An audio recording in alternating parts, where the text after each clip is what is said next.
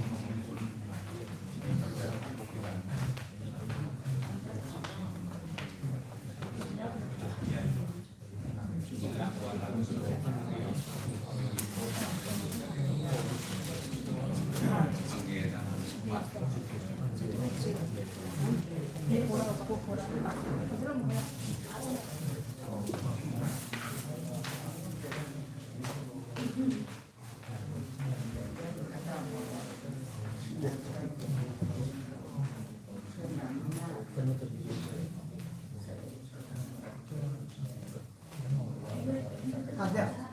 no, batu kamu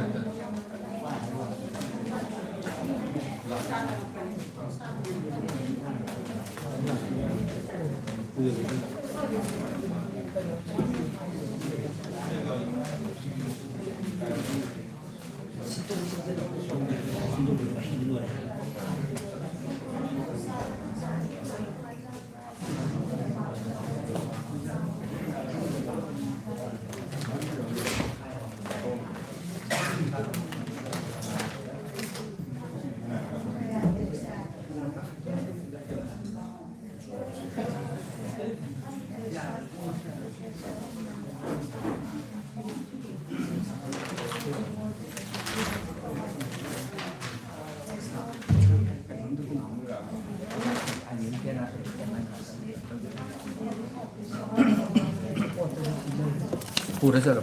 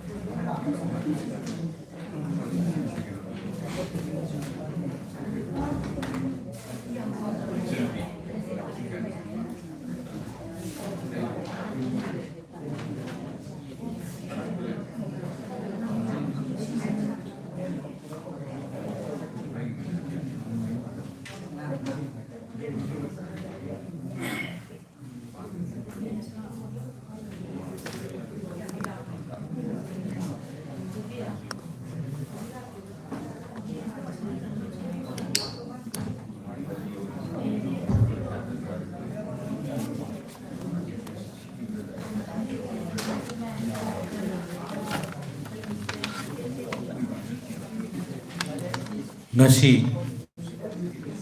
Oktober ki tang kun ga mapan lising ani kun ga nithoi ngasi ki yai pharba pungpham asida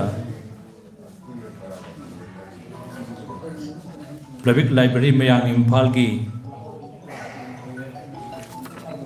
na sinjaba thoram ama oina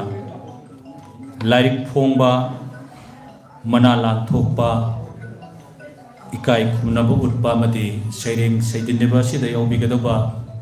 khwai thibikna hall ki manung ase lengsen biraktu na ngasi ki asigumba thoromasi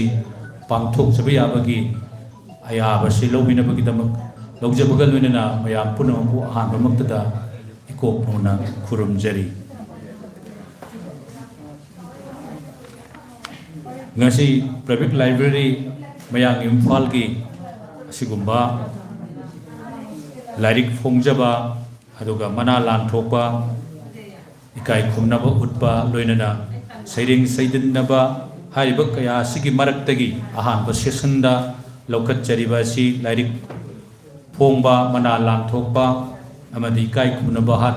haiba ahum asina ahanba session gi oina lokat charaga asigumba fangsal asida ngasigi tais da phompham langda lengsen binabagi damakta ahanba Kausunjari Moirang Tim Nilak Kumari Advisor Public Library Mayang Imphal Adugani Subada Haubam Chitra President Kanglai Park Loina Silon Apunba Marub Kalam Imphal Ahum Subada Haubam Hemanta Singh Sairemba All India Radio Imphal Aduga Mari Subada Tokchom Chandra Singh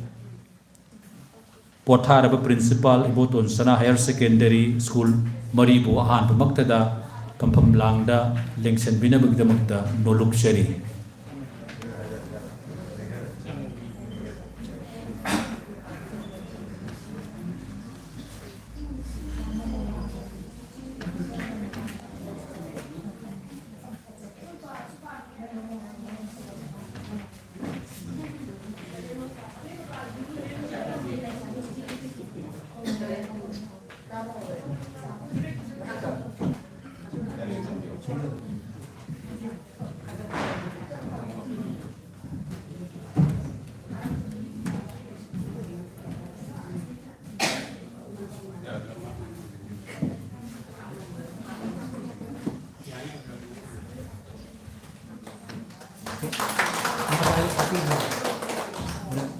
Larik masa takut din kung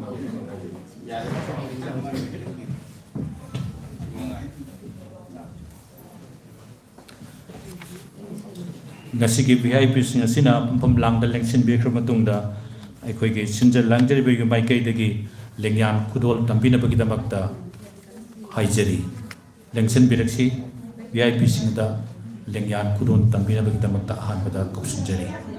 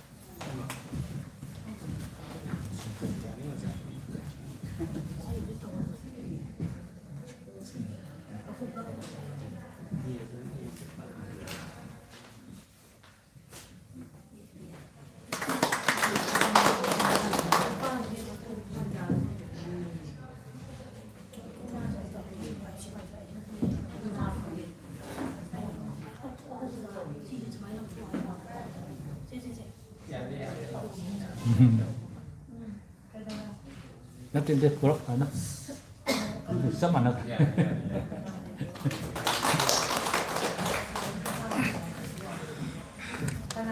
VIP singda lingyan kudol to wikram matungda matang sidi maira sukat bagi adu batan jadu lai ngasigi maira sukat pina bagi dabakta ngasigi sibke soibiri bi hawam citra lamjing biraga ngasigi maira sukat pina bagi dabakta haijari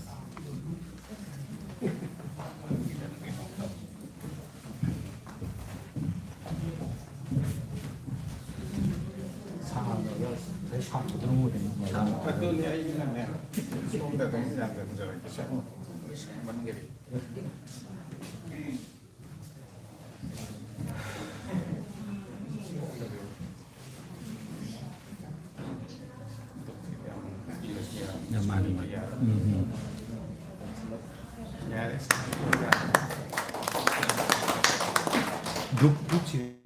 hobi doang nih.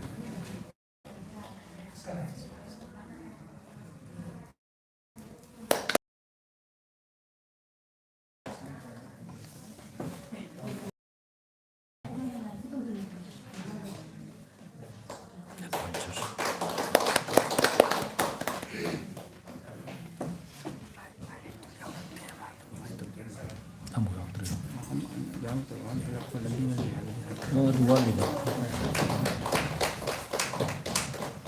Mana kita mau yang mana?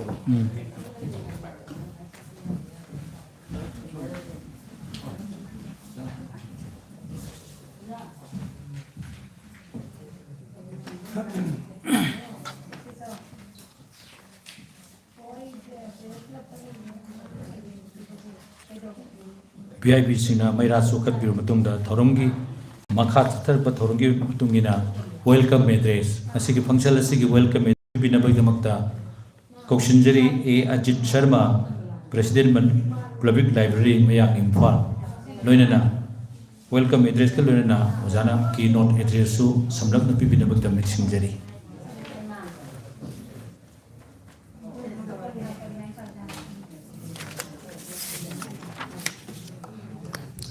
Pung tay kumna bucari masih Oktober lagi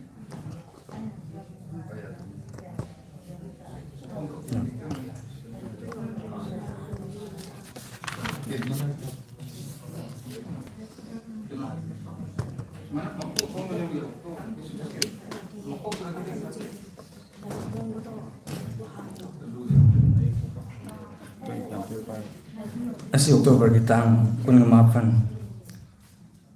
thangsi nimit public library meng phangna haudok sakhiba chahi taraga mithoi moki matungda han loina public library ki members sing employee sing imarakta pisaba han ba public library ki tugumba athoi pa luploi mana lisingani kungani thoi lan thok 7 nimit loinena library is advisor so biramba handakta lai khitraba ja thongau jam ngawani biramba dramagi lairik hayengna kamdau wa haina min thon balarik si phongdok sabagi thoram sida khoina thoramasi ke thoi ba sibge soi biu haijaru dara rao lengbirakli ba chema hawam chitra vice president kangai pak loini silol tapan maruf kai khomna bocha bagalini na taram noksari thangda library sig advisor oina library sig thabak thoram kaya da tumak mateng to biduna lakpiri bimai bema Marang Nil Kumari duga lupa sig advisor so biriba imabu sinjalang jire bigama kai dagi kai khomna bochari taram noksari mathangda goina library si kitabok thorong kaya da library si sabal lesion na hona bada chauba atamatang meeting bibi dina lapiba tamo hagum hemanta all india radio infal gi approve 36 amadi oja thoksom chandra Ritya principal Botons Higher Secondary School amadi vice president national dalit sahitya academy bu taram noksari kai khun buchari loinena lekhidraba jasini biramba larikasi imaramda tang masak takpiu ana hajiru dara rao silaba thabakia kai thokpiraga lenggirakli boja koina saitata ibagi du malamda sa khomai haina khangnaba ja sandam khomai seng vice principal Langmaidong Higher Secondary School jabasu taram noksari kai khun buchari taram noksabagi wahi ani maridang thamjabasigi dongsa balauraga wahi manidang hangatchage public library se khoi nasidagi sahi tarani thoi tarahongdagi mamang isingani tara do khoi isingani tara gi october gi tangkulum doi dei khoi haudok sakibani ekoina library se haudok su matam dai koina ai baby singi tamak kari gumba koina ngamjaba tabakra tawjaba duga larik phong ba hai se khoi gi establish to matam da khoi isana patha ta yausakibani dugo library se saba ngamna ba khona cha phona ba da si gumba koina pangthokhe khanna laksakiba thabak kaya se khoi pangthokpa ngamdana lai adu khoi thenga ba su thengna lisingani taraga mapalda lubasigi advisor soi bi tamo donation konsum gi yengmine khesi nong thangi jego enen thonba sereng lari kama ihana library sigi mena banner ka de phongjakre ngasi phongjaka da biba lari gasina library sigi taraga ni pal su lari ni aduga huji atopa lari ahum ama koi sem saba loire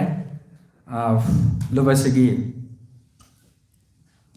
member ma so biriba working committee ki member oja again khuraigi nungsi to health koi actually loisale ai bana pamjaban bina mangairi aduga koi atopa koi SBCNT Devi koi ojasi TCR Secondary School ki ojani mana iba langwan bi khwai ki thel thanim thonba ima kai thel gi hek hawbadagi haujuk phawbagi puari sigi khomjin balari kama koi loire athom matam de koi saliba December tha manung si de koi soi na phongok cherkani duga lubasigi topa member ma soi bi oja madam Sobita Maibongi kana su laite imina tana haina thon basereng lari ma koi loire thu matam na miam da phongdong na basem sari lari ka honsi phongbagi duman missing tasu asi lection bri bodi manga lengger tana sarja bi gani haina thajaba thamjani loisin jarak pata koi public library na ai baby singi damak ngamjaba khara koi public library poetry award ana ama khoi hauki ba sahi ani gi mamang dagi khoi piba hujakre aduga chaliba sahi lising ani kun ngani thoi sida public library section mana hanem thon ba ga masu mana masu khoi piba hujakre ngasi bijari ba khoi public library thoi ba loi mana si masih khoi mayam da open to ba haigadra dugma mana di na chode public library gi member obi bai bai bising ma ta kanjabal manani tawbadabu khoi manasi phangbigadori bi ai che nam sa si khoina magi library si natraga masi yamna mayam lagi thoi dong dong na phare haina khoi bijabadi natte tawbadabu library gi manungda library ba khoi gi member sing nai sena khoi library se khara nangna loina jaba khara nangna lemina jaba library sigi tamang sena khara hena waba manba mayamna khanbi baduda khoi gi siadagi hena dari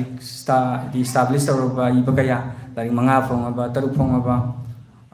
adudagi su hena phongaba mi kya su library sigi member oibiri tabudu mayamna pusial ting na matoina adagi manasi madi siada bifam thoi haidana mayamna matoina manasi khoina samjabani misigi damak library sigi member khuding pusu khoi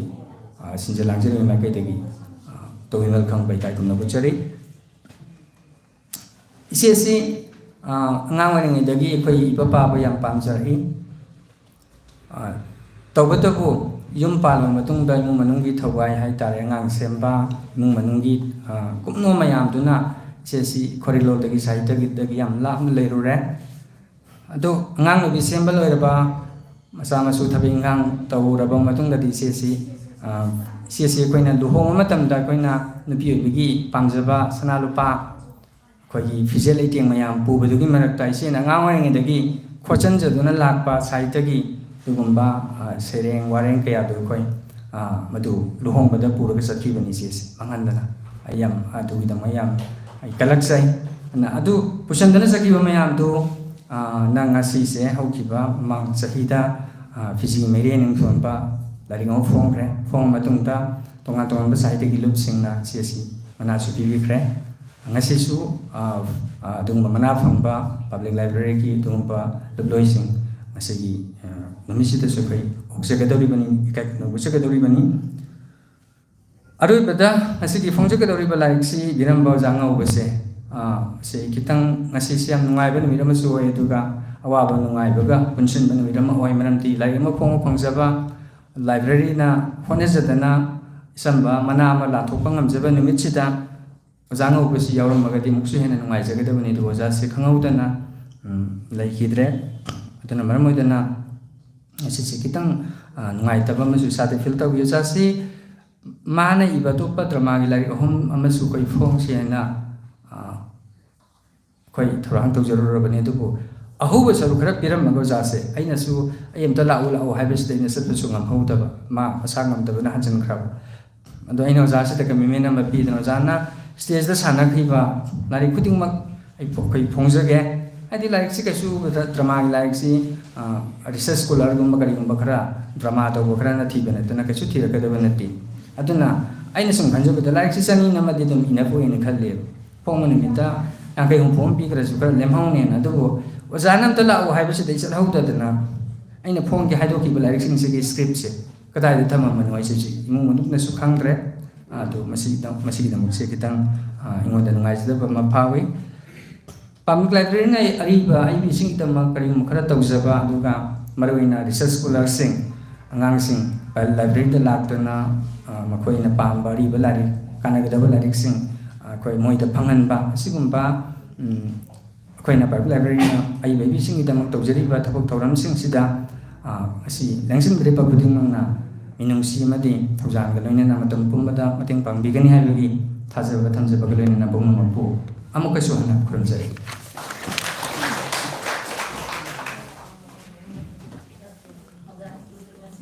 Thagatseri asigi public library mayang Imphal gi president obiriba ribam Ajit Kumar Sharmana welcome address ka loina keynote address ta ma ke pukningi warol loina na ma na tawkibas ada library sina tawropa tawgado ba kayama yamta tambi ki bagida mak tawrumgi kitang sendok sin tawjaraga mathang nasidi ikai kumnaba utsabagit adugumba tanja du longjage asai ikai kumna utba sigidamakta ahanbada aikoina ikai kumna utsagadoriba si Sri Waja Ningthau Jamba Sharat Chandrabu ikai kumna utnabagi tanja du aikoi hanbada longjage Waja kaigumba lairagadi lingsin piraksi stage da aduga Hangna lingkat kirpaga loinana ngasigi aikoigi citation ga aikoigi agi keynote address den using si pabina bagi damakta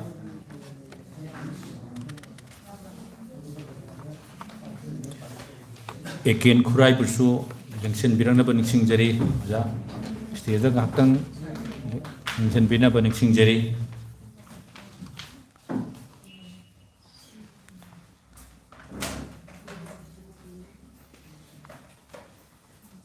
Haujik Mangdal Lengsin Biribasi Waja Ningthau Jamba Sharat Chandra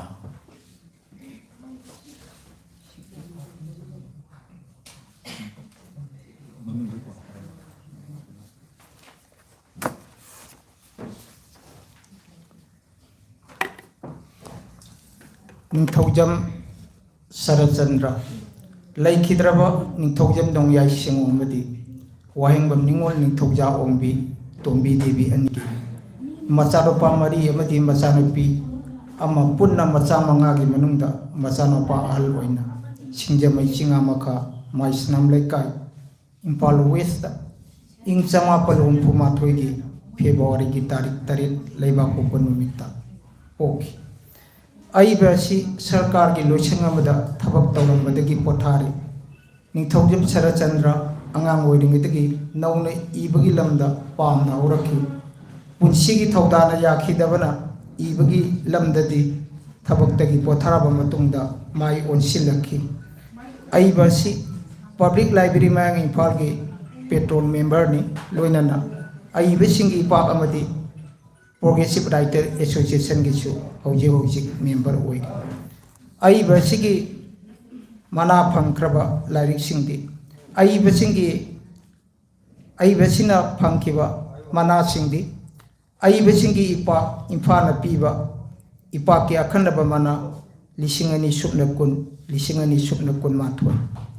Anisubada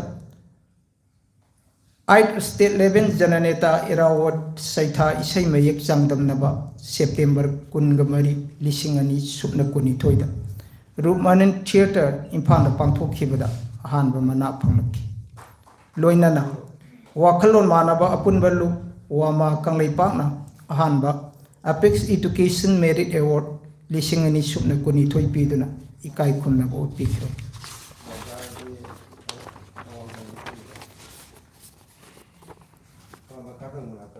Public Library Miami Fund sponsored by Human Resource Development Center registration number 393/Infant District /SR/1988 Taramna Okjaba Ningthaujamba Sharat Chandra Adobda Wakalon Manaba Apunba Wama Kanglai Pakna Ahanba Apex Education Merit Award Lishingani Kungini Toy Amadi Aibasingi Ipak Infana Ipaki Akanaba Mana Lishingani Subna Kun Matoy Pirakpada Public Library Mayang Infana Ikai Kunra Jabagaluinana Adumbo Taram Naukcheri Adongi Tungi Punsida Hena Magul Leba Korirongi Potokea Poto Pirakigani Haibagi Asepa Tajaba Tangjabagaluinana Punsin Sangna Lebinanaba Isogi Mapamda Yaka Tauda Nijari Kudiak Aibamaji Kumar Sharma President Public Library sponsored by Human Resource Development Center Mayang Impal October Kungamapan Lishingani Subna Kunito Mana Sibulan Tokpikataba Pigoja Tokchum Chandra Singh Nasigina Guest of Honor Bilibana Tokpigani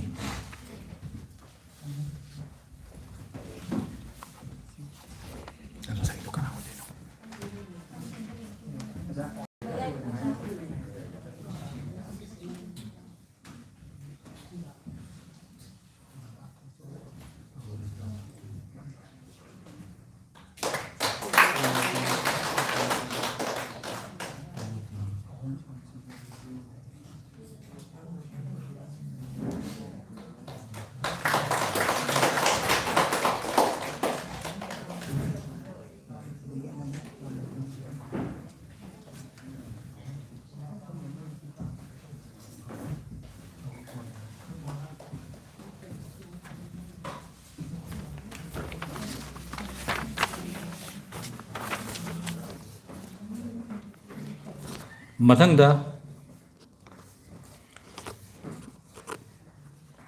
ꯑꯣꯖꯥ ꯔꯤꯇꯥ ꯊꯣꯛꯆꯣꯝ ꯂꯦꯡꯁꯤꯟꯕꯤꯔꯛꯁꯤ ꯔꯤꯇꯥ ꯊꯣꯛꯆꯣꯝ ꯁ꯭ꯇꯦꯖꯗ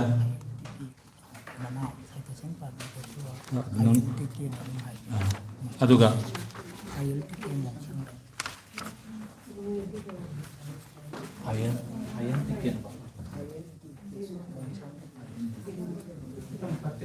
ꯑꯗꯨꯒ citation ꯄꯥꯕꯤꯒꯗꯧꯕꯅ ꯑꯥꯏ.ꯑꯦꯟ. ꯗꯤꯀꯦ ꯃꯣꯡꯁꯥꯡꯒꯩꯕꯨꯁꯨ ꯂꯦꯡꯁꯤꯟꯕꯤꯔꯛꯅꯕ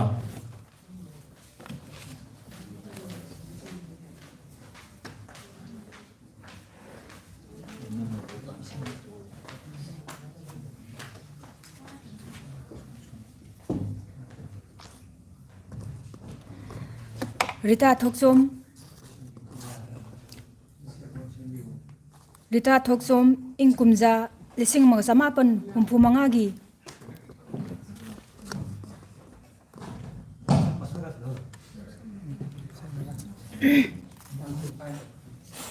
Rita Thoksom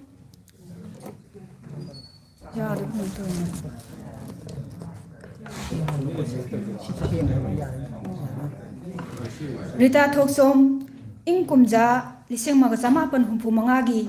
February Tarik Manga Thangja Numita Kwakithel Thongnawjam Laikai da Poki Thoksom Ibobi Amadi Akham da Sumati Anigi Masanupi Ahalni Kaisam Thong Laisom Lerekta Leiba Nongthombam Dekharjit Ki Loinabini Masanupa Anigi Mamani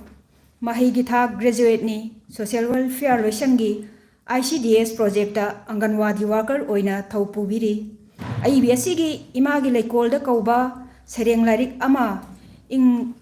Lising Aniga Kunda Pongkre IBSC Kusam Nariba Lupsingdi Laimarol Korjaikol Laikol Progressive Writers Association Manipur IBSC Ipak Manipuri Literary Association Mala Jiribam Khorirolgi Aiba Ibisingi Pausanapam Khapau Imphal Manipuri Literary Society Imphal Manipuri Short Story Society India Amadi Public Library Mayang Imphal ni Aibigi Pangkrabamana Singdi Poet of Mala Award Lising Aniga Kun Khorirolgi Pausanapam Sereng Mana Lising Aniga Kun Mathoi Ipak Literary Award Lising Aniga Kunithoi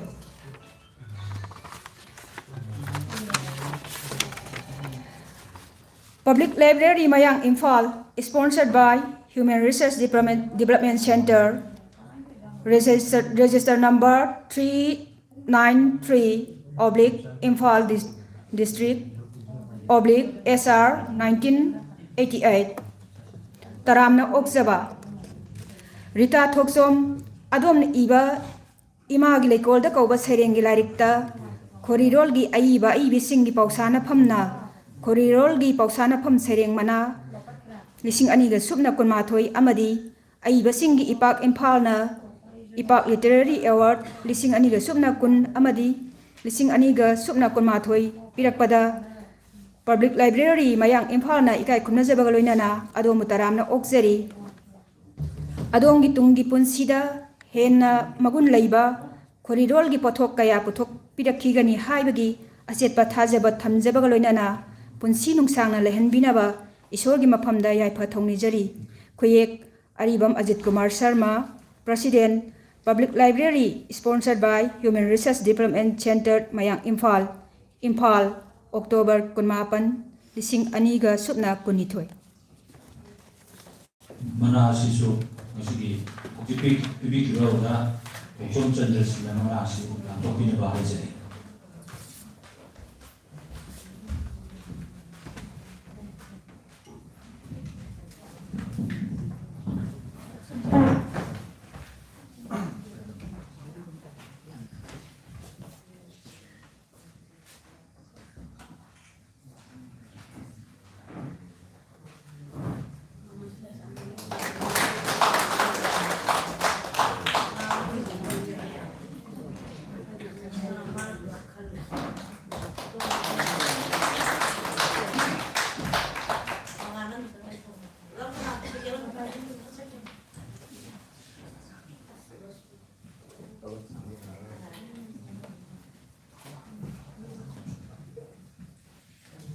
ngasi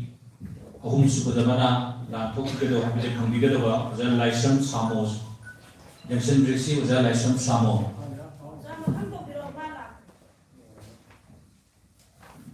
madhangina oja pramodini thongaujam junction biro pramodini thongaujam aduga sigi citation amasung rushik pabi na bagi dabakta ILDK mongsange di pabi de ba ko gi ujatna amana pabi ani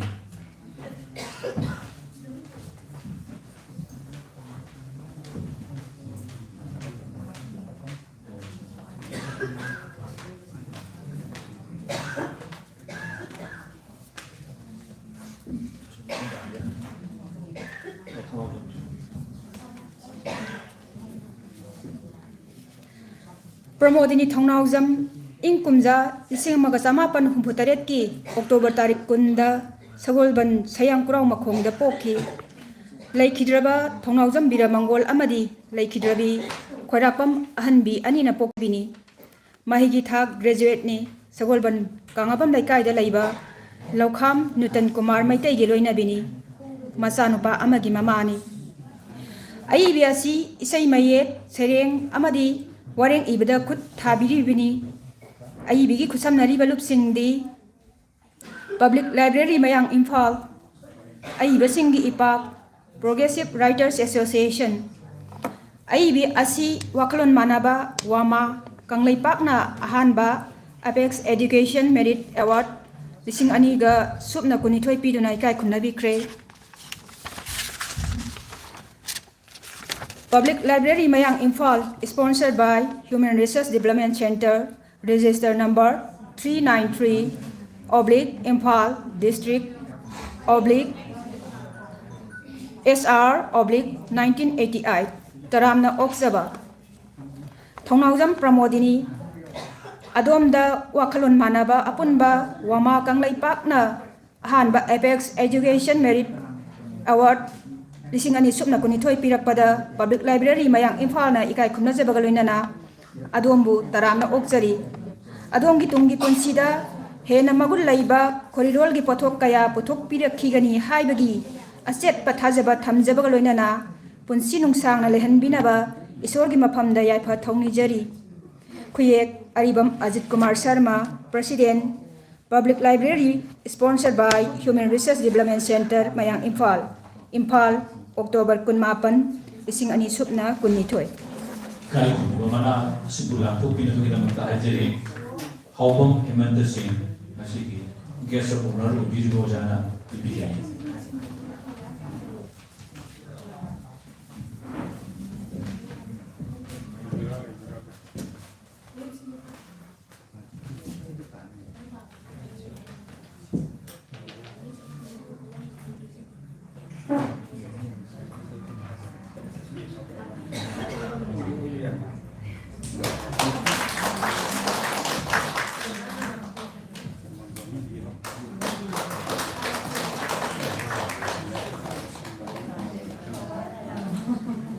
Batang dalam kopirasi nasi kai kumna urpu gimana lobby na bagi dalam ta oja pramodini home sambam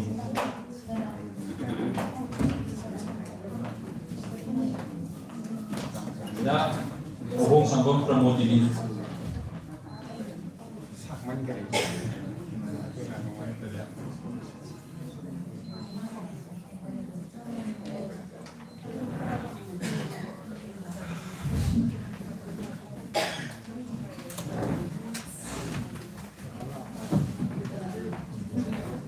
Iboja Pramodini ki citation susu abina bagi teman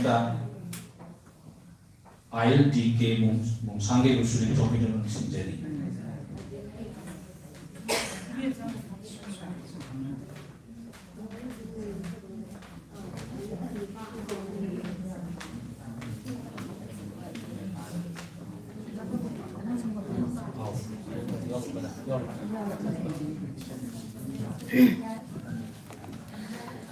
Pramodini Ahong Sangbam ing kumja 1985 September ki tarik 8 thangja numitta naurem thong kuman them laikai da poki ahong sangbam babu amadi ahong sangbam ongbi tamu sakhi ani gi macha manga gi manungda ahum subini sagolban khamnam lairakta leiba konsam sarat kumar gi loina bini machanupa ani gi mamani ai biasi angang oringai dagi iba pabada thawa yaurai ai bina kusam nari balup singdi nongchup haram khorjei lup noha khol ai basingi ipa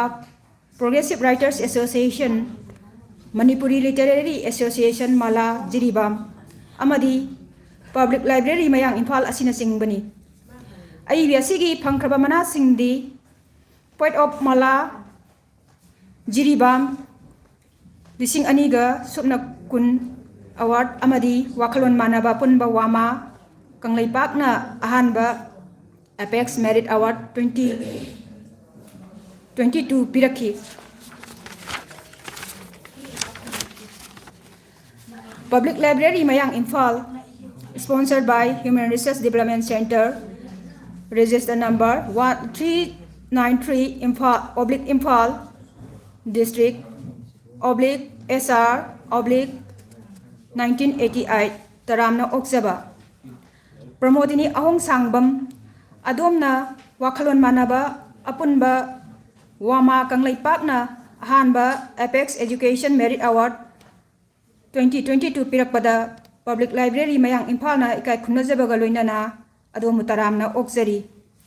adongi tungi punsida hena magun laiba khorirol gi pothok kaya pothok pirakhigani haibagi achetpa thajabaga thamjabaga loinana punsi nungsangna lehanbinaba isorgi maphamda yaifa thaujal thaunijari khuyek Aribam Ajit Kumar Sharma, President, Public Library, sponsored by Human Resource Development Center, Mayang Imphal, October 29, 2022. Kaya kung nabut, pag-imana asigo, lantok pinaba, ay jadi hawang naman tersing. Sige, keso ko naro, nalay binaba ako sa ako.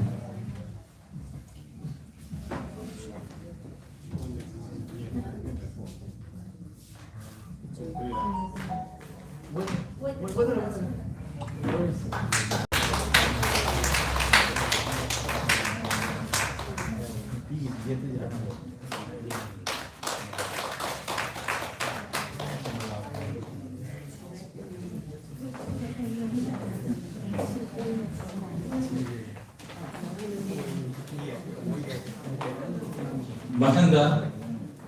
ikai kuno manala, kung nabigda magda, toksinjari, jumna utamala.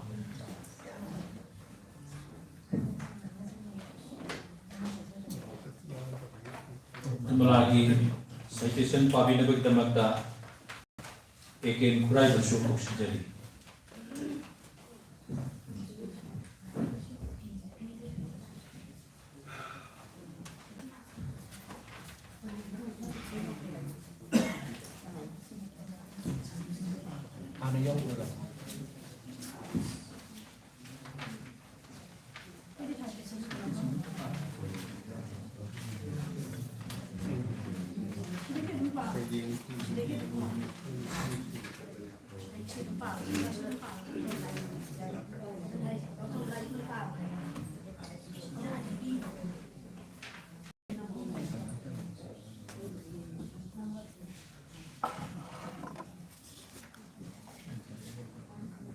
Public Library Mayang Imphal,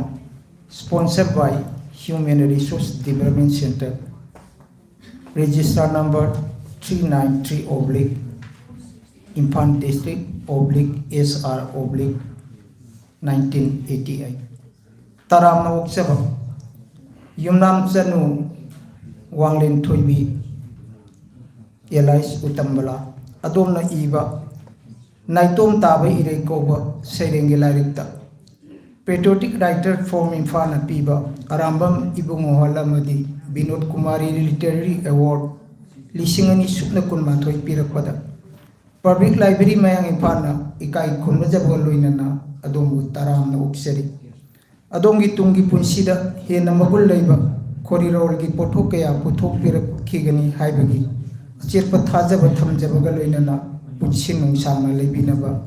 ꯏꯁꯣꯔꯒꯤ ꯃꯐꯝꯗ ꯌꯥꯏꯐ ꯊꯧꯖꯥꯜ ꯅꯤꯖꯔꯤ꯫ ꯈꯨꯌꯦꯛ ꯑꯏꯕ ꯃꯖꯤꯠ Kumar Sharma, President, Public Library, sponsored by Human Resource Development Center, Mayang Imphal, Imphal, October 18, 2022. Ikai thunabok pamana sulan to pinabigdamagta ko ogol pinabang singderi moirang tem nila tumari asina President may Pilipina manakasi kusin ng fedeli.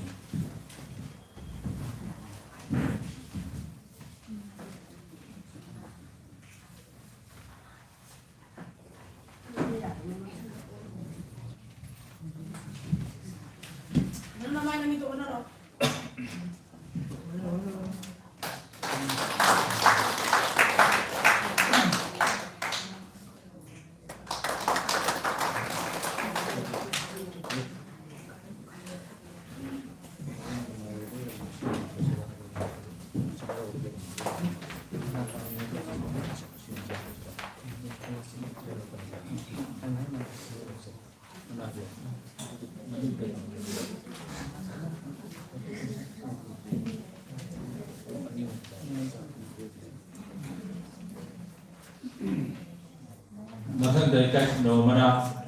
lobi na bigdamagta haikam sawa attention biraksi stage da haikam sawa aduga masibu citation pabi na bigdamagta ekel fry na pabi na singeri.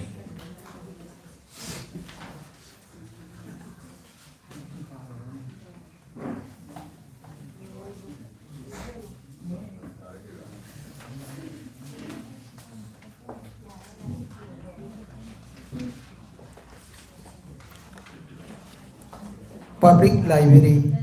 Mayang Imphal, sponsored by Human Resource Center, registration number 393/Imphal District /SR 1988 Taramna Oksaba Haikam Sawa Adom na iba Nupigi Mapok Kauba Sonit ki lairik Ningon Kut Manipur Wangjing na Yumnam Kainahal ay ihul sakhang mana lisingani su na kunmatoy piragpada. Public Library Mayang Imphal na ikay kunmadja bagaloy na kadumbo taram na obseri. Adongi tunggi punsida hena magul layba koridor gi pothok kaya puthok pirak khigani haibagi achepa thajaba thamjaba bagaloy na punsi nungsang na laibina na ba isorgi mapamda yaipa thaujan nijari. Kuryek aibam Ajit Kumar Sharma, President, Public Library, Mayang Imphal. Imphal, October 18, 2022. Ikai kuno bagaimana langkah pinabagdamagta hajiri nasigi President may Pilipina moirang tem nila tumari na hana bibigay.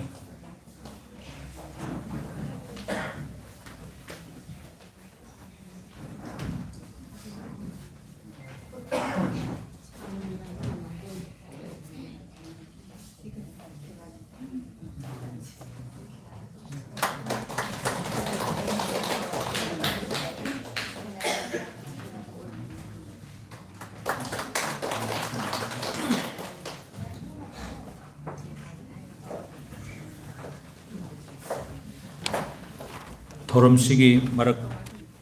thatsauraga ngasai khoina mamangda mingsang haugdaba amtang mayamda singjari khoi ngasai lairik se khoi gi nakta thungmadabadagi khoi tanja ama logidana khoi hojik stage da khokkodoba oja sing khoi masing suna ko khalogdre madu gi damta ngakpi gani hoje khoi lairik khoi gi sai khutta leire ngasi phongadaba lairik khoi gi sagi nakta leirabanina lairik sigi maramda wai khara haibinabagi damakta khoina hana hajakhiba Sandam Ojak Khomai Mayamna Cha Khomai haina khangnariba oja Vice Principal Langmaidon Higher Secondary School bo oja bo stage da lengkat piraknaba kokat chari loinana ojana stage de lakpaga akhoi gi ꯂꯦꯡꯌꯥ ꯗꯣꯜ ꯇꯧꯕꯤꯅꯕꯁꯨ ꯁꯤꯟꯖ ꯂꯥꯡꯖꯕꯒꯤ ꯃꯥꯏꯀꯩꯗꯒꯤ ꯅꯤꯡꯁꯤꯡꯖꯔꯤ꯫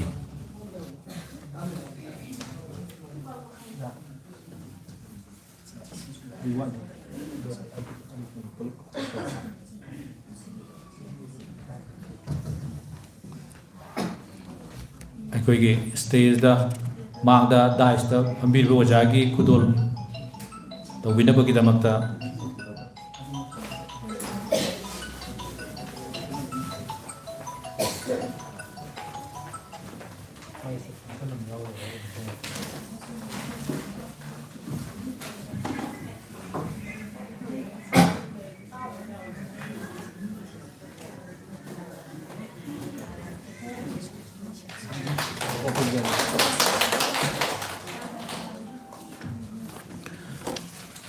ꯃꯊꯪ ꯑꯁꯤꯗꯤ ꯑꯩꯈꯣꯏ ꯍꯥꯟꯅꯒꯤ ꯅꯣꯔꯃꯦꯟꯒꯤ ꯑꯩꯈꯣꯏꯒꯤ ꯏꯀꯥꯏ ꯈꯨꯝꯅꯕ ꯎꯠꯄꯒꯤ ꯇꯥꯟꯖꯥ ꯑꯗꯨ ꯂꯧꯖꯔꯤ꯫ ꯃꯊꯪ ꯑꯁꯤꯗꯤ ꯑꯩꯈꯣꯏꯒꯤ ꯉꯁꯥꯏꯗꯒꯤ ꯉꯥꯏꯖꯔꯝꯕ ꯑꯣꯖꯥ ꯂꯥꯏꯁ꯭ꯔꯝ ꯁꯥꯃꯣ ꯂꯦꯡꯈꯠꯄꯤꯔꯛꯁꯤ꯫ ꯑꯣꯖꯥ ꯂꯥꯏꯁ꯭ꯔꯝ ꯁꯥꯃꯣ ꯁ꯭ꯇꯦꯖꯗ ꯂꯦꯡꯈꯠꯄꯤꯔꯛꯅꯕ ꯅꯤꯡꯁꯤꯡꯖꯔꯤ꯫ ꯏꯀꯥꯏ ꯈꯨꯝꯅꯕ ꯂꯥꯝꯊꯣꯛꯅꯕꯒꯤꯗꯃꯛꯇ ꯑꯗꯨꯒ ꯑꯣꯖꯥꯒꯤ ꯁꯥꯏꯇꯦꯁꯟ ꯄꯥꯕꯤꯅꯕꯒꯤꯗꯃꯛꯇ ꯑꯦꯀꯦꯟ ꯈꯨꯔꯥꯏꯕꯨꯁꯨ ꯅꯤꯡꯁꯤꯡꯖꯔꯤ꯫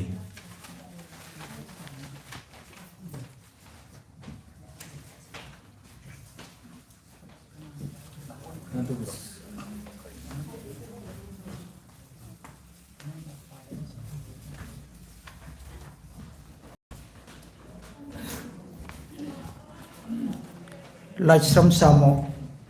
Khangabok Sorok Wambada 1983 Laisram Omborabadi Laisram Ombi Tobi Tibi Aniki Amata Pukseba Mapari Wina Pamchiki Laikagi LP School Dagi Hauraga Khangabok Junior High School Lamding High School Lamadi Thawal College da Mahitam Rakhi Narol Thawdangi Columnist Oirami UCM Khangabok Unit ki President Lamadi Central Committee ki member Oiduna Laibaki Ihu Kayada Sabu Yaraki Tombi BB High School Hayel Labu Haujikti Mudkraba School Asigi Assistant Headmaster Oiduna Mahiroi Kayabu Mahigilamda Mangal Pibilame SSYC Khangabong Sorok Wambagi Matam Sangna President ki Thau Pubirami Kalapayan ki Apun Baluk Besco Khangabok ki Education Sen ki President Oiduna Khungangi Saukat Thaurak Kayada Saru Yaraki Diamond Radio Khongjonggi Koridor ki Thoramda Manipur Gemadi Manipur ki Wangudagi Tripura Assam Bangladesh Tagi Maming Lairaba Aiba Aibi Sing Amadi Nauna Khungda Jaral Iba Kayana Patopa Waring Sharing Kya Sando Handuna Koridon Bo Saukat Naba Honari Nama Surabasingi Mating Pangbalo Saksam Manipur Thawban District ki President Oiri Koridon Sandoglo Wangjingi Secretary Amadi Manipur Sahitya Parishad Thawban District Masagi Joint Secretary Oiri Laisram Samo Sailing Wari Lisam Amadi Film Script Kaya Ikraba Saknairaba Aibani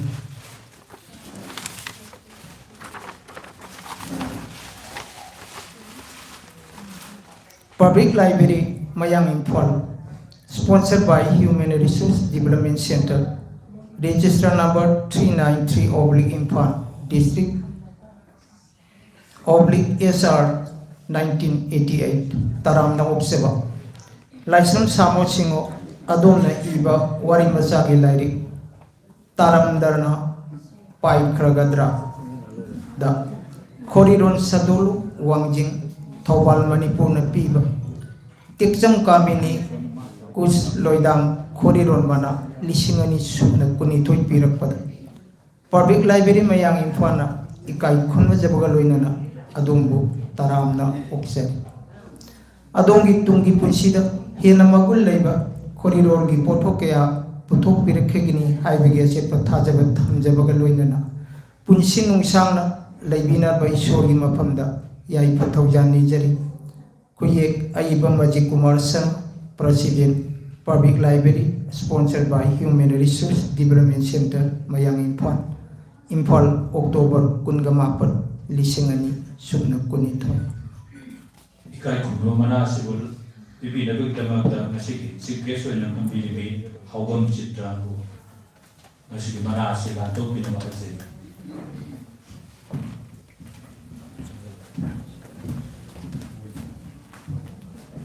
손이 뒤로. 손에 좀 이게.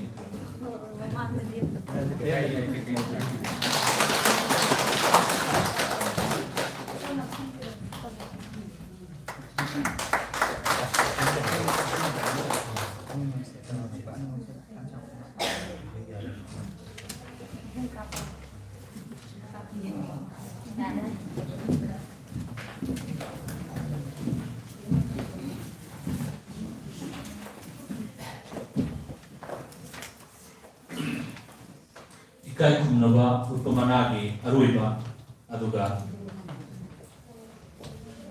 Public Library ki mana disingani 22 ki su ko mana la to ko gi roi boina ko kocheri asem moja memsa bo kocheri stage da ekat bi roi amta ko moja memsa gi di masida pina logo je ko university ahambada kai kumnaba utpa mana ama aduga Public Library meyan kana piba sahi sigi mana ama ga mana ani nina ulak subsen beraga anaga jabu matak da kakat pinam sinjari aduga citizen pabida gudamagta ekham sausu lingkat pinam baijari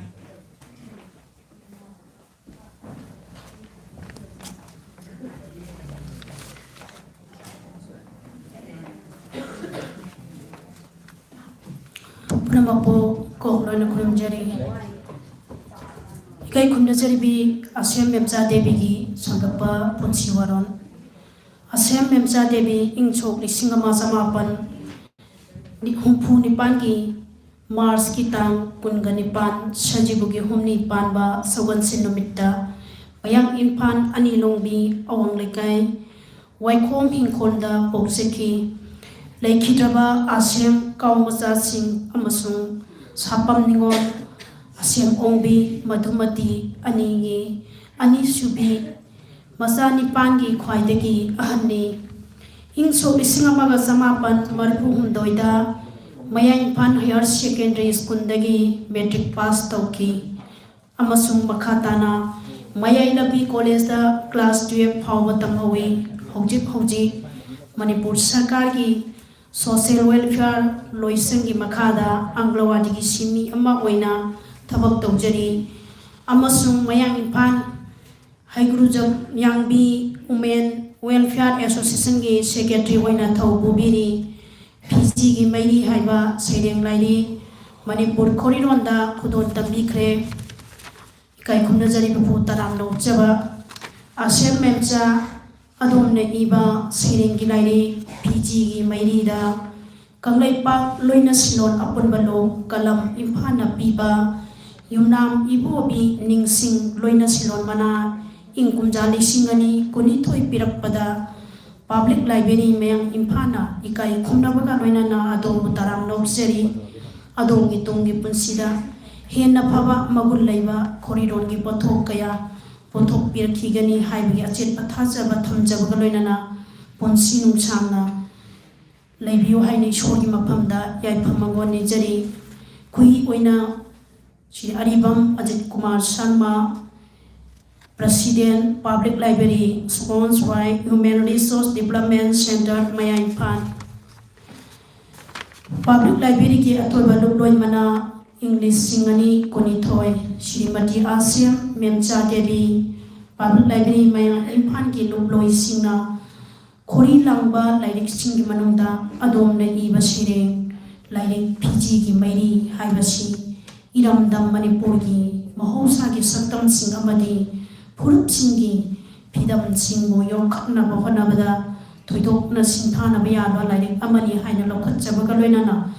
adom phamda Public Library ki athoiba lukloi mana English singani koni thoi ikai khumnabaga loinana ngasi lanthok jari adongi punsina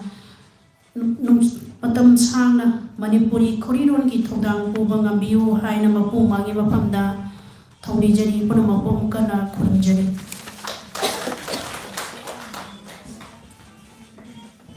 Ikai khunba ningsing mana asisu bibi baga loinana ngasigi public library ki athoi ba loi mana asi bibi na bagi damakta ngasigi chip case oina lengsin biribi hawam chitrada haijari ahan ba mana asi he bibi baga loinana mathangi aroi ba mana loi mana asida maruina yauri ba si salama citation ama aduga lupa lising taragi adugumba paisa amasu yaujari maram asina sigumba ngasigi lumloi mana phangiri ba waja asina hanbada phangjari ba si ngasigi ikai khumna bu utpa gi adugumba mana aduni macha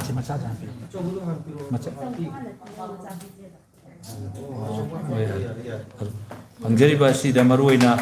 yaujari ba si mangusinu panjakiba salama citation nama aduga lupa lising tara ki case oina lupa lising tara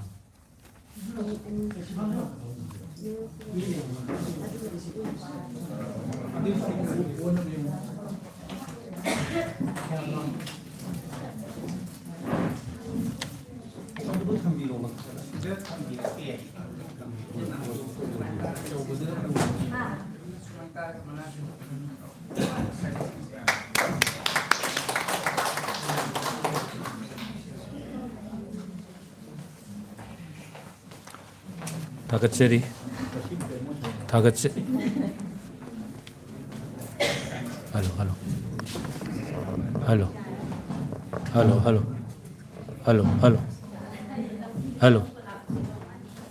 Halo 다같이 ngasi기 ikai kumnaba utpa manasingbu ikai kumnaba utpa manasingbu lanto kilbagasi geste kabiriba VIP singbu subselaga agar pungdokjeri berena orang kita tumina matang ngasidi pergi lari pomba selokat channel kita makta pergi sinjal langjeri musi mereka lagi lari itu matang ngasidi hayeng nak kamdoba hariba drama ke lari kesibu nasi pom nabi kita jasi observasi berena lari kesigi ayi benar Naujam Serbia Nauba Ojasi Augiba Septem Gitam Kundam Apan Lisingani Kunda Ikogirat Tagi Ishurgi Nak Singna Kota Lekre Ojagi Atmana Asesku Ojagi Napogiba Lai Asina Ojagi Atmadu Inasing Lego Wisnu Haiba Haisaboga Dunena Nasi Lai Asipu Mubida Makta Nasi Lai Linsin Biba Mingwena Panjarada Awam Citra Luinana Linsin Biba Kudimagna Lai Asi Pungduk Jannabagi Atu Bantagadu Laujeri Nasi Sikhe Sobiribi Mingwena Panjarada Awam Citra Madi Luina Bakfai Na Nasi Askuba Lai Asi Mina Baktamuta Haijeri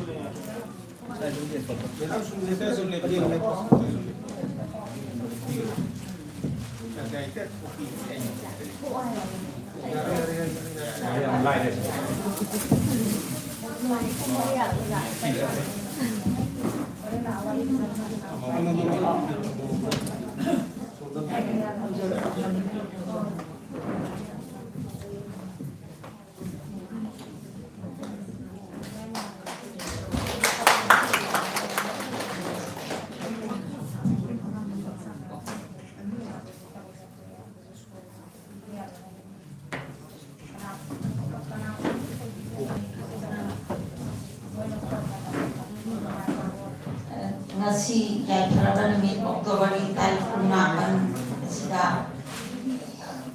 Public Library Mayang Imphal Da Kudi Yabirami Haiba Thonawjam Ngoba Haina Mayana Khambiba Sina Ibiramba Hayingna Kamdawa Haiba Lai Kase Pongjale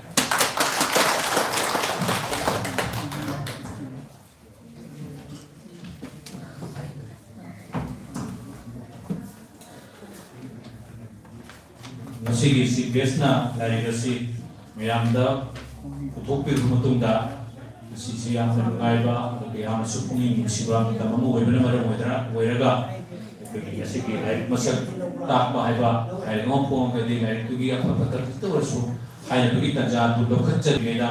ꯑꯗꯨꯒꯨꯝꯕ ꯉꯁꯤꯒꯤ ꯁ꯭ꯋꯔꯒꯤꯌ ꯑꯣꯏꯈ꯭ꯔꯕ ꯑꯣꯖꯥꯒꯤ ꯃꯐꯝꯗ ꯁꯨꯚꯥꯟꯖꯂꯤ ꯀꯠꯄ ꯑꯣꯏꯅ minute ꯑꯃꯈꯛꯇꯪꯒꯤ ꯑꯩꯈꯣꯏ ꯑꯋꯥꯕ ꯐꯣꯡꯕꯒꯤ ꯇꯥꯟꯖꯥꯗꯨ ꯂꯧꯖꯒꯦ ꯃꯌꯥꯝ ꯄꯨꯟꯅ ꯃꯤꯅꯤꯠ ꯑꯃꯇꯪ ꯄꯨꯟꯅ ꯂꯩꯃꯤꯟꯅꯅꯕꯒꯤꯗꯃꯛꯇ ꯄꯨꯝꯅꯃꯛꯇꯒꯤ ꯑꯌꯥꯕꯁꯤ ꯂꯧꯖꯔꯤ ꯑꯍꯥꯟꯕꯗ ꯍꯧꯖꯔꯤ ꯁ꯭ꯇꯥꯔꯠ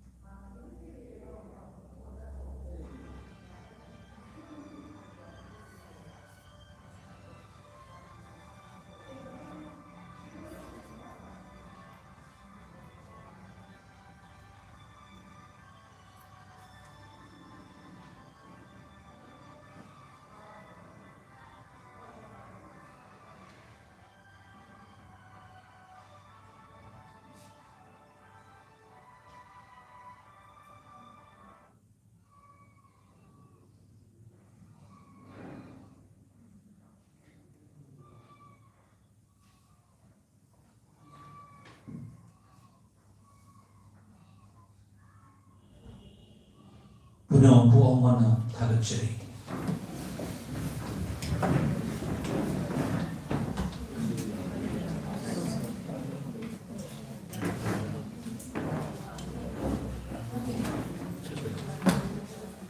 ꯍꯧꯖꯤꯛ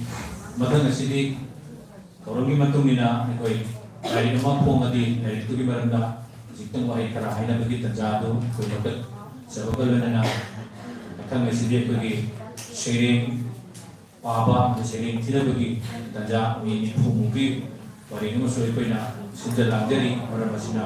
ngasi लाइक की मरमदा हाइबगदबो जाना तुंगी तंजा यंगा जितन पियम की मतुगिना हाइबिनबसो हाइजबगलना तोसिंजरी sanam komai mayamna sa komai hen nagsina jasina ngasi like की मरमदा हाइबिगनी ngasi लाइक पोगिबा hayeng na tumdoba haiba like की मरमदा ngambil begitu kita sendiri bisa sahabat.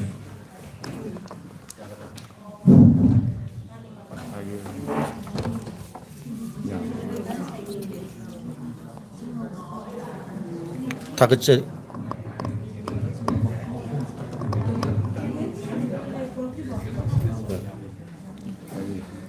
Takutcari Public Library Mayang Impang. Thauram asibu sinbibagidamagta ngasigi nungsasu sahanbidaba nungsu suhanbidaba nungairaba numila sida thoidok hendokna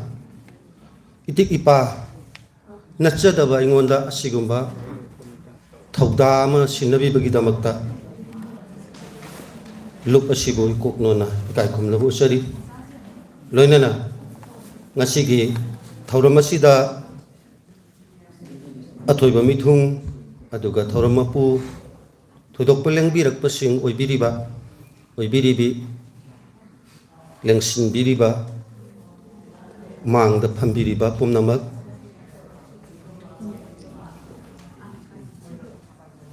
ngasi asi laikhidraba thongaujam ngauba aduga mana ibada pamjana kari kari gumada sinaramba Ming singna ngauba thongna natraga thau ngauba oja sigi laikhidabagi ahanba calendar da hadaga ngasi si ahanba magi tha ama surakpa numini September ge tang kunga mapanda kumja lisingani kuni thoida laikhidabani ngarang si ahanba ojagi thagi din mayumda katkhre aina ngangjagadori basidi ojagi larik sigi maramda nasade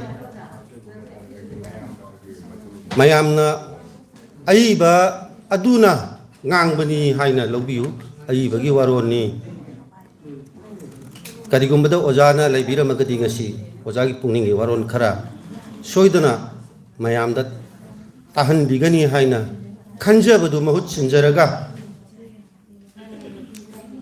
lariki maramdadi thoidokna haijaningai leijadi mayamna pabiraga yengbiraga adum thoidokna khangbigani ojang ubagi punsigi maramda mayamna loina lariksi bek cover dasu saurakna ojasi yamna multi faces oiba dugumba mioi amani social activist amani haibisi soidana dum khangbigani Lamaidong High School aduga Waikhong High School da oja oibirami upper primary gi mamaida ZEO Kakching da akoi atilais oina amu matam khara leiraba matungda kumja lising ani amada oja si thabaktagi potha khibani oja oirambadagi adugi matung tarakpada oja sina Rasda Rural and Islam Development Association haidana Rasda kauba adugma NGO amala maidong duling khali yamna maming satpa aikoi ge lekai mai kai adomda aingonda ngasi wahai khara haibiu haidana takpiriba sinabiriba simaksu ojagi maramda aisi khara khangam gadra na haibi bani aduna ni na lagjaraga ai haitaita ojagi maramda punsi wari khajtang samlamna dijege yam sangna matam lagjaroi aiga nangna jaruba amoina aina khangbaduni ojagi fact finding mayam duni haina lobiganu sawrak baduni rasda si lingkhalakpada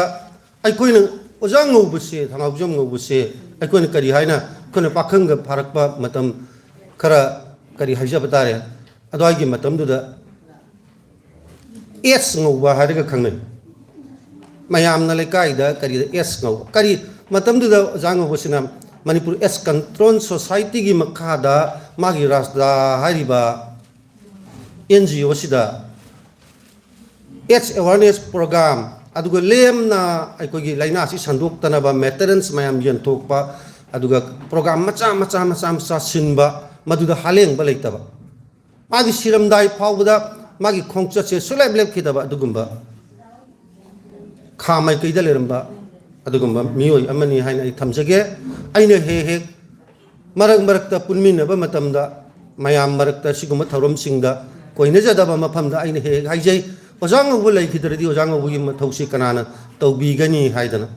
madu ngasidi koi gi mangda ure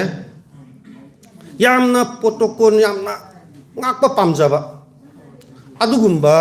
activist amani masi yamna protocol yam khangi adigi law yam khangi drafting yam phajana hai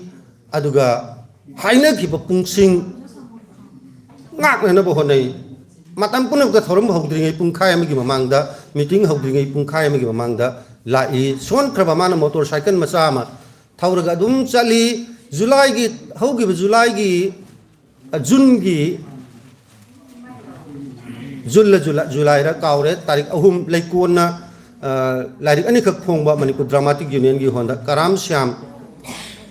numitugi chief guest na lengbi rakpada ojang ubusida ojang ubugi larik ma phongdori haidana lupa lising manga mateng pangbirami MDU honda adugi numituda unakhi badagi ojang ubuse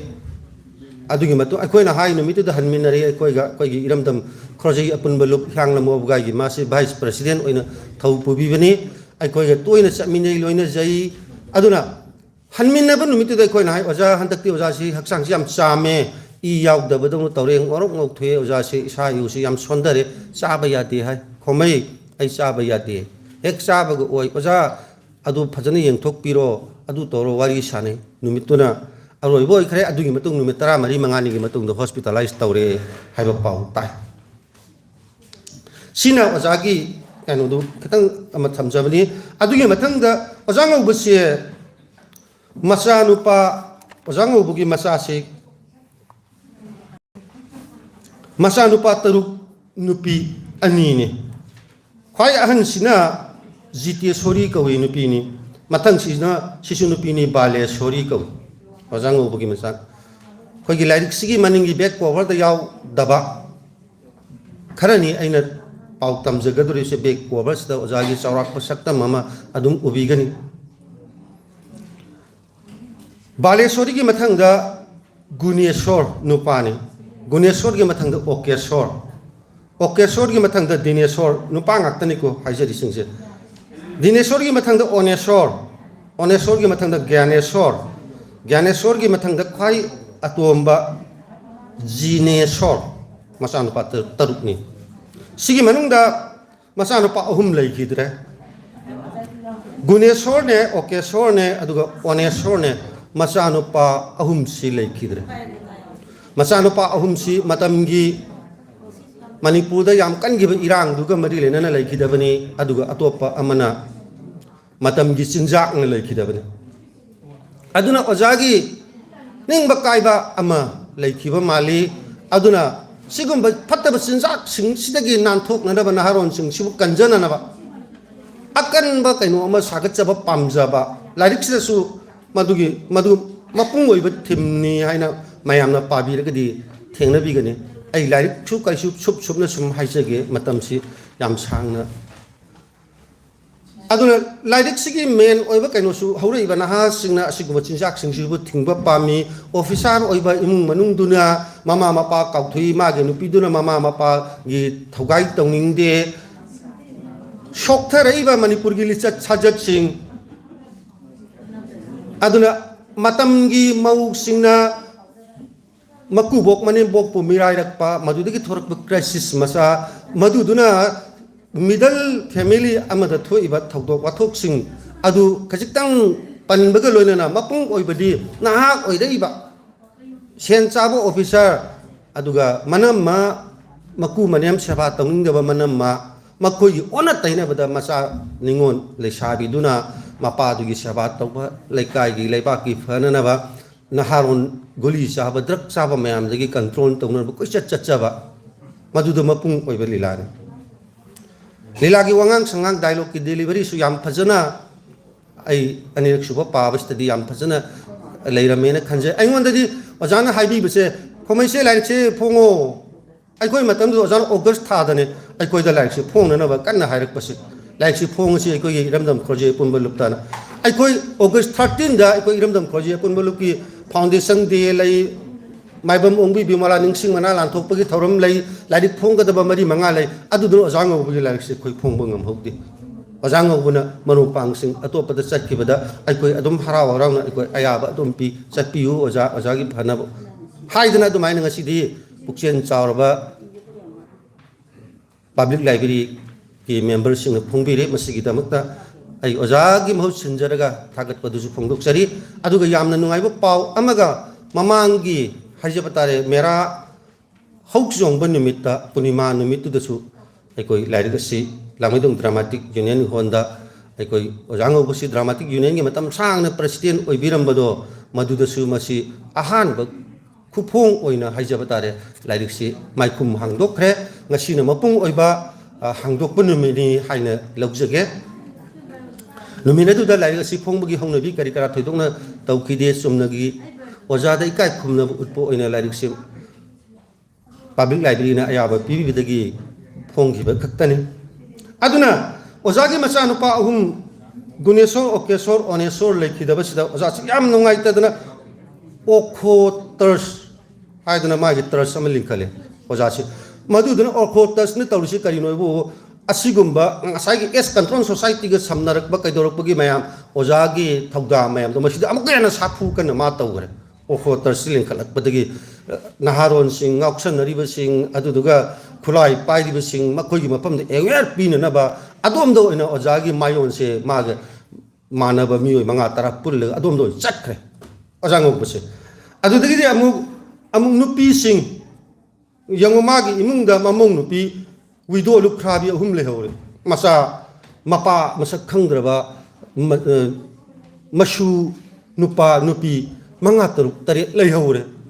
aduga nupi singdo makoi aware pina na ba amu ojasinane leyebi memorial trust haidana nupi sing tagi oiba koge organization lama trust ama mukshe me ojasina maduna shanthang khara khara pi dana marup oinaga pulhandana nupi sing si lamidong da linkhat pani ko haise okhota restart tawi aduga sisigi trust sisu restart tawi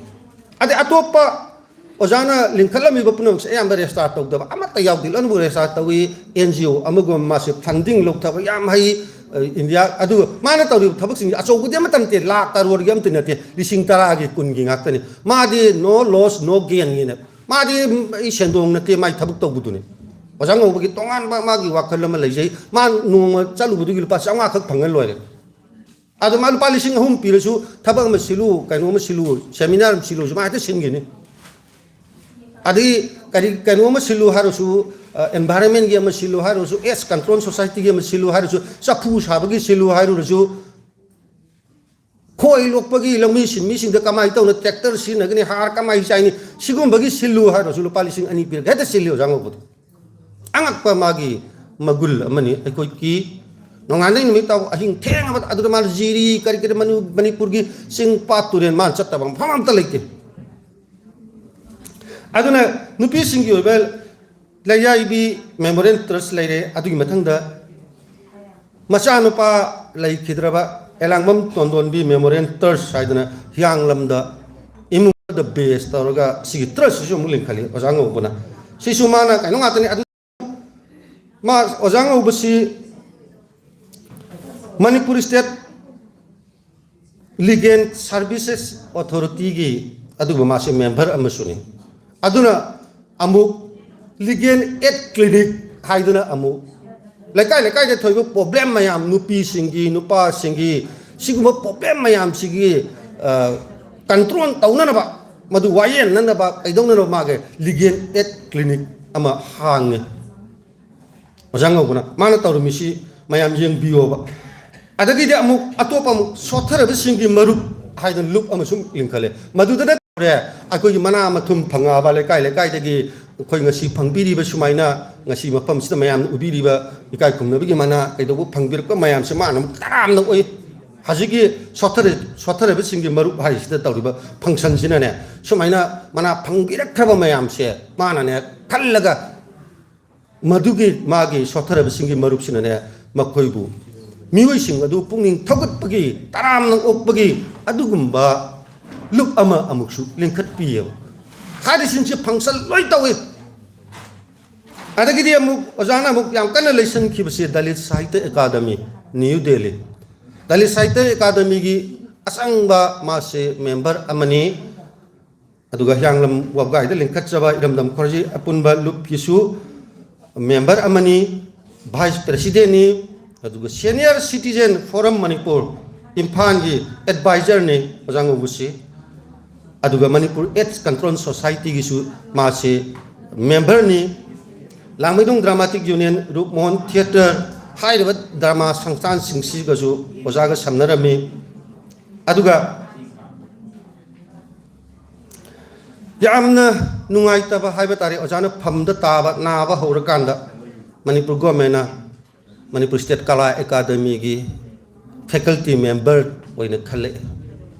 ma masada koi pau pi ba chalui na ri ngai da rimsta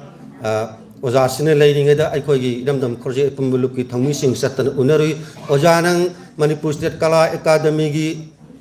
faculty member khale handak chahi gi haina koi pau hai ba chalui ai koi khanei kuira roi ojang ngo si kasu thodok pa kuira roi hai dana ai koi khanei hai ba ga tawbaga September ki tarik 28 da lekhidabani adusu koi kyamuk singi bu September tarik 13 da maibam ojan nab kishor gi magi mayumda achauba magi lai am phongba ga loina ba achauba thauram ma leibagi yam kanna lang ngai dani ojang go lekhidre haidana koi na pau tajari base aduna yamna koina haijaroi ojang go si kumjali singamaga samapan nifuga marida pokpiraga kumjali singani kungani thoi gi September tang 28 yomse kaisa numita tayong pan ba thado khibani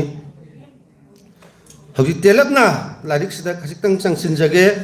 yamna sangna haijaroi mayamna pabada nungaina ba hin khasitang tokjage ai gumba kaisu nataba aina larik sigi maramda ngangba drama gi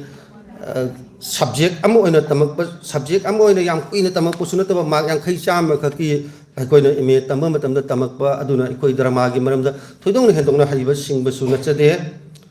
drama si apik pani haijaba tare lama yang khai gani thoi khakta pale masida yaurebe character singsi mapa ama yawi mangon jaw ko ba ma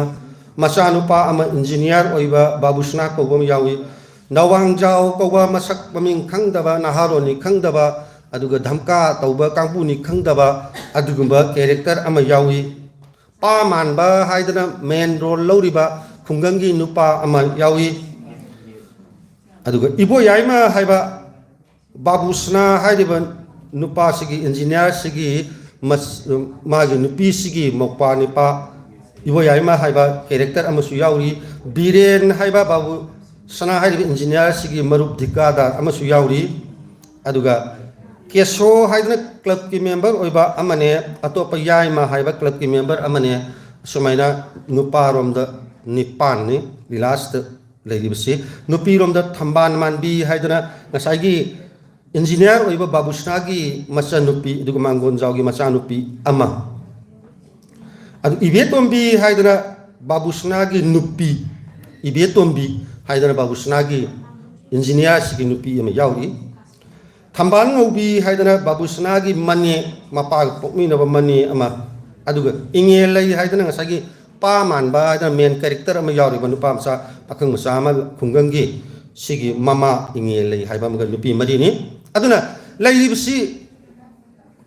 ozagi lyrics da changsin jaraga matam dugi traditional oiba drama gi khongchatuni masida ha adu sanging drama adu ada adu gumba aruba matanate matam dugi lila gi mawong tuni oza hogi matam dugi mawine for leitringa gi matam amagi family play da ya no nanaba adi yamna nungai henba mawong ga iramba adu gumba lyric ni masida yamna wahi watagi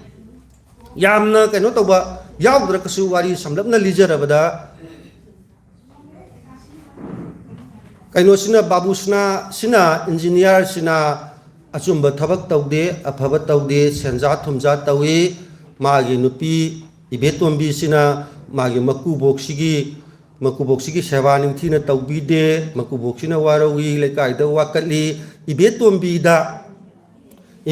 da mangon jaw hariba makubok sina kanogi engineer gi mapa sina haiba yam chana ba dialogue amakhak leiri maminga tholi ibetombi haiba kawgadong nangte nangdi hai phet tombi haigadabani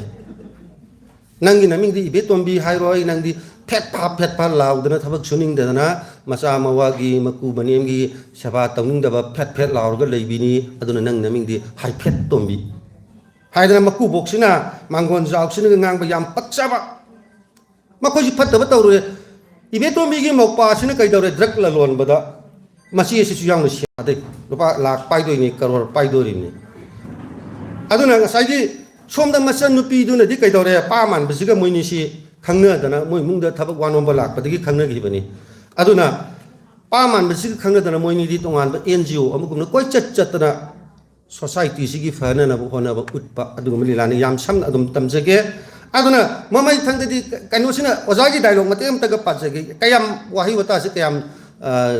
kanu tawbi mayam na dum yeng biu magi nupi duna haibada ma se kayam iniyese ilasi da hai babusna sina mai nupi da hai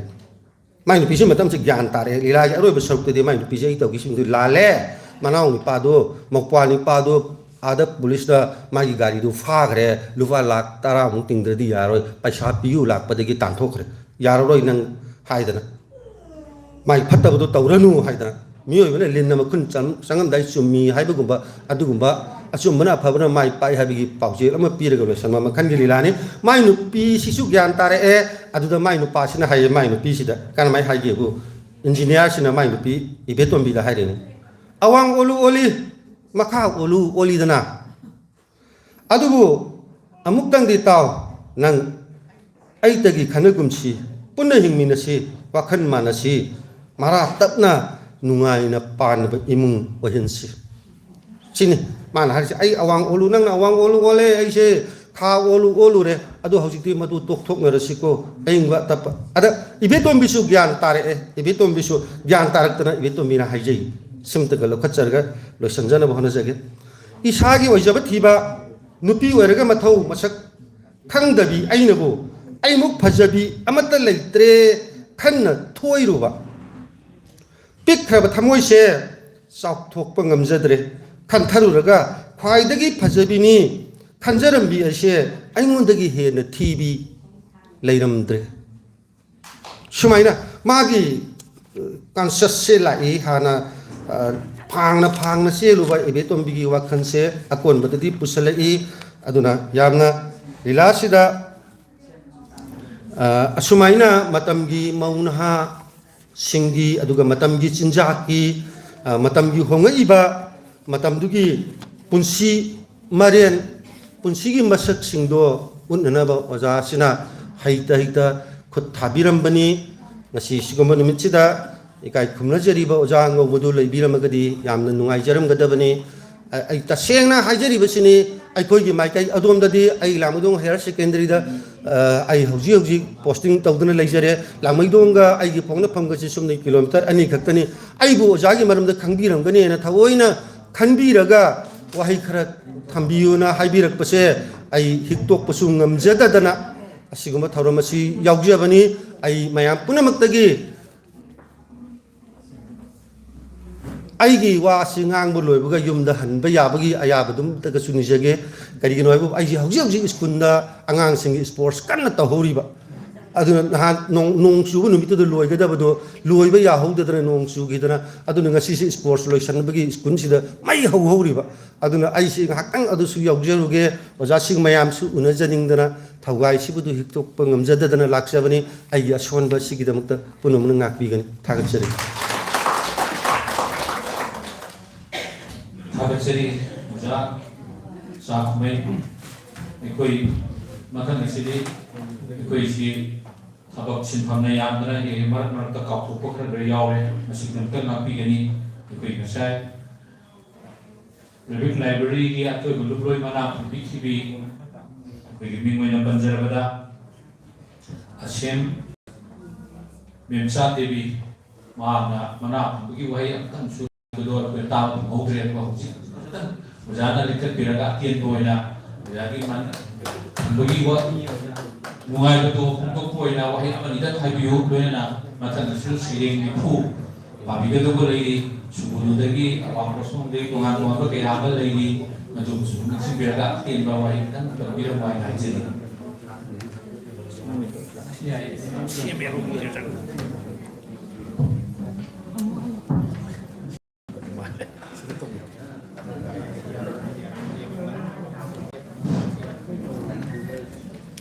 ahanba maktada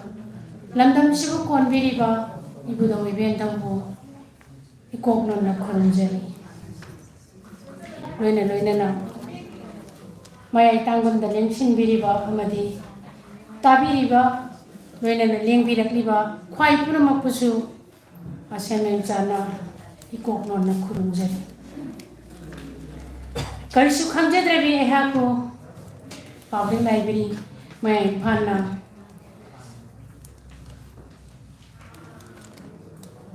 ꯑꯩꯈꯣꯏꯒꯤ ꯃꯃꯜ ꯌꯥꯝꯈ꯭ꯔꯕ ꯑꯊꯣꯏꯕ ꯂꯨꯞꯂꯣꯏ ꯃꯅꯥ ꯑꯁꯤꯕꯨ ꯄꯤꯕꯒꯤꯗꯃꯛ public library ꯃꯌꯥꯝ ꯏꯝꯐꯥꯜꯗꯁꯨ ꯏꯀꯥꯏ ꯈꯨꯝꯅꯕ ꯎꯠꯆꯕꯒ ꯂꯣꯏꯅꯅ ꯏꯀꯣꯛ ꯅꯣꯝꯖꯔꯤ ꯑꯩꯍꯥꯛ ꯌꯥꯝꯅ ꯉꯜꯂꯤꯉꯩꯗꯒꯤ ꯏꯕ ꯄꯥꯝꯖꯔꯛꯂꯕꯁꯨ ꯌꯥꯝꯅ ꯊꯦꯡꯅ ꯁꯣꯛ 2010ꯗ ꯑꯩꯒꯤ ꯁꯩꯔꯦꯡꯒꯤ ꯂꯥꯏꯔꯤꯛ ꯐꯤꯖꯤꯒꯤ ꯃꯩꯔꯤ ꯀꯧꯕ ꯑꯃꯈꯛ ꯈ꯭ꯋꯥꯏ ꯃꯌꯥꯝꯒꯤ ꯃꯇꯦꯡꯗꯒꯤ ꯃꯌꯥꯝꯒꯤ ꯃꯥꯡꯗ ꯄꯨꯊꯣꯛꯆꯕ ꯉꯝꯖꯈꯤ ꯑꯩꯒꯤ ꯑꯍꯥꯟꯕ ꯏꯖꯕ ꯁꯩꯔꯦꯡꯒꯤ ꯂꯥꯏꯔꯤꯛ ꯐꯤꯖꯤꯒꯤ ꯃꯩꯔꯤ ꯑꯁꯤꯗ ꯏꯀꯥꯏ ꯈꯨꯝꯅꯖꯔꯤꯕ ꯀꯪꯂꯩꯄꯥꯛ ꯂꯣꯏꯅ ꯁꯤꯂꯣꯟ ꯑꯄꯨꯝꯕ ꯂꯨꯞ ꯀꯂꯝ ꯍꯥꯏꯅ ꯃꯤꯡꯊꯣꯟꯕ ꯂꯨꯞ ꯑꯁꯤꯅ ꯌꯨꯝꯅꯥꯝ ꯏꯕꯣꯕꯤ ꯅꯤꯡꯁꯤꯡ ꯂꯣꯏꯅ ꯁꯤꯂꯣꯟꯕꯅ ꯄꯤꯕꯤꯗꯨꯅ ꯑꯁꯤꯒꯨꯝꯕ ꯂꯥꯏꯔꯤꯛ ꯑꯁꯤꯕꯨ ꯃꯤꯌꯥꯝ ꯃꯃꯥꯡꯗ ꯍꯦꯟꯅ matik magul happy kibagi damak kangai pak loina silon apum baluk kalam busu hanna thagatsari ikok nonjari loina na public library maya Imphal na asuk maman yang kraba athoi belupoi mana asibu ngasi kari sukhang jadar bi aingonda luploi singna pibirapagi damak ꯑꯩꯈꯣꯏꯒꯤ ꯅꯨꯡꯁꯤꯖꯔꯕ ꯂꯨꯞꯂꯣꯏꯁꯤꯡ ꯑꯃꯗꯤ public ꯂꯥꯏꯕ꯭ꯔꯦꯔꯤꯒꯤ ꯈ꯭ꯋꯥꯏ ꯄꯨꯝꯅꯃꯛꯄꯨ ꯍꯟꯅ ꯊꯥꯒꯠꯆꯕꯒ ꯂꯣꯏꯅꯅ ꯏꯀꯣꯛ ꯅꯣꯟꯖꯔꯤ ꯃꯇꯝꯅꯒ ꯀꯩꯅꯣ ꯇꯧꯕꯅꯦ ꯁꯥꯡꯅꯁꯨ ꯉꯥꯡꯕꯁꯨ ꯍꯩꯖꯗꯦ ꯌꯥꯝ ꯁꯥꯡꯅꯁꯨ ꯉꯥꯡꯖꯔꯣꯏ ꯂꯣꯏꯅꯅ ꯑꯩꯒꯤ ꯂꯦꯝꯍꯧꯔꯤꯕ ꯄꯨꯟꯁꯤ ꯃꯆꯦꯠ ꯈꯔꯁꯤ ꯑꯩ ꯏꯕꯕꯨ ꯄꯥꯝꯖꯕꯅꯤꯅ ꯑꯩꯅ ꯍꯦꯛ ꯉꯝꯕ ꯃꯈꯩ ꯏꯖꯗꯨꯅ ꯅꯨꯡꯁꯤꯔꯕ ꯏꯃꯥ ꯂꯩꯕꯥꯛꯀꯤꯗꯃꯛ ꯑꯃꯗꯤ ꯑꯩꯅ ꯍꯦꯛ ꯉꯝꯖꯕ ꯃꯈꯩ ꯏꯖꯒꯦ ꯈꯟꯖꯔꯤ ꯃꯁꯤꯗ ꯈ꯭ꯋꯥꯏ ꯄꯨꯝꯅꯃꯛꯅ ꯑꯩꯒꯤ ꯏꯕ ꯉꯝꯅꯕꯒꯤ ꯊꯧꯅꯥ ꯑꯁꯤ ꯍꯥꯞꯄꯤꯌꯨ ꯍꯥꯏꯗꯨꯅ ꯅꯨꯡꯁꯤꯔꯕ ꯑꯩꯈꯣꯏꯒꯤ ꯄꯨꯝꯅꯃꯛꯇ ꯅꯤꯡꯕꯤꯔꯛꯂꯤꯕ ꯈ꯭ꯋꯥꯏ ꯄꯨꯝꯅꯃꯛ ꯑꯃꯗꯤ ꯇꯥꯕꯤꯔꯤꯕ ꯈ꯭ꯋꯥꯏ ꯄꯨꯝꯅꯃꯛꯇ ꯃꯦꯝꯆꯥꯅ ꯏꯀꯣꯛꯅꯅ ꯈꯨꯔꯨꯝꯖꯔꯤ ꯑꯁꯤ ꯍꯥꯏꯔꯒ ꯑꯩꯍꯥꯛ ꯃꯇꯥꯡꯁꯤꯗ ꯁꯨꯝ ꯂꯣꯏꯁꯤꯜꯂꯤ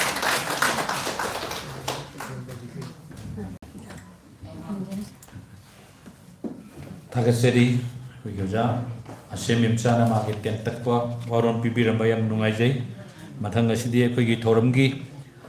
Makatsa Zanaba Sinjage Yampuna Magna Shairingi Matamado Sweden Ningsang Birmani Si Harba Session Sigwina Ambiriba Minguina Panjarbada Gates owner Gipampam Langa Links in Biriba Minguina Panjarbada Album Hemant Singh Sairengo Ulja Radio Impalna Guest of Honorgi Waron Tentan Pibinaba, Tentan High and Waru Vigano, Wigitum, the Saying Parema Label Hajapani Masik the Mata, Waru Biro Kanzi.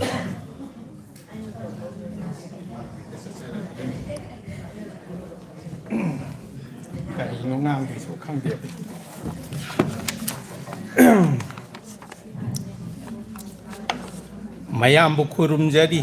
ngasi Oktober gi tarik kun gemapan 2022 gi yai pharaba koro thangjenu minasida Human Resource Development Center mayang Imphal Manipur gi makha da leiriba Public Library mayang Imphal na sinbiriba lairik phongba mana lam thokpai kai khumna ba utpa amadi saireng saidina bai thoram masida lengbi rakliba amadi lengbi raklibi aisa lengsin biraba amadi lengsin biribe ikai khumna bada matik charaba mingoina panjarabada Haubam Chitra, Retirement Joint Director, Art and Culture Government Manipur,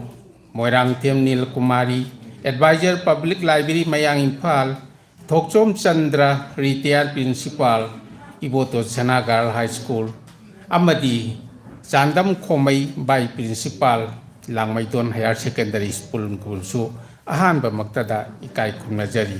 Loina na. Ngasi gi thauram masibu yaubirana bagi mapung phan binabidamakta mang da lengsin biriba saitrabu thawai yaubiriba khoriron singgi amadi khwaitara buchu ikongno na kurumjari ai di ngasi haiba numise yamna nungsiraba yamna nungairaba thamoida ma phaujari maramdi kaisu leitraba ai di hello Kaisu lejadraba ibo akoigi Public Library Maya Imphal gi thomi singna thoburoi singna aibu daista phambiyu haibibai damakta aide ha suki mati haraujai matung dasu asigumba thauram kaya asibu yahon binaba hanna ningsingjari loina na ngasi gi thauram masidi Public Library haibasi lamdam masigi amadi laikai du da lairiba library amabu Lingkhat piba lairiba asigi damakta di laikai adugi amadi akoi bagi phibam dugi matungina library amadi laiba haibasi yamna tangai phadraba maru oiba thaudang amasu oiribani haibidi hauragliba tongi yombiren oibiriba angang mayam singi punsigi haibadi magi knowledge da gyan da puna maki tungna pham oiriba Public Library asida thamiba lairik sing sidagi loina ubo phangbigani aduna library ama leiba haibasi leikai dugi lamdam dugi khwai dagi maru oiba mioi baga tana thana ba yadraba mioi bagi punsigi gyan gi shanti gi tungna pham oiba mafam ni na khanjai maram aduna public library maya imphal gi koi bida library ba praja khwai ki bigna su library bu asibu sogat piduna Matiang pangbiduna amadi mayamgi thawburo ibiriba lingkhat biriba da saruk yaw biriba mayam busu puning thawgat biu loina na lairik asida library gi lairik asida thambiba lairik khuding maksi saitra bu pamjeba khorilon singi thawna pangan bu hapiribani library da sangduna ai apamba lairik aigi nungsiba nungaiba khanaba chainaba kayagi punna yauraba lairik mayam ama library da punna thamjaribani maduna library sida changbiduna matam khara awaba pothaba oina lairik singche matam baga piu nongagi yamdrabada pungkham tango su matam lenbiduna library da lairik lairiba mayam sigdagi punsi lausing amadi gyan punamak punna lairiba lairik ni madubu pabidragati library ama laibagi kanabam su phangoi library hasina piri bachi haugalagli banaharon khangde ahalon punamaki oina pungning laita pham oiri bani library haibasina piri ba thaudang sidi mioi bagi loi banai roidaba punsi gi mathiel lamani aduna library chokhalansi hairabati parjamiyam nasu lairik pabagi hainabasi Tambiuba pai saitrabu thawrang thawai yawn hona jariba khoigi lamdam sigi aiba ibi sing kayagi thawna su hapiriba sahi manga taragi matung sidadi mamang dagi hauna khorilon gi saitra gi program asi matang leptana su lai ibiriba phongbiriba lairik kaya sisu akhoigi library gi lairik thambam singsi da su library bani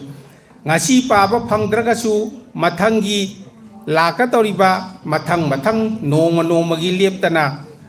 library da changi duna ai pamba lairik sing punsiron gi wari de lampi thongi amadi lablaba lam gi wari kaya library da phongaga lairiba lairik singsibu yengbiraga akoigi wakhalon sagat pi bangami bani punamaku wakhan tana tungda hogalaiba na isai su singbu tapi tambi duna makoigi punsida haithoi singdoiba amadi miram donggi chaukhat panungai ba singsibu purakpa oina baidamakta library gi lairik singsibu paba mayam singnasu kara thawai yauna pabina baning singjari ai sang ngangjara roi ai ngasi gi program asi gi damaktabu aina syak harau jana lakjabani adubu ai gi aroi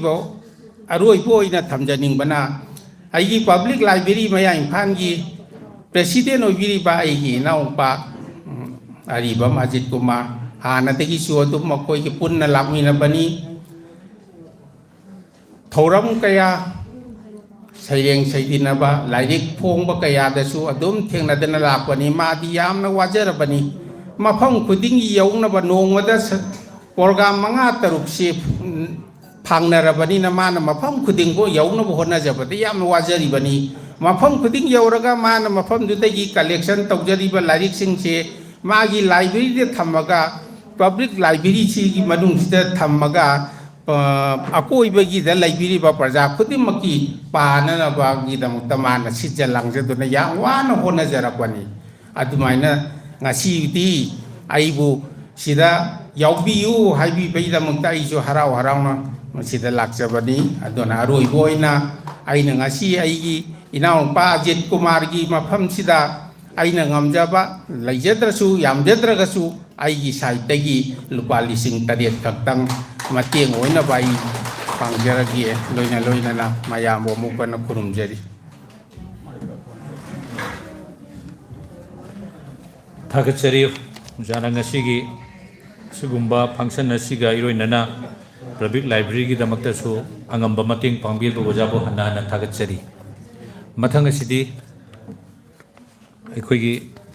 ꯑꯅꯤꯁꯨꯕ ꯉꯁꯤꯒꯤ guest of ꯑꯣꯅꯔꯅ ꯉꯥꯡꯗ꯭ꯔꯤꯉꯩꯗ ꯀꯅꯥꯒꯨꯝꯕꯅ ꯃꯔꯛ ꯊꯠꯅ ꯑꯩꯈꯣꯏꯅ ꯉꯁꯤ ꯁꯤꯟꯖꯔꯤꯕ ꯑꯁꯤ ꯑꯩꯈꯣꯏ ꯍꯧꯖꯤꯛ ꯃꯊꯪꯗꯗꯤ ꯁꯩꯔꯦꯡꯒꯤ ꯃꯇꯝ ꯌꯧꯁꯜꯂꯛꯑꯕꯅꯤ나 ꯑꯩꯈꯣꯏꯅ ꯀꯅꯥꯒꯨꯝꯕ ꯌꯨꯝꯗ ꯑꯆꯤꯟꯕ ꯂꯩꯗꯅ ꯇꯉꯥꯏ ꯐꯗꯅ ꯆꯠꯄꯤꯕ ꯇꯥꯔꯒꯗꯤ ꯑꯩꯈꯣꯏꯒꯤ ꯃꯄꯥꯟꯗ ꯑꯩꯈꯣꯏꯅ ꯆꯨꯝꯅ ꯏꯆꯝ ꯆꯝꯅ ꯆꯥ ꯑꯃ ꯀꯔꯤ ꯑꯃ ꯑꯩꯈꯣꯏ ꯊꯧꯔꯥꯡ ꯇꯧꯖꯕꯅꯤ ꯃꯗꯨꯗꯪꯗꯤ ꯐꯪꯕꯤꯈꯣ ꯃꯅꯨꯡꯗꯗꯤ ꯑꯩꯈꯣꯏ ꯄꯨꯁꯟꯕꯒꯤ ꯈꯨꯗꯣꯡꯆꯥꯕ ꯂꯩꯖꯗ꯭ꯔꯦ ꯍꯥꯏꯕꯗꯤ ꯃꯁꯤ ꯃꯍꯥꯛꯀꯤ ꯅꯤꯌꯣꯝꯒꯤ ꯃꯇꯨꯡ ꯏꯟꯅ ꯑꯗꯨꯅ ꯍꯥꯏꯔꯤꯕ ꯀꯔꯤꯒꯨꯝꯕ ꯇꯉꯥꯏ ꯐꯗꯅ ꯆꯠꯇꯕ ꯌꯥꯗꯅ ꯆꯠꯈ꯭ꯔꯒꯗꯤ ꯑꯩꯈꯣꯏꯒꯤ ꯃꯄꯥꯟꯗ ꯂꯩꯔꯤꯕ ꯆꯥꯁꯤꯃꯇꯪꯗꯤ ꯄꯥꯏꯕꯤꯈꯣ ꯍꯥꯏꯅ ꯅꯤꯡꯁꯤꯡꯖꯔꯤ ꯂꯣꯏꯅꯅ ꯃꯊꯪꯒꯤ ꯒꯦꯁ ꯑꯣꯐ ꯑꯣꯅꯔꯒꯤ ꯐꯝꯐꯝꯂꯥꯡꯗ ꯂꯦꯡꯁꯤꯟꯕꯤꯕ ꯑꯗꯨꯒ ꯃꯍꯥꯛꯀꯤ ꯋꯥꯉꯥꯡꯂꯣꯏ ꯑꯣꯏꯕꯤꯔꯤꯕ ꯑꯣꯖꯥ ꯊꯣꯛꯆꯣꯝ ꯆꯟꯗ꯭ꯔ ꯁꯤꯡ ꯑꯣꯖꯥꯅ ꯂꯦꯡꯁꯤꯟꯕꯤꯔꯛꯇꯨꯅ ꯃꯥꯡꯗ ꯇꯥꯔꯤꯕ ꯁꯩꯔꯦꯡ ꯊꯤꯔꯒꯗꯕꯁꯤꯡꯒꯤ ꯌꯦꯡꯕꯤꯔꯒ ꯑꯣꯖꯥꯅ ꯈꯔ ꯋꯥꯍꯩ ꯈꯔ ꯍꯥꯏꯕꯤꯅꯕ ꯅꯤꯡꯁꯤꯡꯖꯔꯤ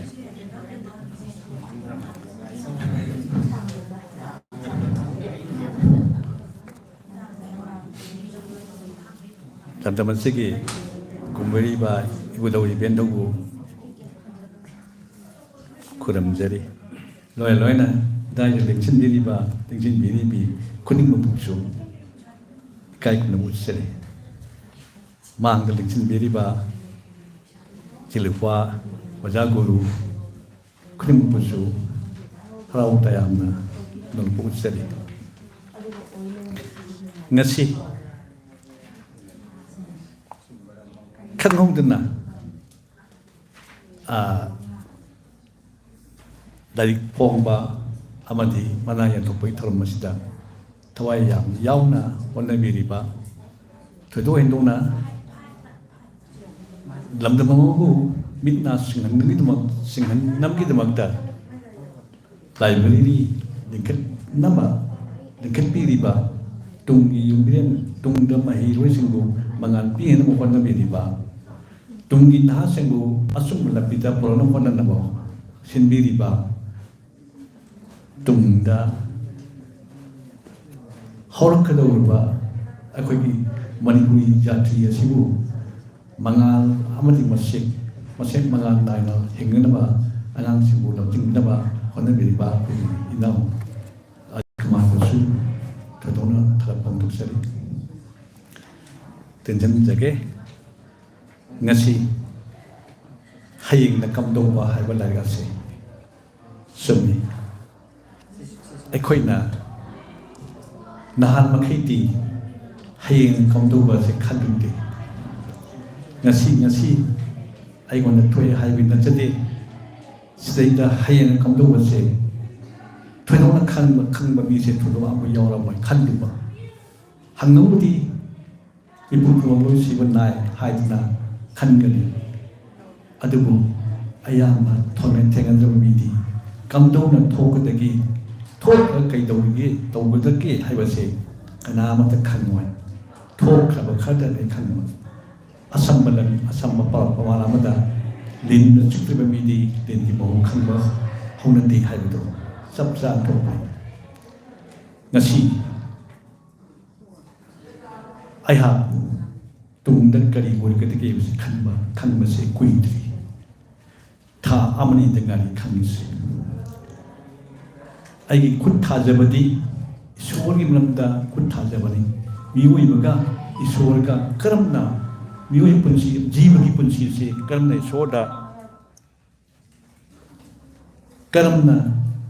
ꯏꯁꯣꯔꯒꯤ ꯃꯐꯝꯗ ꯆꯪꯖꯒꯗꯒꯦ ꯌꯧꯒꯗꯒꯦ ꯍꯥꯏꯕ ꯃꯇꯥꯡꯗ ꯀꯔꯝꯅ ꯊꯋꯥꯏ ꯀꯗꯥꯏ ꯂꯩꯕꯒꯦ ꯀꯔꯝꯅ ꯑꯃꯨꯛ ꯄꯣꯛꯀꯗꯒꯦ ꯑꯃꯨꯛ ꯍꯤꯡꯒꯗꯒꯦ ꯃꯁꯤꯒꯤ ꯃꯌꯥꯝꯁꯤ ꯑꯩꯈꯣꯏꯒꯤ ꯂꯩꯀꯥꯏꯗ ꯂꯣꯏꯅꯃꯛ ꯊꯦꯡꯅꯕ ꯉꯥꯛꯇꯅꯤ ꯀꯅꯥꯒꯨꯝꯕ ꯑꯃꯒꯤ ꯏꯃꯥ ꯏꯄꯥ ꯂꯩꯔꯝꯗꯥꯏ ꯃꯇꯝꯗ ꯆꯠꯂꯝꯗꯥꯏ ꯃꯇꯝꯗ ꯂꯝ ꯈꯨꯅꯨ ꯍꯥꯏꯕ ꯎꯆꯦꯛꯁꯤ ꯇꯥꯏꯕꯪ ꯃꯤꯅ ꯑꯣꯜꯂꯅꯤ ꯍꯥꯏꯕꯁꯤ ꯑꯩ ꯆꯞ ꯆꯥꯕ ꯄ꯭ꯔꯃꯥꯟ ꯐꯪꯖꯕꯅꯤ ꯆꯞ ꯆꯥꯕ ꯄ꯭ꯔꯃꯥꯟꯁꯤ ꯑꯗꯨꯝ ꯊꯣꯛꯑꯕꯅꯤ ꯍꯌꯦꯡ ꯏꯆꯤꯟ ꯏꯅꯥꯎꯁꯤꯡꯅꯁꯨ ꯊꯣꯛꯂꯛꯀꯅꯤ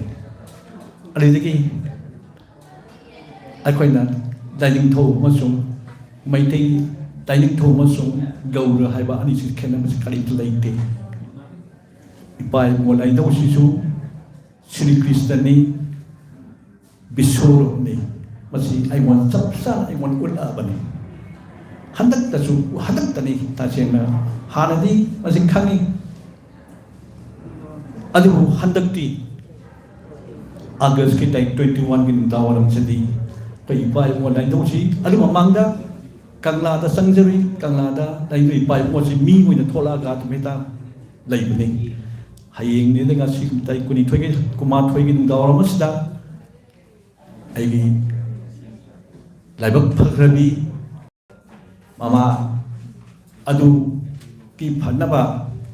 laing tong wanchat laga kormacham da laing tong chupunga ngalak pani ngalaga wanchat laga hangbani haija bani mama nang to soyen to phargani ai matamsda ma khumpan ja ja ni thogok thoki thok ya ya mana matau kramna ibani si kaina kumai ten kaina giba hayeng ten kaina ngani haiba matang teng lai mayam chasum sum ulang mayam sida man hai kiba mai badi lai si ito wari sai ngami uning matang teng ngami haiba do sap sana ne ulba mi ama la golwa mak uba means ayo si hai masih direct sida hayeng na kamdo ba haiba se suksai sutna mi si soi na khanga agani ipum kurmang loi si banai adubu ai padi ka sunti phangjari bani na then amana wijik thui ba akoi ki koi waja thonong jam ngol ba se masi ai hana thengna jakre yam samjan na ai ten tak thamjagi tawni sam thengna jakre kani bu ma drama tangwai tung drama gi asai ma yon ma tamsda Dilida ewa amagi ai wan dam sen bi yu haidna lai se sang kha pori marida aina Dilida wari sai telefon da wari sama tamsda se sang loi thar o se sang loi na sangam to ba sing doloi sang na thar o aru khanda si hai ariti ma thengda gitre tha gitre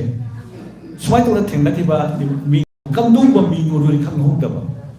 bajik tama ki picture su uraga khangjar pani ma ai wan sai ya ma halle ma 1944 da pok pani ai 1945 da pok pani alina adibu sum ba ai ngasi wak ai thawai da shocking wai se hayeng kam dung ba sta na mayam thamjan ning jate kem thamjan ning ma nate lari university akoi wajim manipur da yam thengdari se nipi wai ba ima wai ba nipi sna Manipur kan jadi koi Manipur kan pengamoy.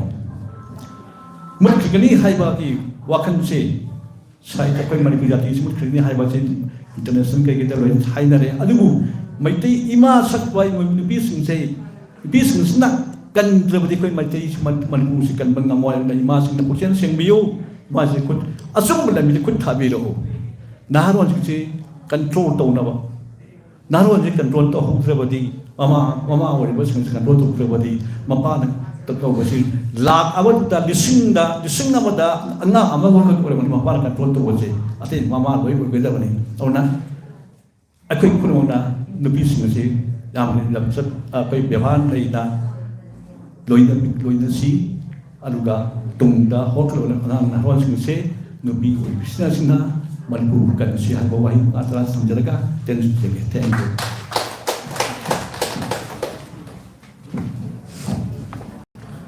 Thakasiri Uja ngasigi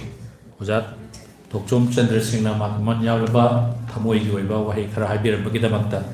mathang ngasidi ikoi ngasigi chief guest ki warol gi matam yausalakle maram asina ngasigi chief guest ki pampam langda lingsin biribi mungoina panjarbada haubam chitra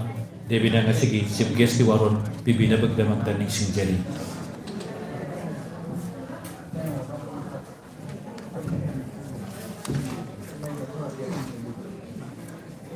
ꯑꯍꯥꯟꯕꯃꯛꯇꯗ ꯑꯩꯅ ꯂꯝꯁꯤꯕꯨ ꯀꯣꯟꯕꯤꯔꯤꯕ ꯏꯁꯣꯔꯕꯨ ꯈꯣꯏꯔꯝꯖꯔꯤ ꯃꯊꯪꯗ ꯑꯩꯈꯣꯏꯒꯤ ꯗꯥꯏꯁꯇ ꯂꯦꯡꯁꯤꯟꯕꯤꯔꯤꯕ ꯑꯣꯖꯥ ꯒꯨꯔꯨ ꯈꯨꯗꯤꯡꯃꯛꯄꯨꯁꯨ ꯏꯀꯣꯛ ꯅꯣꯟꯖꯔꯤ ꯑꯗꯩ ꯍꯦꯟꯗꯣꯛ ꯊꯣꯏꯗꯣꯛꯅ ꯑꯁꯨꯛꯀꯤ ꯃꯇꯤꯛ ꯆꯥꯔꯕ ꯑꯩꯈꯣꯏ ꯃꯥꯡꯗ ꯂꯦꯡꯁꯤꯟꯕꯤꯔꯤꯕ ꯄꯨꯝꯅꯃꯛꯄꯨꯁꯨ ꯑꯩꯅ ꯏꯀꯣꯛ ꯅꯣꯟꯅ ꯏꯀꯥꯏ ꯈꯨꯝꯅꯕ ꯎꯠꯆꯔꯤ ꯉꯥꯡꯕꯗ ꯁꯣꯏꯕ ꯉꯥꯡꯕ ꯌꯥꯎꯔꯕꯁꯨ ꯃꯌꯥꯝ ꯄꯨꯝꯅꯃꯛꯅ ꯑꯗꯨꯝ ꯉꯥꯛꯄꯤꯒꯅꯤ ꯈꯟꯖꯩ ngasi public library mayang Imphalgi sigi thauramjida aibu yauhanbibase asukki matik nungai aduga amaromda ojang ngobagi lairik oirambase ojang ngobuna ije asukki matik luna tawe aduga ojang ngobudo kamdau khrage khangdre aisu aigi lam chenbada ai thangal bazar da hongakpadagi aiga nongphau khangnagidrabado aina yam nungsigiba mi amagi oirambase ai yamna khoigi angakpa khanghodaba kano ama oina am nungai ba phawai bai ado asi public library ki mayang phanda oiro ama do library smaina linkhapi dana mayamna kai hani akhoi inau mo jitna thawai yam yauna tawdana smai thambi base am phai library ama haibase jati gi masak tak na ba khoi kai hani angang nubi punamaki lamjat sajat chumthokna ba lairik pabata nateba library ama laibada suki matikana greba akoi punjan ba haibasima sungamme hujik net ki matiangna library yamna library sakpa yam handai handaraga su library da laiba history gi oiba record mayam amadi mafam matai da phangdaba tang balai kaya ama lairiba ada library ai sidi khoi samaj di khoi sota kano chigi pukai ni hai tare ko akhoi kanglai paki macha jingi oro mapan gi oro ini library sidi pukai asimbo pukai ne ba khoi kor kum bane ba ado akhoi ojit na mo ji doina tawdana kitang city manung anak paching chidana kitang phai atuna tabadadi library ki khudong jaba je hanadi yamna udeba ado hujik sumaina ngahamu hairok ta soma sangai habagi paw ai phangjai asmaina mayam torok pase ai ningai leitana ai nungai honna biri baching tu bujaina thagat pa phongdoeba adagi akhoi nupi laktagi mem akhoi gi ojamen chana sumaina lai ta award phangdana kotana lairika irakpa adum yam nungai ai ba khuding mo che lan gera chung gera I bui thora ge ai dum thagat pa phawe kai no habada idraga di kamaina ahi ba hai ta ba thol kan ko iri ba khuding ma ado koi yam hai jabanati ado itaga sune ai ba khuding ma adagi library da lai pa ba la kwa ngang sing ai yam nong sin yam lu na tawjai ado ngasi ojang ngobagi aina nungsi ba mi amagi ngasi magi function oiramba sida ai asuki mati pian gre aina ojaga hingi bra sida bra sai khangde luna tawbira me gana so anna ai ngasi je public library mayan phanbu yamna su thagat pa phongdoi ai sumaina ai di yamna diamond ngomba mai na ngasi sigi function do na join tawjabase ado ai wahai khara si hairaga library se khoi kado tabiyo tum phana ba thamoi seng na hona biriba mayam sina tum hona biyo angang singda library da lakoi habit thambase ayam pamjai ai su library ma kano sem ge hai na isu hona jaram bane adu ai di problem mayam yam badagi ai ngamde tu smaina ma taw basidai join to phangjai chei lai ba pare adu ai di lan chen dana ta lai bani na paisa su am lai jade ai singwa khatang angang kaino to isulai udai hapsarangge asi hairaga ai mayam pano ko mona koramaga I tension jari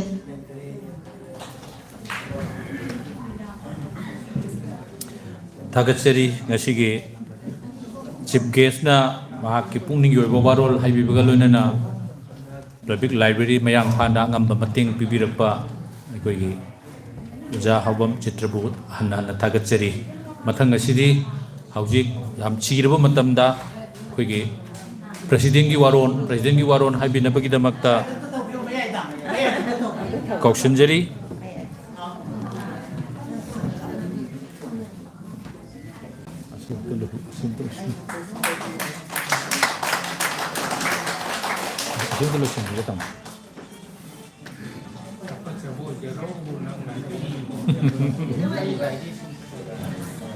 No, kolom sule. Ngasigi pangsel asigi Presiden loina lengsin biribi Moirangthem Nilkumari Chief President ki waron pibinabigdamak.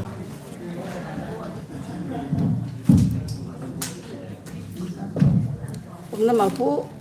Tagasari, Noluksari, Kaikonabotari, Nasi, October date 29. Yai Prabha Pungpam, time and type, wait for no man. Isiala Masumatam Nakana, Sungai Biti. No, I don't know.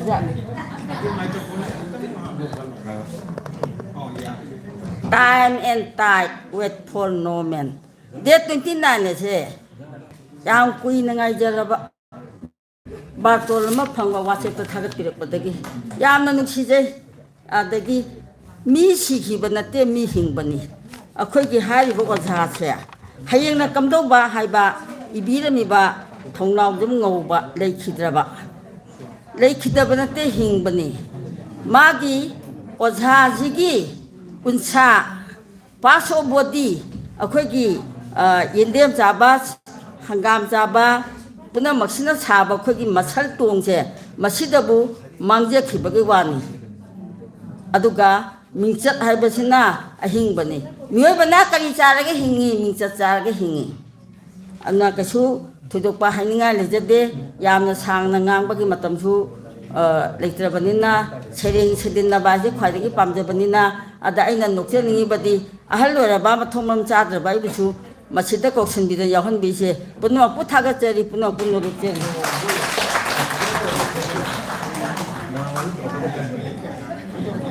Tagasari, Nasiki, President Giwaron, Sumaina, Tentang the people saying Asina Han, when I Logeraga, Yam Nungai Punsangi, President Giwaron Tabire. Hauji President ki waron tabira banina ani suba session si board of things si ai kitang kanjage maram de koi function si loi de hen lo banina baramasina ani suba session haudringai da minute manga khaktang ai koi ki break haidare pijaraga mapanda thamiba cha singse muktang amam tang paibina banik singjari hauji ai koi pung che yamna kano do Pung manga aniga minit kuntraga manga satle ai garida aduga pung aniga minit nipuda aikoi masita kausan jaraga aikoi mathangi saidinabagi thauramasi amu lokat jage mayam puno mapanda tang tengthok piraga awana kaubina baning singjari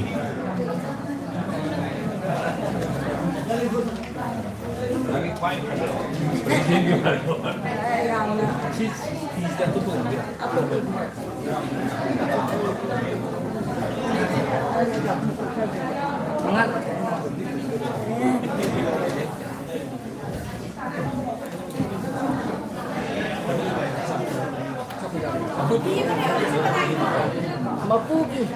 asina Citragi. Citrapugi desse.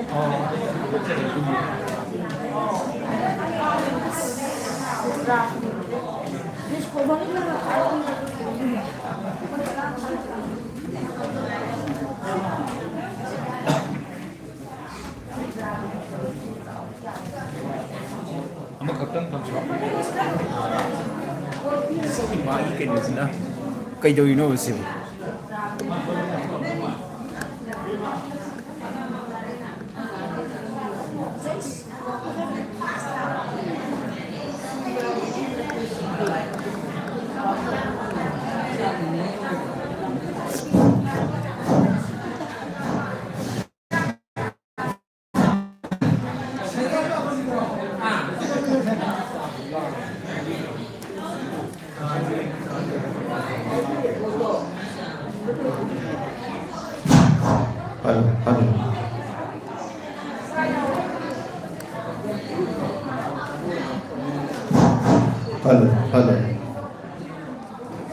Hello.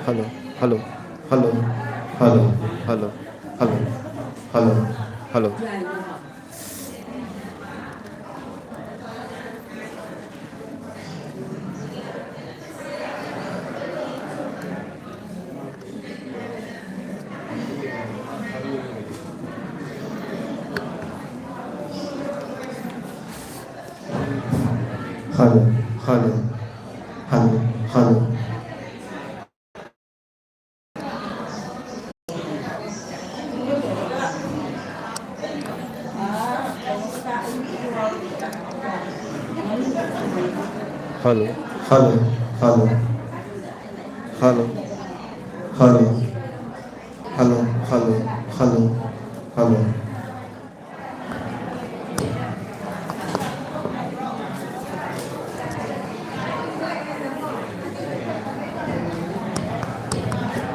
Hello, hello,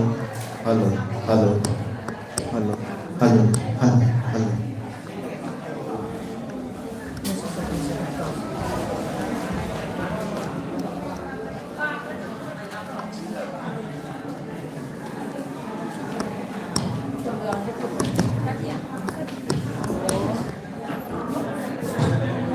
Hello, hello, hello, hello, hello, hello, hello, hello, hello.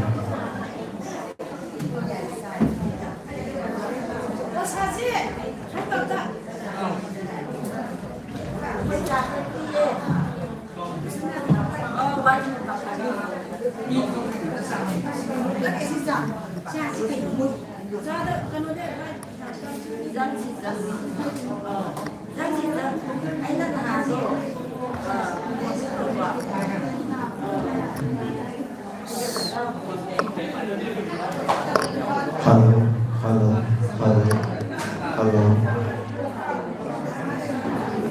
hello, hello, hello, hello, hello, hello, hello.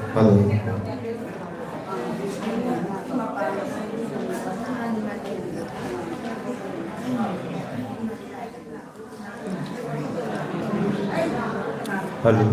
hello, hello, hello, hello, hello, hello, hello, hello.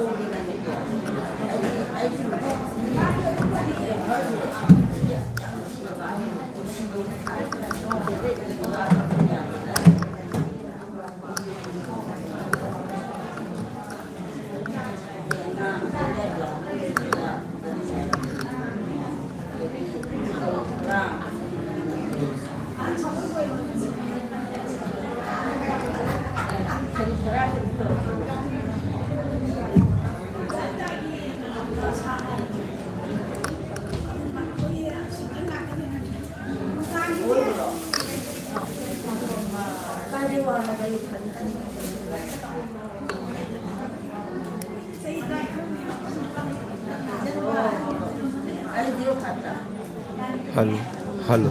hello, hello, hello, hello.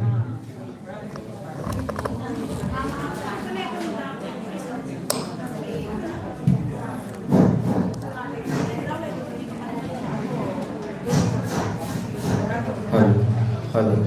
hello, hello, hello, hello.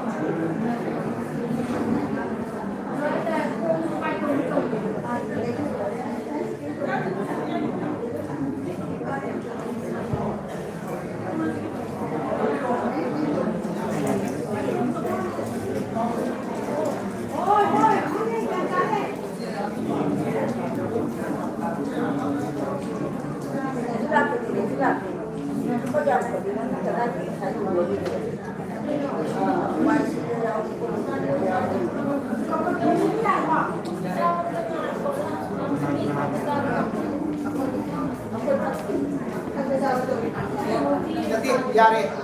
koi na rabani lo rabani chawa to ko ko koi ka sai din ma ku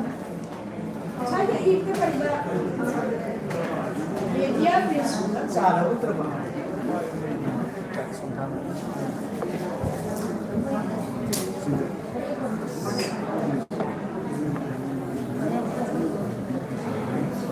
Dia ayat re ada pasal to ai na ho mo ni ka le dia pasal ko ja mo hus ki bene bo ma ju thabak le Masih thorongge ni suba salo nai ko ye selen sidin hona bagi tama kai khumna jari bi mingoi na panjarbada songthang ombi subadani Retia Principal Standard College Ombopo masih selen sidin nasi selen kapu hona bagi tama stage soda leksi dilaba usaha ngomongla kursi jari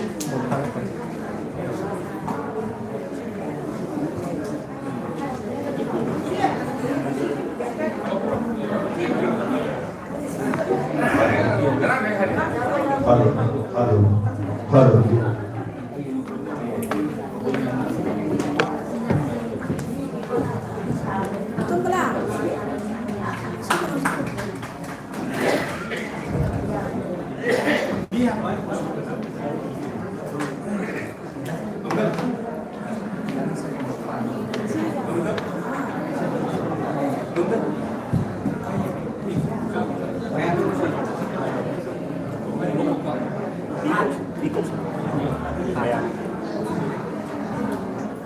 Hojik sering sedinabagi stage da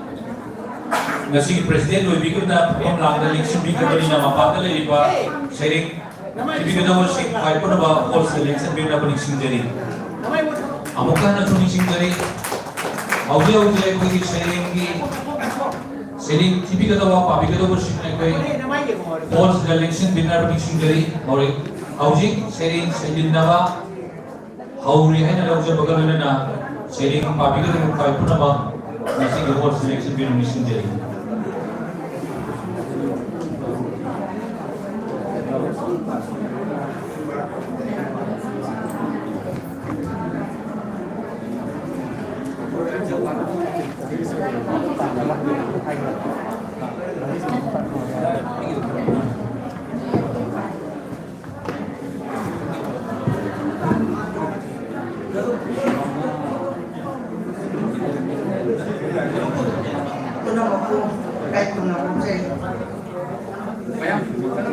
masih berarti mai apa sini na lewai keraba mau kan mau naik bilang ba drama dilai kamu su komi baga komi bagi kalau masih kemari lagi na masih hana ewan tinggi keraba kaya masuk kopi kita dengan na berarti lain tinggi akan mana tawari usu kopi begitu orang masih mari lena na ani so session di hoina di pangsok jadi orang masih lena na ini mama kata istilah di kiba ai nami hoina panjadar kasu ini penang aku na ikai punau jadi nurut jadi lena na ini hana yawat hindi keraba kaya ko ikiba to na mapuso e hanan ko na brandari no sari aduna tasing mama kay yaman no ay na si smile to na ay di kanaw tang mo ba masama ay pwede layo ng karabas ay iba ngồi cái mâm là xuống lại đâm đến lại cũng là xích là đây có sinh hoạt hay có không xí tham gia cái rồi là hàng đó quay lại hàng là cái gì cái số mà đi chơi rồi nó sẽ đi Afrika nama manyam kaba ama masudai kaman kita makta simbilang ni di bawah nama ko hatna ana ai ko manjani norte lathuk seri ai haki kavita di mami khamam berbasaina maisa khamli malen gilap sing walan dikra badatan koi maisa khamli malen gilap sing walan dikra bada amu batang koi wajara ki bani makoi di asang ba kamla sing ba maru asi atang di kunsila mayok na jadi ba kaya di internet dia sabi pamesu kawai yau graba sana kongna dehek grabada adilo singa pai thokhi khmau dana kawai kaya su aksan ni sat ngati kusam na raduna asilang tampanga nehet pila ba kaya ni khamam graba set kena uraduna kham ki ba kaya ni tai mong na ki adoklam wali asinate ano ba tadi kini kana ginakong makoi iten halaway kundeli masira wahan ho masing khang na pangkuk kiba isan na siwanang hangat kadi kaya ngay matang dinyoy masingan nakoi ni katuk pag inatun se nate nakoi ni atan ba nyoy ba inanibidi ba ni kawai kaya malendi nakoi ni humamamal tana kami semua pernah makoi tadi. Tarik lagi dari rumah kerja lama. Nungsi sana bagi. Tiaw lagi menung sipa pada samudra. Ikap gerak lagi temui puding. Ningam damai nak takalap lagi. Ningam dana. Mata dah kalap lagi. Soy dana. Kana lepi kidra ba mana tamakoi ningam dana kang kapatawai simidamak kasarakani mapamda kamoy lerang puro werakani soy dana malen se sandi ituna pom ama kuna mapo ang kana perita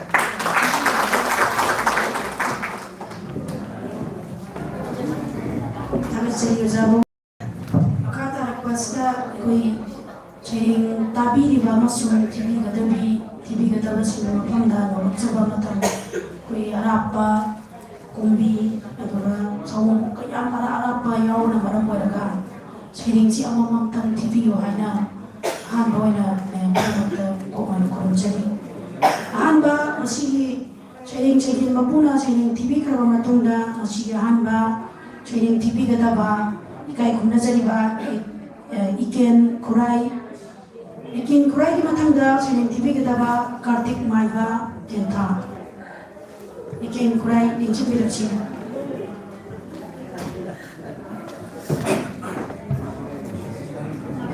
Saya kira pun tamat saya memangga yang cipir wajas. Nasi katanya sering tahulah macam saya kelas lagi warung biru macam yang kelas kita macam wajah ada sindan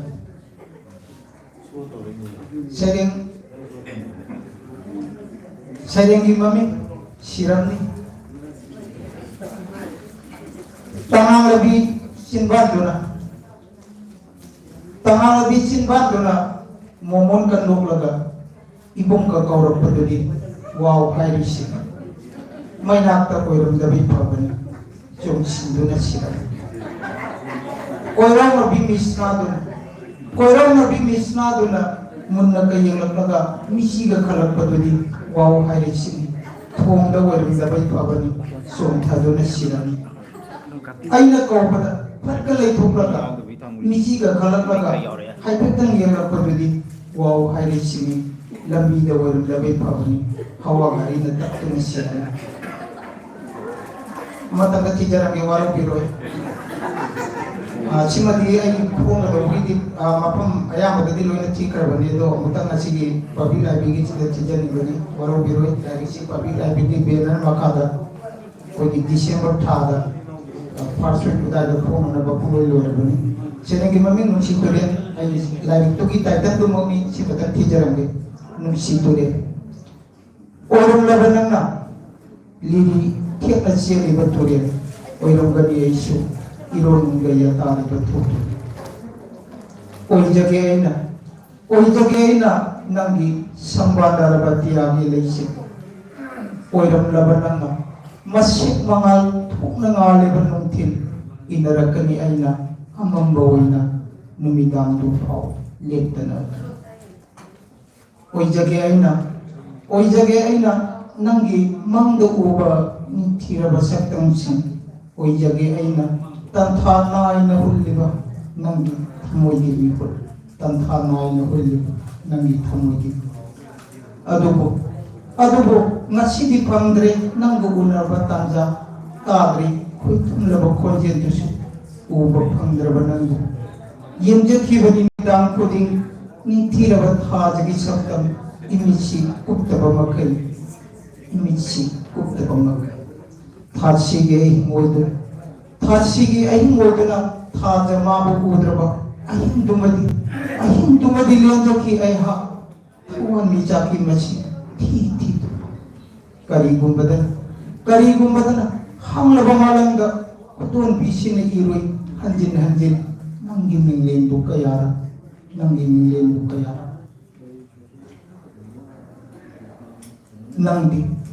nangdi ihan bukuba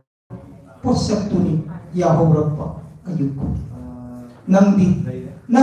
iuy loy buku posap tuni tumlamdan ayin ko nal turen malemgi khoidagi samla basu sambahele igin misi turena sambahele igin misi turi kari gumbadanang na thagi lemai da lekrabasu yaurakani igin misi turena thekna khoina aduma nahak na leibang mapunda punamaku kurumde Tagasani amatang TV alani TV rame. Matang dia kai kunasan haza Kartik Maiba tentha sing matang dia sing TV kata bi kai kunajari bi tokjon reno siam sabi kata bi.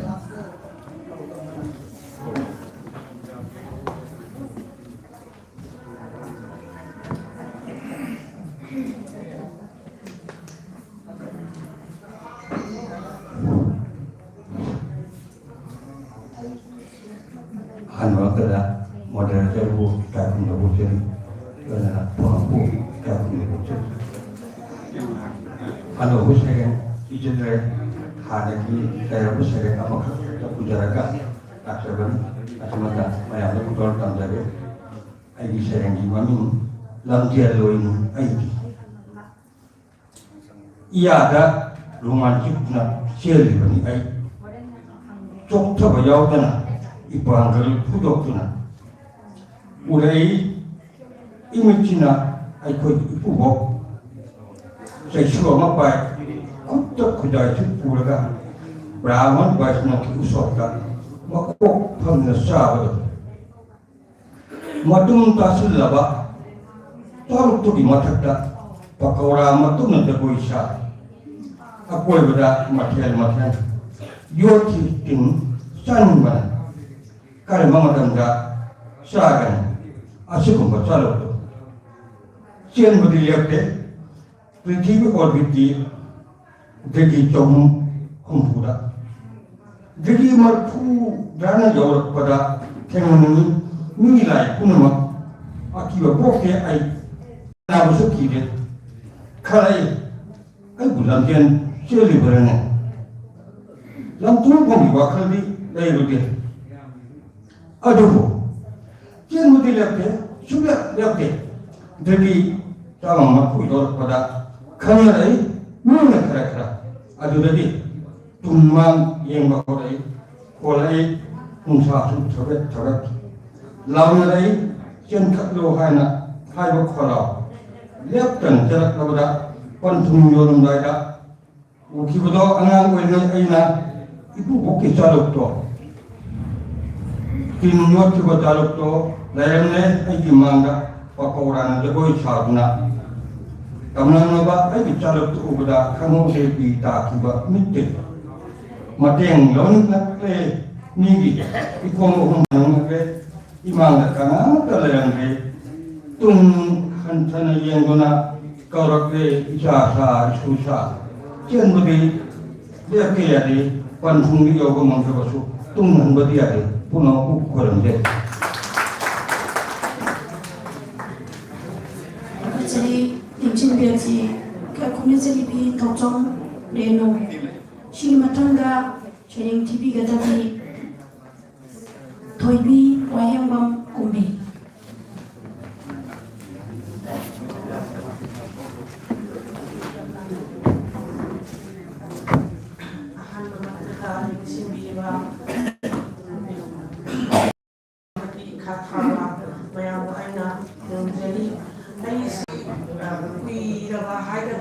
singing kai life ka sumat a pungjaji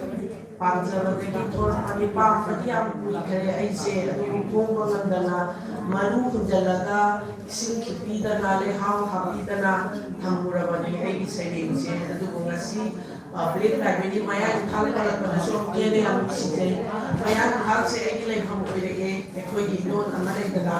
maya su khambira bani maya thal konsa khai ada koi ma sa pa ma tu ba kai lai 1976 adai dani ai maya thal da yam lecture mi si matam tu da ase ma mang chu yam tawi ekoi gi ini koina sapun da sangmada ko bya ko ya de ki o do khali matam lagi masih lagi sahi ni pu mangam ki mama ni bani ni ai hojin 60 hajale sahi je do yang si men kan pala pasida ai matam du da zaga ki ba haw banga ga bi do na sing e mare ka ba matam du da pagi nga nabi masih sama dan pa u da bi me ba adu ki mahaw do sundin chin ko dai se men kan fan badai ang namni ne bu la bi pa ha da tra ibe on kamalana sene no pa bi o ha do sida ai se men kan ki public library si chin go ina ai matte kan na to charam ke hajata su mai amadu ta bi ko adu si ba ne ne tija do ni su ai ni nu si ba lektin yaw da na tan kon bi tha je di mung ha da na thang li ba kung thang nong chu singya yorak le baba na sandorak balag sil nong phana wang thang na basari inbirak le atyabu nungsiba kayabu kaina bagi pirano tap tap tarak le unawana singda ahing magi mitu dagi o ihorak le pirang ay di mitu dasu madom langjing kalak paning singbana pangmin lakli thamoy bu tanik hana jingthok lo ngamna jingthok lo langjing khuding numit ado kaya datang thikhawa khanghodana ulappa allava nonglaina pungchai chai biki thawal di khajaba ngolam balake nithira malaiko thamoy bu tanik hana yerak pasapuna nungbi ki ai nusiba usu kallaba iraina khanghodana chen thakibagum kayam lakna kubi kraba karam balang khay dalo singbi kraba ay khangde adubu ngari ay ginusiba budi ngasigum na nungon ba hing khuding unchi numit na mami sam labasu nungsiba mabu ngai jabagi khawrang badi lehawra sanu thabal lebakta ahing gi mitnu lai jagat dinaduna mayam punang ngakri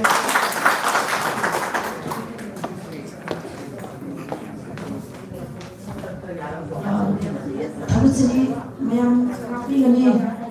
masih sini TV kada masih nama lebar. Yang cobi apakah ini sini ni mamin hari kan kemana TV orang tu.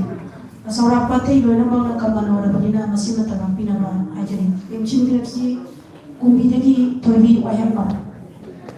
Sini mata dah sini patu pi kada di kia hari sana di kaya berkong. Aha kamusta da po kurumjari Aiki Shariki Mami Lamgi Sikla Sanani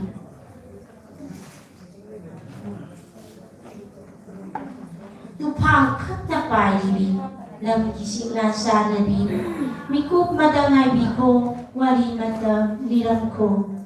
Kadayo na Tirure Singlong Kaya Lalure Urak para nung jabi ki maitong nung hawara taramday mana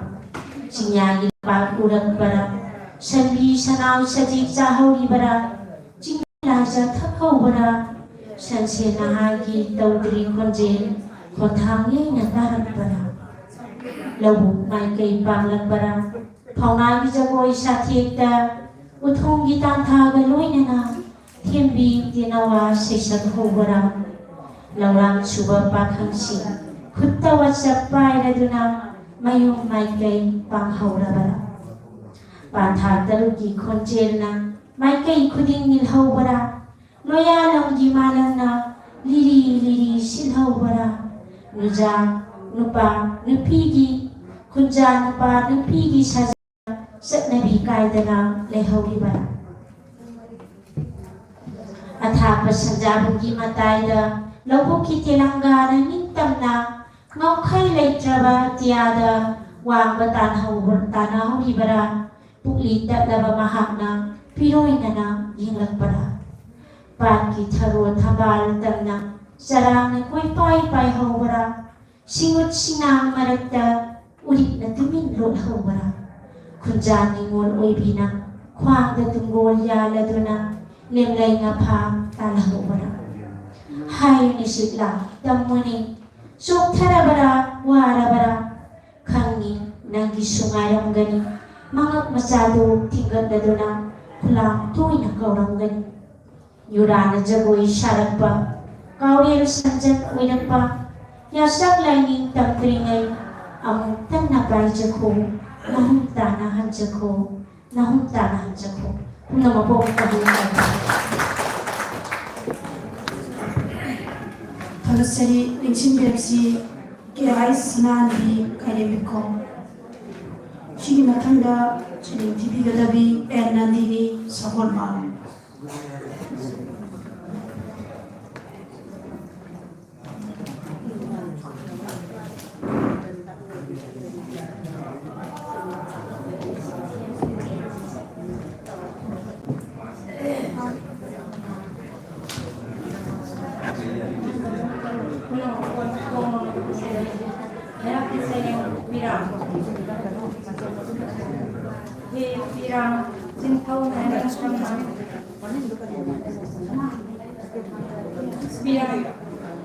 Birang sintong kaning kamna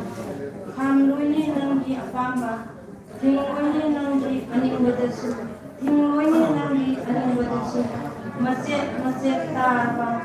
mamla bakan kamoy di kudam na pendi abadi tingam dana sentari bado lepan na dana milu birang wathabalai dana Tengkaza pena pirang, apa yang bersalonda,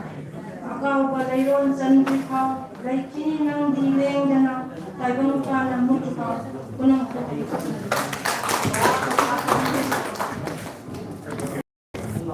Palasari Makatarak Wasigi Ernandini Saholma Shini Batanda Shini Tibi Gadabi Pramodini Ahum Samba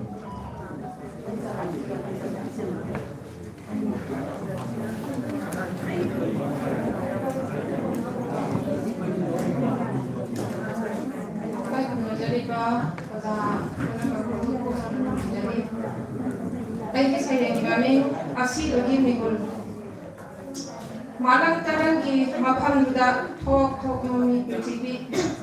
haino kwambi nikogum yong malumi singna kudruk kelai jiba singhara malang taranga makok loy raba uhai sing kianagum asiba jibani hai sing kit namsili hap napsin duna hapili ngabung kau manungga ꯃꯐꯝꯗꯨꯗ ꯃꯥꯂꯪ ꯇꯔꯪꯒꯤ ꯑꯁꯤꯕꯅꯤ ꯍꯥꯏꯕ ꯖꯤꯕꯁꯤꯡꯗꯨ ꯖꯣꯔꯣ ꯖꯣꯔꯣ ꯏꯗꯣꯛꯏ ꯃꯀꯣꯛꯂꯣꯡꯕ ꯂꯤꯟ ꯅꯤꯡꯊꯧꯒꯤ ꯃꯃꯥꯡꯗ ꯍꯥ ꯍꯥ ꯀꯥꯝꯂꯛꯏ ꯃꯍꯨꯁꯤꯡ ꯑꯁꯤꯕꯅꯤ ꯍꯥꯏꯕ ꯖꯤꯕꯁꯤꯡꯗ ꯃꯤꯍꯨꯟ ꯗꯪ ꯗꯪ ꯆꯣꯡꯂꯛꯏ ꯕꯂꯤꯗ ꯀꯛꯂꯕ ꯉꯀ꯭ꯔꯥꯗ ꯈꯔ ꯂꯦꯝꯍꯧꯕꯒꯨꯝ ꯑꯁꯤꯕꯅꯤ ꯍꯥꯏꯕ ꯖꯤꯕꯁꯤꯡ ꯑꯃꯨꯛ ꯈꯨ ꯈꯨ ꯀꯥꯝꯂꯛꯏ ꯃꯀꯣꯛꯂꯣꯡꯕ ꯂꯤꯟ ꯅꯤꯡꯊꯧ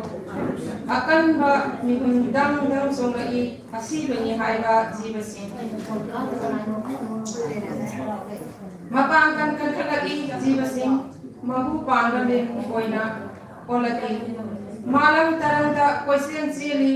ꯃꯤꯌꯥꯝ ꯃꯔꯛꯇ ꯆꯌꯦꯠ ꯈꯣꯏꯍꯟꯅꯔꯛꯏ ꯊꯥꯒꯠꯆꯔꯤ ꯅꯤꯡꯁꯤꯡ ꯑꯣꯖꯥ ꯄ꯭ꯔꯃꯣꯗꯤꯅꯤ ꯑꯍꯨꯝ ꯁꯪꯄꯝ ꯃꯊꯪꯗ ꯆꯤꯡꯌꯝ ꯄꯥꯕꯤꯒꯗꯕ ꯖꯤꯇꯦꯟꯗ꯭ꯔ ꯈꯦꯇ꯭ꯔꯤ ꯊꯧꯕꯥꯜ ꯂꯩꯁꯥꯡꯊꯦꯝ ꯅꯤꯡꯁꯤꯡꯕꯤꯔꯁꯤ ꯑꯣꯖꯥ ꯄ꯭ꯔꯃꯣꯗꯤꯅꯤ ꯑꯍꯨꯝ ꯁꯪꯄꯝ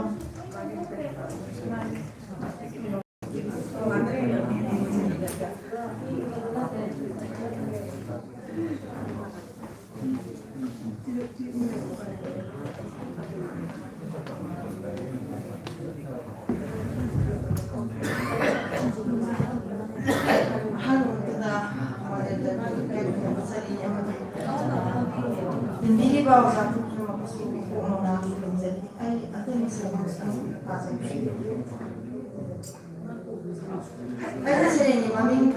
ꯑꯌꯦꯛ ꯀꯌꯥꯗ ꯋꯥꯈꯤ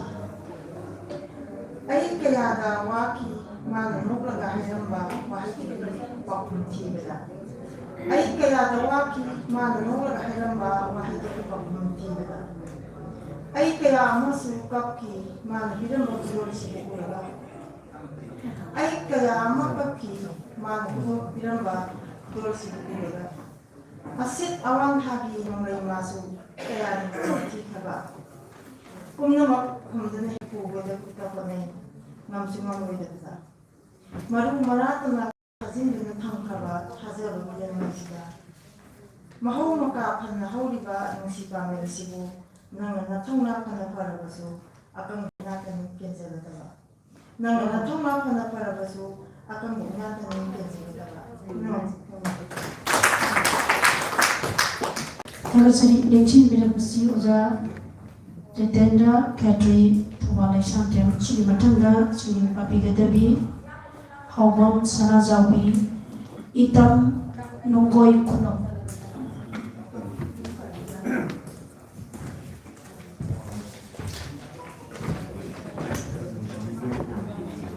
ꯄꯨꯝꯅꯃꯛꯄꯨ ꯋꯥꯕꯗ ꯈꯨꯔꯨꯝꯖꯔꯤ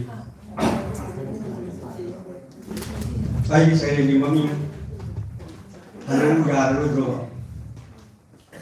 ꯍꯜꯂꯧ ꯌꯥꯔꯔꯣꯏꯗ꯭ꯔꯥ ꯃꯤꯀꯨꯞꯁꯦ ꯆꯠꯈ꯭ꯔꯦ ꯅꯨꯡꯁꯤ ꯍꯩꯇ ꯍꯥꯏꯅ ꯇꯥꯅ ꯌꯥꯗꯉꯩ ꯂꯩꯔꯝꯃꯤ ꯏꯅꯥꯛꯇ ꯅꯩꯁꯤꯟꯗꯨꯅ ꯍꯥꯏꯉꯝ ꯇꯧꯉꯝꯗ ꯃꯇꯧꯅ ꯄꯨꯋꯥꯔꯤꯒꯤ ꯂꯃꯥꯏ ꯍꯥꯡꯗꯨꯅ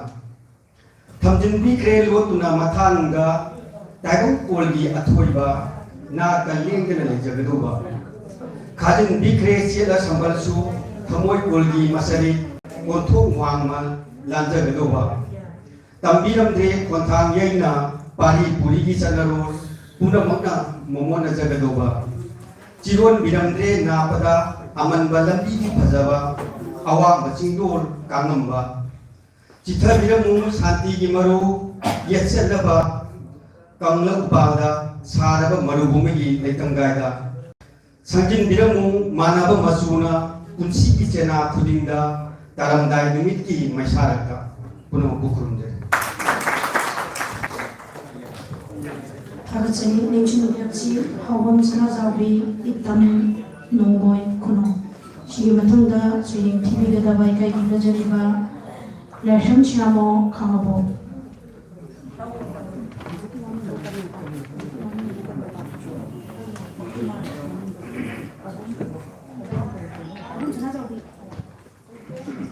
ꯑꯍꯥꯟꯕꯃꯛꯇꯗ ꯑꯣꯖꯥ ꯃꯌꯥꯝꯕꯨ ꯑꯩꯅ ꯊꯣꯡꯅ ꯌꯦꯡꯖꯔꯤ ꯑꯩꯒꯤ ꯁꯩꯔꯦꯡꯒꯤ ꯃꯃꯤꯡ ꯅꯨꯡꯁꯤꯔꯕꯤ ꯋꯥꯆꯤꯡ ꯊꯥ ꯍꯨꯏꯅꯧ ꯏꯆꯥ ꯆꯥꯅꯕꯤ ꯋꯥꯆꯤꯡ ꯊꯥꯁꯨ ꯂꯥꯛꯂꯒꯅꯤ Panthau Sangai Ningonba, Panthau Sumang Mathapung, Kungi Ibung Ipwa Kayaga, Pekazaroi Sajarsi, Zau Zau Halasi, Ipan ng Pumito Apanba, Palen Ayangin na Pantwibi, Palen Panthau Nibu, Haraw Matoy Kahalasi, kung iwaksin ka na lakas ka, Pinawita sa alabi, ay silang matakasal sa dali.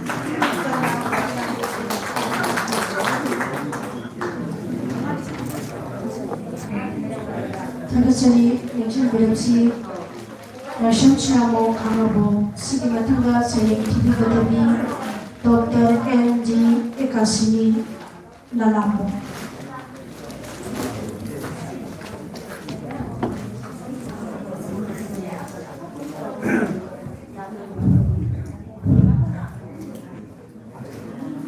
Hanukada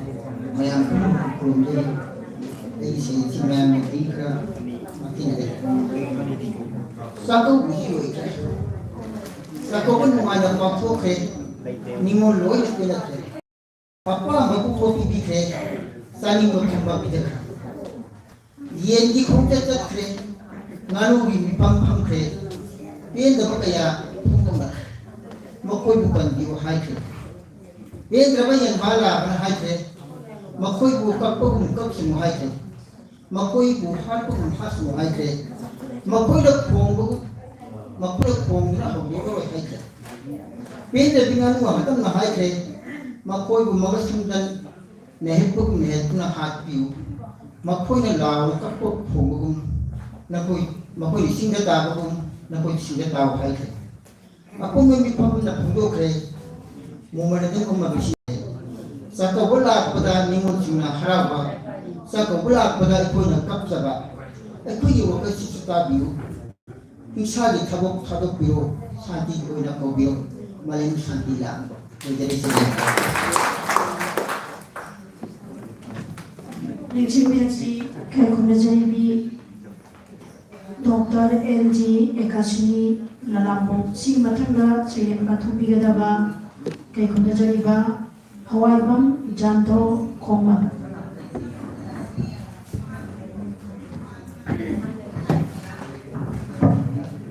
Biriba Kwai Taragi Mapunda Kaigi Sayang Namatang Langtok Jari Sayangi Maming Tala Pame Makok Loi Raba Tala Pame Uyolsu Loi Nakamlaba Usa Tuding Na Kian Kraba Mapam di mana suyau terba, pungkang moynya kamlaba, pungkok laba pamero, nang buraga kamoy se mi bante, upang dahi una nakin kiba, taibang punsiga, lo taibang punsina lo yakwa, nung sikre, pamuja kre, taibang punsi, aduh, laibang kabi tala pame, nang gidi yening kara kini. Miyoy ko'y bunsi na loy kibaga asum loy kagadi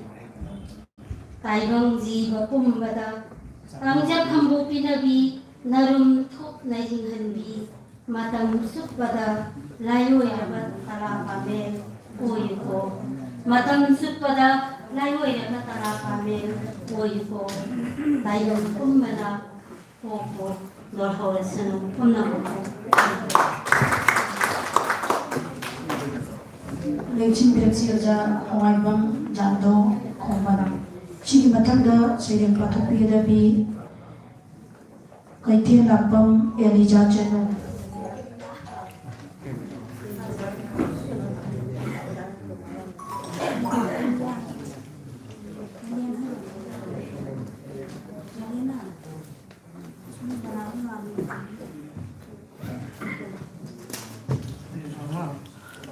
Pokoknya mampu kurang jari, ayi saya jibame lambi langkah. Dia bin mahu sabi lambi siba, muni yang mapam yang dia amat lesu. Kau li uparoba mapam kuding, sabi lesu mapam dah. Saji begini usik merekta, sana pun nanti anu ramayon, masih aku yang demi yang lambi. Atau buku nak berpandi sida. ꯑꯄꯤꯛꯄꯗ ꯑꯩꯈꯣꯏ ꯃꯆꯥ ꯃꯌꯨꯝ ꯆꯣꯡꯂꯛꯈꯤ ꯇꯣꯔꯕꯥꯟꯒꯤ ꯇꯧꯁꯤꯡ ꯃꯁꯤꯡ ꯈꯪꯗꯅ ꯈꯪꯍꯦꯟ ꯍꯦꯟꯒꯠꯂꯛꯈꯤ ꯂꯝꯈꯥꯏꯒꯤ ꯂꯝꯕꯤ ꯂꯞꯇꯅ ꯆꯦꯜꯂꯤ ꯒꯥꯔꯤ ꯃꯤꯁꯤꯡꯁꯨ ꯃꯁꯤꯡ ꯅꯥꯏꯗꯦ ꯃꯈꯜ ꯃꯊꯦꯜ ꯐꯖꯕ ꯑꯊꯤꯕ ꯑꯃꯣꯠꯄ ꯑꯅꯥꯟꯕ ꯍꯨꯔꯥꯟꯕ ꯒꯨꯟꯗꯥ ꯃꯤꯍꯥꯠꯄ ꯁꯥꯗꯨ ꯂꯝꯕꯤ ꯈꯨꯗꯤꯡ ꯃꯤꯒꯤ ꯃꯤ ꯉꯥꯛꯇ ꯂꯥꯡꯂꯤ ꯃꯆꯤꯟ ꯃꯆꯤ ꯐꯝꯂꯤ ꯀꯩꯊꯦꯜ ꯀꯩꯗꯅꯣ ꯆꯤꯛꯄ ꯂꯥꯡꯂꯤ ꯈꯣꯡꯂꯤ ꯏꯆꯦꯁꯤꯡ ꯄꯥꯏꯔꯤ ꯃꯅꯤꯡ ꯇꯝꯅ ꯃꯥꯏꯀꯩ ꯈꯨꯗꯤꯡꯗ ꯀꯣꯔꯧꯒꯤ ꯃꯉꯥꯜꯅ ꯂꯩꯊꯈꯤꯕꯒ ꯆꯤꯡꯒꯤ ꯃꯅꯨꯡꯗ ꯃꯉꯥꯜꯒꯤ ꯁꯔꯨꯛ ꯀꯨꯞꯁꯤꯟꯈ꯭ꯔꯕ ꯑꯋꯥꯡꯕ ꯆꯤꯟꯖꯥꯛ ꯂꯥꯡꯂꯝꯕ ꯎꯆꯦꯛꯁꯤꯡ ꯁꯪꯒꯨ ꯁꯪꯒꯨ ꯄꯥꯏꯈꯤ ꯃꯥꯒꯤ ꯃꯥꯒꯤ ꯃꯍꯨꯝ ꯇꯝꯅ ꯄꯥꯎꯖꯦꯟ ꯍꯥꯔꯨꯅ ꯏꯁꯩ ꯁꯛꯂꯤ ꯑꯆꯤꯛꯄꯒꯤ ꯃꯇꯦꯡ ꯂꯧꯗꯨꯅ ꯃꯤꯁꯛ ꯈꯪꯅꯔꯛꯇ꯭ꯔꯕ ꯑꯃꯝꯕ ꯃꯔꯛꯇ ꯎꯇꯣꯜꯗꯒꯤ ꯈꯣꯡꯂꯛꯂꯤ ꯄꯤꯌꯨ ꯄꯤꯌꯨ ꯃꯄꯨꯅ ꯎꯁꯥꯗ ꯄꯜꯂꯝꯕ ꯇꯨꯔꯦꯜꯒꯤ ꯏꯆꯦꯜꯅ ꯃꯀꯣꯜ ꯊꯣꯛꯂꯛꯂꯤ ꯋꯥ ꯋꯥ ꯃꯤꯀꯣꯜ ꯆꯥꯗꯕ ꯑꯆꯤꯛꯄ ꯑꯍꯤꯡꯁꯤꯗ ꯋꯥꯅ ꯊꯕꯛ ꯁꯨꯔꯨꯕ ꯀꯅꯥꯒꯨꯝꯕꯒꯤ ꯅꯨꯡꯉꯥꯏꯅ ꯇꯨꯝꯕꯒꯤ ꯅꯥꯄꯣꯛꯄ ꯃꯈꯣꯜ ꯇꯥꯔꯛꯂꯤ ꯁꯪꯕꯥꯟꯅꯔꯕ ꯑꯇꯤꯌꯥ ꯃꯌꯦꯛ ꯁꯦꯡꯗꯔꯦ ꯑꯃꯝꯕ ꯑꯍꯤꯡꯅ ꯉꯝꯕꯒꯨꯝ ꯇꯧꯈ꯭ꯔꯦ ꯃꯉꯥꯜ ꯐꯪꯗ꯭ꯔꯕ ꯊꯋꯥꯟꯃꯤꯆꯥꯛꯁꯤꯡ ꯂꯪꯅ ꯊꯣꯛꯂꯛꯂꯤ ꯅꯤꯡꯊꯧ ꯇꯨꯔꯦꯜ ꯃꯌꯦꯛ ꯁꯦꯡꯂꯛꯂꯤ ꯈꯣꯡꯖꯣꯝ ꯅꯨꯕꯤꯕꯨ ꯇꯥꯟꯅꯔꯛꯂꯤ ꯁꯇꯥꯟꯗꯨꯅ ꯖꯨꯕ ꯇꯔꯥꯡꯅ ꯑꯋꯥꯡ ꯃꯥꯏꯀꯩ ꯂꯦꯞꯂꯕꯁꯨ ꯂꯝꯕꯤ ꯂꯝꯈꯥꯏ ꯈꯪꯂꯛꯇꯔꯤ ꯀꯔꯝꯕꯅ ꯍꯦꯟꯅ ꯐꯔꯤꯕ ꯈꯪꯖꯤꯜꯂꯛꯇꯔꯤ ꯂꯦꯞꯄ ꯉꯝꯂꯛꯇꯔꯦ ꯏꯈꯣꯡ ꯑꯅꯤꯁꯦ ꯐꯝꯊꯔꯛꯂꯦ ꯁꯣꯛꯍꯟꯕ ꯋꯥꯔꯛꯂꯤ ꯄꯤꯛꯊꯔꯛꯂꯦ ꯐꯝꯅ ꯐꯝꯅ ꯂꯝꯈꯥꯏꯁꯤꯗ ꯈꯜꯂꯛꯂꯤ ꯀꯩꯗꯧꯉꯩ ꯃꯉꯥꯜ ꯐꯪꯒꯅꯤ ꯄꯨꯝꯅꯃꯛ ꯄꯥꯎꯃꯤ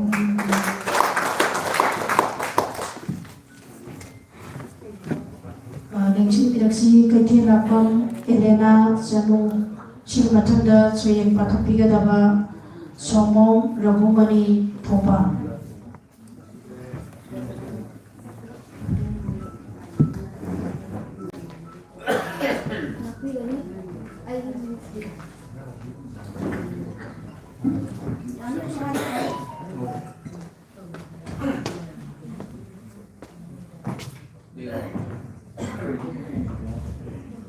ꯉꯥꯛꯄꯤꯒꯅꯤ ꯑꯩꯒꯤ ꯃꯤꯡꯁꯤ ꯀꯩꯊꯦꯜ ꯂꯥꯛꯄꯝ ꯑꯦꯂꯦꯅꯥ ꯆꯅꯨ ꯍꯥꯏꯖꯕꯅꯤ ꯋꯥꯔꯧꯕꯤꯔꯣꯏ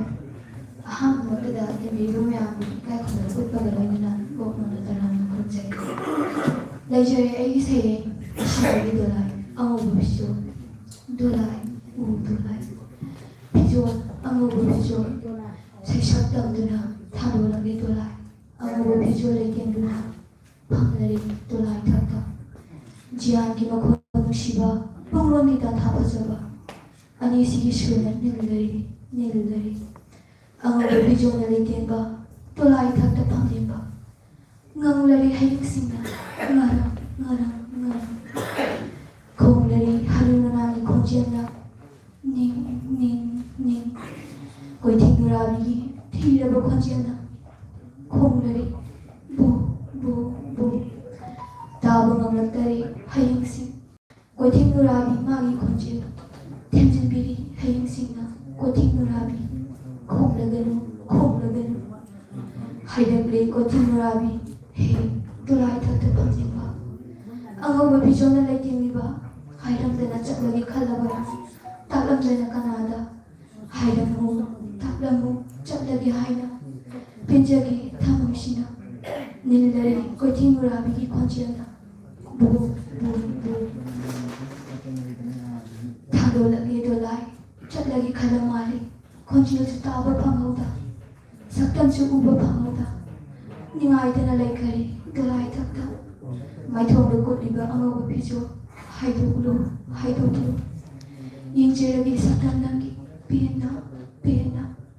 ꯑꯣꯏꯔꯕꯁꯨ ꯑꯔꯣꯏꯕ ꯀꯣꯟꯖꯒꯦ ꯅꯪꯕꯨ ꯏꯊꯥꯅꯨꯡꯗ ꯆꯤꯛꯅ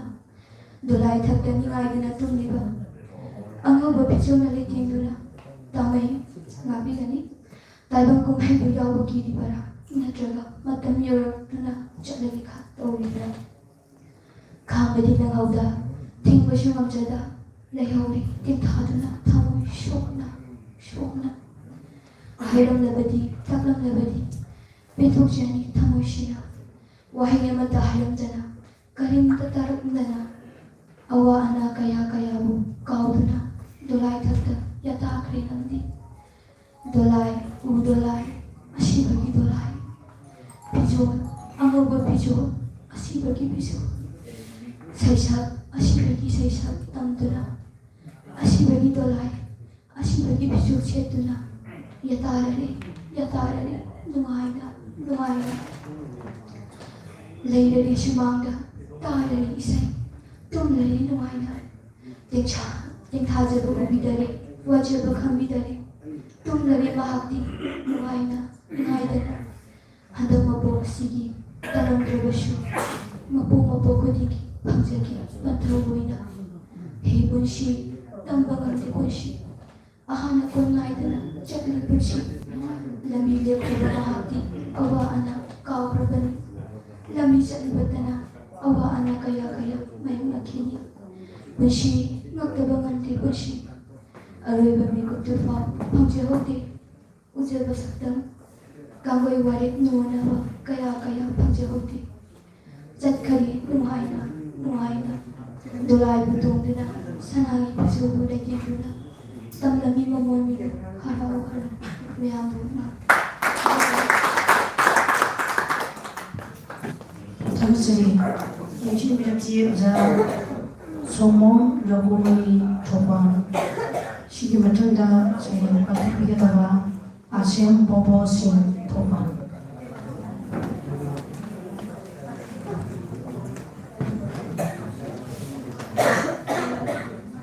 Aigi segi maming thamoi ki waka thak luri aina yopha kayada nang taki ai phabani khanduna aina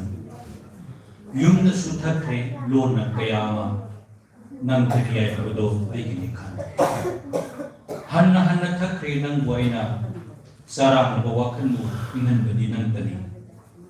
taure nang ki ronung da aidi sagga hai do masli khak ke mahai do hojik tak tarare mangje banatana kari leri aigi haksan sinma tungna wakar le ai bu tuti kan biu kai jogi kari di upai leri ai ngamba punamak ke bada aigi haksan punamu Tagasirita Yachin Mirapsi Asem Bobo Chi Matunda Sayang Patipikatavi ke Gangarani Kakwa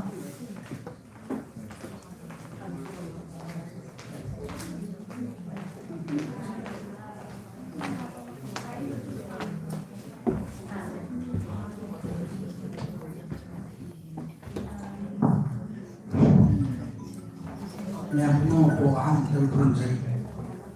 ay isay maming laiwa ngam labadi mang danang tungda miwang na ngam labadi mang danang tungda miwang na mi kita umat kaw na sabi ko ng kaw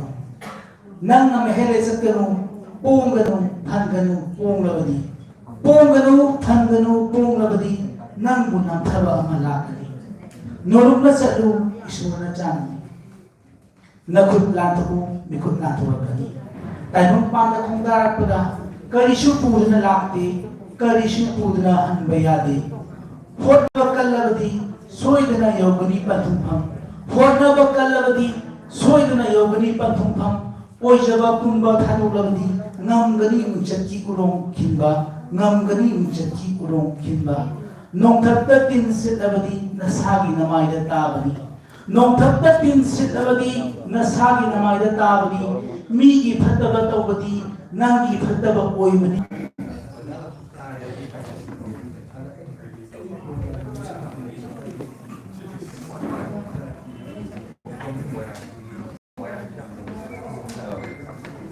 Biga me apno buka kilo ai sai ni mami lanta makla toksi Zatla siba kadai ne noma panthara bunsi hingliba punsi di torban wa mada angang wa atiaga asen mama le machinok na ba korogi maseka ahingi thabalga yata mine ba mumta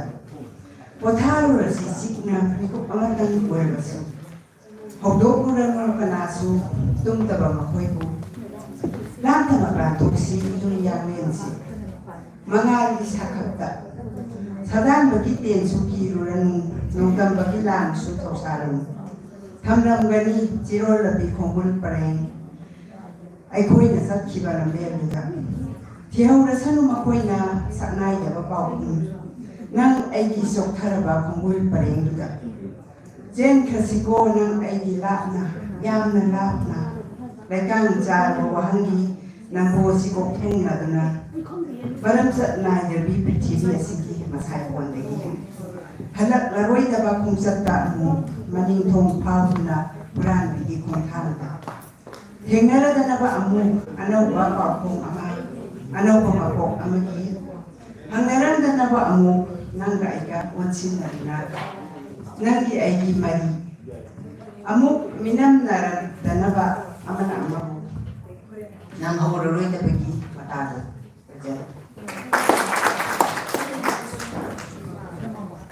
ꯂꯦꯡꯁꯤꯟ ꯂꯦꯡꯁꯤ ꯑꯣꯖꯥ ꯕꯤꯖꯦꯟꯗ꯭ꯔꯖꯤꯠ ꯇꯦꯂꯦꯝ ꯑꯣꯖꯥꯒꯤꯁꯦ ꯁꯩꯔꯦꯡ ꯅꯠꯇ꯭ꯔꯒ ꯏꯁꯩ ꯑꯣꯏꯅ ꯇꯥꯅꯤꯡꯉꯦ ꯍꯥꯏꯅ ꯃꯌꯥꯝꯅ ꯈꯪꯂꯦꯟ ꯄꯤꯕꯤꯔꯛꯑꯦ.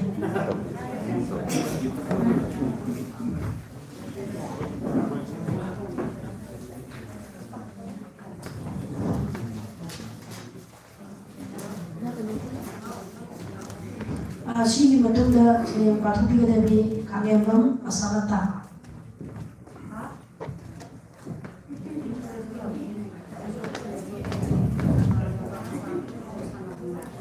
ꯑꯩꯒꯤ ꯁꯩꯔꯦꯡꯒꯤ ꯃꯃꯤꯡ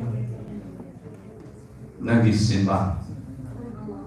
ꯋꯥꯡꯃ ꯋꯥꯡꯃꯒꯤ ꯄꯟꯁꯥꯕꯗ ꯅꯣꯡꯃꯇꯁꯨ ꯁꯣꯛꯅꯕ ꯐꯪꯖꯗ꯭ꯔꯕ ꯀꯅꯥꯗꯁꯨ ꯆꯤꯟꯗꯥ ꯄꯥꯎꯗꯥꯅꯖꯗ꯭ꯔꯕꯤ ꯑꯣꯏꯔꯦ ꯉꯁꯤꯗꯤ ꯆꯤꯟ ꯄꯨꯊꯔꯕꯤ.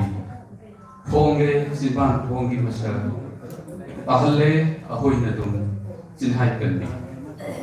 ꯅꯤꯡꯈꯥꯏꯂꯕꯗ ꯃꯆꯨ ꯁꯪꯗ꯭ꯔꯕꯤ ꯇꯣꯔꯕꯥꯟ ꯃꯥꯅ ꯀꯥꯏꯊꯔꯛꯂꯕꯗ ꯊꯃꯣꯏ ꯃꯊꯃꯣꯏ ꯆꯤꯡ ꯄꯥꯠ ꯇꯨꯔꯦꯜꯒꯤ ꯀꯥꯏꯊꯔꯛꯂꯕꯗ ꯃꯊꯃꯣꯏ ꯆꯤꯡ ꯄꯥꯠ ꯇꯨꯔꯦꯜꯒꯤ ꯑꯣꯜꯂꯦ ꯅꯪꯒꯤ ꯆꯤꯟꯕꯥꯜꯒꯤ ꯃꯆꯨ ꯊꯛꯊꯥ. ꯀꯤꯊꯔꯛꯂꯦ ꯑꯉꯥꯎꯕ ꯏꯁꯦꯟꯒꯤ ꯏꯔꯩꯅ ꯏꯋꯥꯏ ꯏꯔꯩꯅ ꯌꯩꯕꯗ ꯈꯪꯖꯔꯤ ꯆꯩꯅꯥꯗꯤ ꯆꯥꯡꯖꯧ ꯄꯥꯅ ꯌꯥꯋꯥ ꯀꯥꯡꯗ ꯑꯉꯥꯎꯕ ꯏꯁꯦꯜꯇꯕꯨ ꯉꯥꯛꯆꯕꯒꯤ ꯆꯩꯊꯦꯡꯂꯛꯇ ꯏꯊꯛ ꯍꯧꯏ ꯊꯥꯕꯜꯒꯤ ꯄꯣꯡꯗ. ꯑꯗꯨꯕꯨ ꯌꯦꯡꯉꯨ ꯃꯈꯣꯏꯒꯤ ꯆꯤꯟꯕꯥꯜ ꯃꯪꯒ꯭ꯔꯥ ꯃꯆꯨ ꯇꯤꯄꯨꯜ ꯅꯥꯄꯨꯜ ꯃꯆꯨ ꯊꯦꯡꯅꯔꯤ ꯊꯛ ꯇꯣꯏꯅ ꯃꯔꯣꯜ ꯂꯣꯜꯗꯨꯅ ꯆꯦꯟꯊꯔꯛꯄ ꯏꯆꯦꯜꯗꯤ ꯃꯆꯨ ꯇꯣꯔꯕꯥꯟ ꯑꯅꯤꯗꯒꯤ ꯃꯆꯨ ꯑꯣꯂꯤ ꯏꯔꯥꯛꯅꯍꯜꯂꯤ ꯊꯃꯣꯏ ꯇꯥꯏꯕꯪꯒꯤ ꯀꯌꯥꯠꯀꯨꯝꯕ ꯑꯃꯝꯕꯗ ꯃꯥꯂꯪꯒꯤ ꯏꯄꯧ ꯁꯥꯊꯤꯛꯇ. ꯊꯤꯔꯤ ꯃꯍꯥꯛꯅ ꯃꯆꯨ ꯁꯪꯗꯕ ꯇꯣꯔꯕꯥꯟ ꯁꯦꯡꯂꯕ ꯃꯊꯃꯣꯏ ꯑꯃꯒꯤ ꯃꯤꯠꯌꯦꯡ ꯊꯣꯠꯂꯕ ꯎꯇꯞꯄꯤ ꯏꯆꯦꯜ ꯆꯤꯡꯖꯨꯝ ꯂꯥꯏꯖ ꯏꯅꯨꯡꯗꯒꯤ ꯍꯧꯔꯛꯄ ꯃꯥꯂꯦꯝ ꯏꯃꯥꯒꯤ ꯆꯠꯈꯥꯏꯕ ꯆꯤꯟꯕꯥꯜꯗ ꯈꯤꯛꯅꯔꯕ ꯏꯪ ꯇꯞꯅ ꯁꯦꯡꯅ ꯂꯨꯔꯕ ꯃꯆꯨ ꯁꯪꯗ꯭ꯔꯕ ꯆꯤꯟꯕꯥꯜ ꯎꯔꯨꯝ ꯂꯩꯃ ꯆꯪꯈ꯭ꯔꯣ ꯅꯨꯡꯁꯥ ꯂꯩꯃ ꯊꯣꯔꯛꯈ꯭ꯔꯣ. ꯐꯪꯒꯅꯤ ꯆꯤꯛꯈꯣꯟ ꯅꯥꯀꯣꯟ ꯃꯋꯥꯍꯩ ꯃꯦꯡꯂꯕ ꯅꯨꯡꯁꯤ ꯌꯥꯋꯥ ꯃꯗꯨꯇꯅ ꯌꯧꯔꯒꯅꯤ ꯂꯣꯛꯀꯤ ꯊꯦꯜ ꯎꯔꯛꯀꯅꯤ ꯆꯤꯡꯈꯩ ꯆꯤꯡꯒꯤ ꯅꯥꯒꯣꯡ ꯄꯥꯃꯦꯜ ꯐꯩꯔꯥꯗ ꯆꯤꯡ ꯈꯨꯅꯨꯅ ꯁꯦꯁꯛꯄ ꯏꯃꯥ ꯂꯩꯕꯥꯛꯀꯤꯗꯃꯛ ꯁꯦꯝꯂꯛꯀꯅꯤ ꯆꯤꯡꯈꯣꯡ ꯂꯣꯟꯅ ꯃꯗꯨꯇꯗ ꯇꯝꯂꯛꯀꯅꯤ ꯆꯤꯡꯈꯣꯡ ꯂꯣꯟꯕꯁꯨ ꯉꯥꯏꯒꯅꯤ ꯊꯤꯔꯨꯈꯤꯅꯤ ꯊꯝꯕꯝꯕ ꯑꯍꯤꯡꯗ ꯅꯨꯡꯁꯤꯔꯕ ꯈꯣꯟꯖꯦꯜ ꯑꯃ ꯅꯨꯡꯁꯤꯔꯕ ꯈꯣꯟꯖꯦꯜ ꯑꯃ ꯃꯆꯨ ꯁꯪꯗ꯭ꯔꯕ ꯆꯤꯟꯕꯥꯟꯗꯒꯤ ꯍꯧꯔꯛꯄ. ꯍꯪꯂꯨꯒꯗꯤ ꯇꯧꯕꯤꯒꯤ ꯏꯄꯣꯡ ꯉꯥꯏꯔꯕ ꯈꯨꯠꯊꯥꯡꯗ ꯑꯁꯦꯡꯕ ꯈꯣꯟꯖꯦꯜꯒꯤ ꯁꯩꯁꯛꯅ ꯍꯧꯔꯛꯐꯝ ꯃꯆꯨ ꯁꯪꯗ꯭ꯔꯕꯤ ꯆꯤꯟꯕꯥꯟꯒꯤ ꯃꯋꯥꯍꯩ ꯃꯆꯨ ꯁꯪꯗ꯭ꯔꯕꯤ ꯆꯤꯟꯕꯥꯟꯒꯤ ꯃꯋꯥꯍꯩ.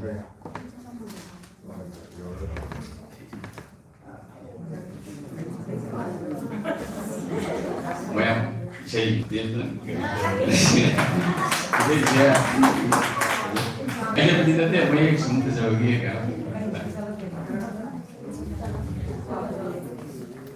ꯇꯥꯏꯕꯪꯗ ꯑꯩꯒꯤ ꯍꯥꯏꯕ ꯉꯝꯗ꯭ꯔꯕꯤ Manglanda labuko nungsirabi Tai bangda aigi hai bangamgrabi Manglanda labuko nungsirabi Ikai na ina pangduna Ikai na ina pangduna Nungsiwari sarako nungsina Tai bangda ay ginihai bangamrasu Manglanda labuko nungsinabi Una bulay rangi kanba tamlage wakal gilaynam tatu nalelage Una bulay rangi kanba tamlage wakal gilaynam tatu nalelage Pedra batamoy se pele kanduna Pedra batamoy se pele kanduna Ngai sagi punsigi aroy pamiku Tai bangda ay gini ay bangamrasu Manglanda labuko nungsipi Manglanda lauko nungsirabi Ikai na inagpamduna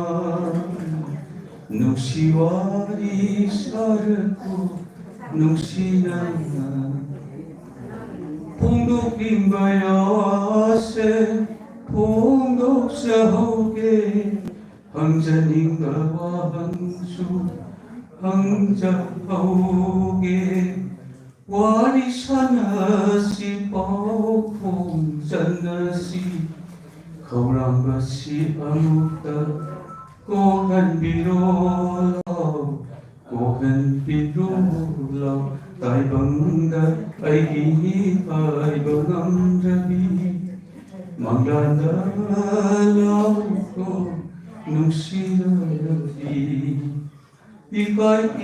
na inagpamduna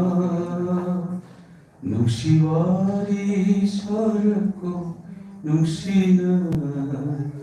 Tai bangda ay ginihai bangamrabi Manglanda lauko nungsirabi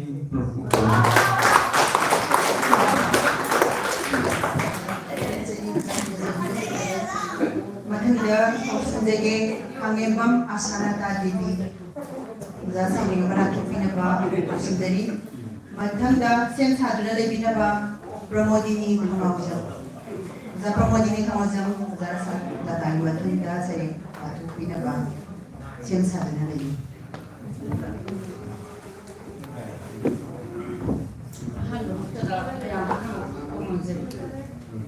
Masuk sa dulu ko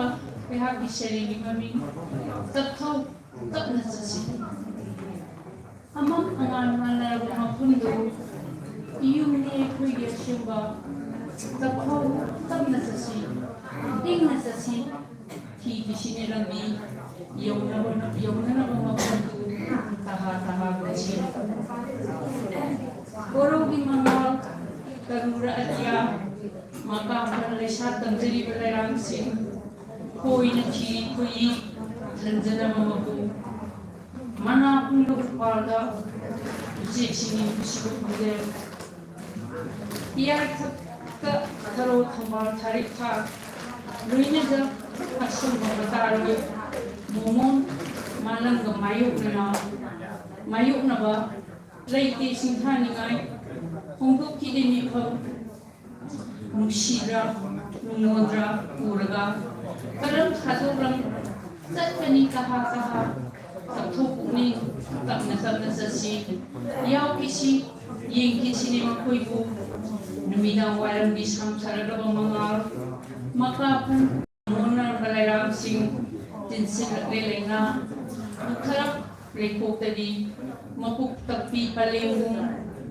lima lang besu lili sektar buat seklasu tak pesakap na pangi may kay lor te angan ba tu thang may kang siga tinga daw di mani makoy kung sidra kaluraga kwerang rapunin nung dol thaki thaza ing nasik na ngomona na say thalari ming na mga nangal dengan tujuh singa lerang ming manam sumhal ithamoy kaujin harung na say thari kazaba kalak na lesil na kumjin ki thazabu ying nusiba hazaba karam kaubani takthau tak nasasi hangjari punama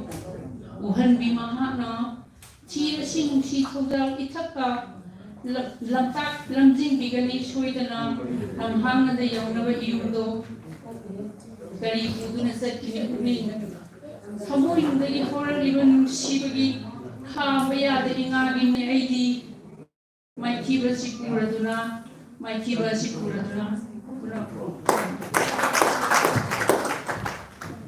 Cerita sarata matanda ko sindali Pramodini Kumamjam gi matanda sem sadar na binaba sindali okram ombi binatum Pramodini Kumamjam gi matanda sari patu binaba sem sadar na binaba sindali okram binatum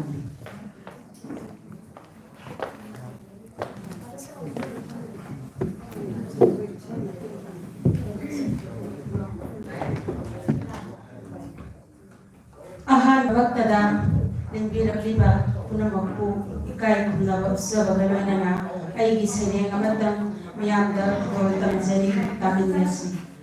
aigi sereng gimaming lab krabasuna how kre loi kre konsep kayasu how kre loi kre konsep kayasu kappa nopa awan maisu ngasi dilebi ay kizang amagi marunda thara balesil gi marunda na theizeruna pamtre amok taibongi phajaba sansar thara balesil gi marunda na theizeruna pamtre amok taibongi phajaba sansar tang krabatung desu karigi habiba maisar kaya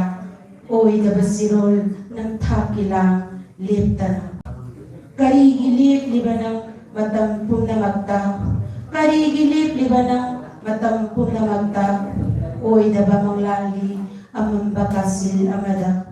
nung ho pura laisilgi marakta ngalhal basumamda ay ithamoy at tiyabol nung ho pura balaisilgi marakta ngalhal basumamda na ay ithamoy at tiyabol matang pumbada pongzeri watol madi puna magtagi heli wangba ketharaduna sari jagol makhok loira wanana ke labasule maida makhok loira bawanana ke labasule maida pole phangkhang da pai khini malang sahunda wabida siragat loiraba mioiba mapukni kangsinada pole phangkhang dana pai kini malang sahunda wabida siragat loiraba mioiba mapukni kangsinada sakni bisunatana pauthok bire bikharini sakli balabisu amambagi palonong dathambiba iral sulaitana panghalli tadi kaya loinaidana iral sulaitana panghalli tadi kaya loinaidana oidaba pakthangna na pakuding sirolto mamhalle labisu pangdanaba pathundo aigi oidaba pakthangna na pakudil tawduna sirol mamhalle labisu pangdanaba pathundo aigi tingkhang tubaw gilay mai sida zatli ay Tikhang tumbogi le mai sida satli ai sok thabana idana phizi da yal liba matagi phizi da yal liba matagi ikheng tahura ba khongulgi thanam duna mami sing ikheng tahura ba khongulgi thanam duna mami sing yeng loi hanna khoksat sigi mami pang da bigum uri aina mangda leidiba pathum matabu yeng loi hanna khoksat sigi mami pang da bigum uri aina mitmangda leidiba pathum matabu asaba nong lei sahum na yairaba asaba nong lei sahum na yaibada pangliba baisa naukson laraba aman bahjang kolang sida kalak pasu phau kide kalak pasu phau kide lik na khik pawak singgi nongju ngai roi aidi nang gi nongju ide ngai roi aidi nang gi nongju ide mutat pasu ngam loi daba maisa nang gi nongju ide na mutat pasu ngam loi daba maisa nang gi nongju ide na puna mapu ang mga kuminsa isay mati ang tanghapsarang ay ba natin ko Hai ning bakaya su hai jabang de itsil sina ning basilo yin jabang de yin sina hai ning bakaya su hai jabang de itsil sina yin basilo shu yin jabang de imi sina nung sibananda kai narangay nung itsida Kawai ka haksanga sinaramday mikuta hai ning bakaya shu hai jabang de yari thank you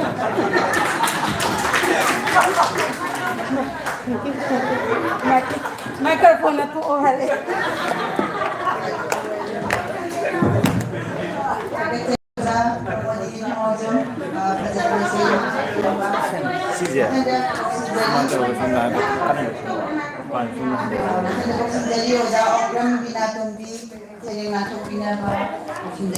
Matangga siem sabina ba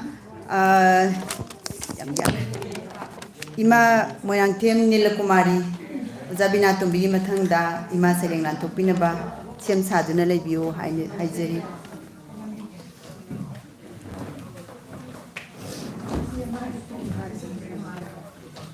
ahanba maktada dais telengsin bibo oza amadi mang tin bibo khwai puna makko kokno khurumjari aigi sayenggi maming kaitharak laba sapham chingsang na pom su mai wai rakle tampak lamdam thungnabu awa mai sa langlakle pugi purum su mangsil lakle nat ki khungun mami samlakle miramgi ina mapan sarakle langgi sanna machi sang nungsukki isauna pasilakpada Panyek ina pigi sanapam laitare. Kunung isai su kaitharakle, penagi sejing su masoi tarakle.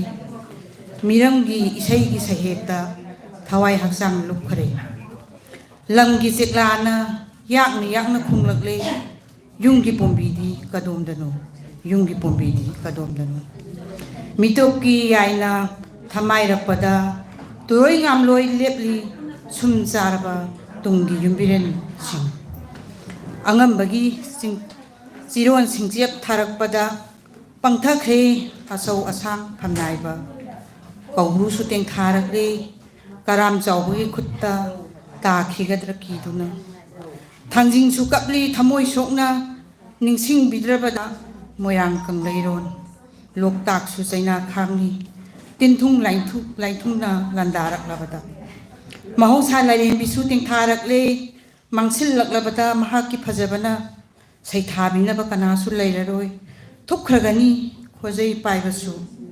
sapham kaibi imana lauri imagi pari imomsa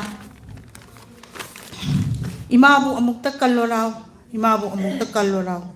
kanbina ba masadi kadai kanbina ba masadi kadai punamuk angkon khumjai Agachari Ojabina Tumbi Pajarva Serengama Kudol Tambiramba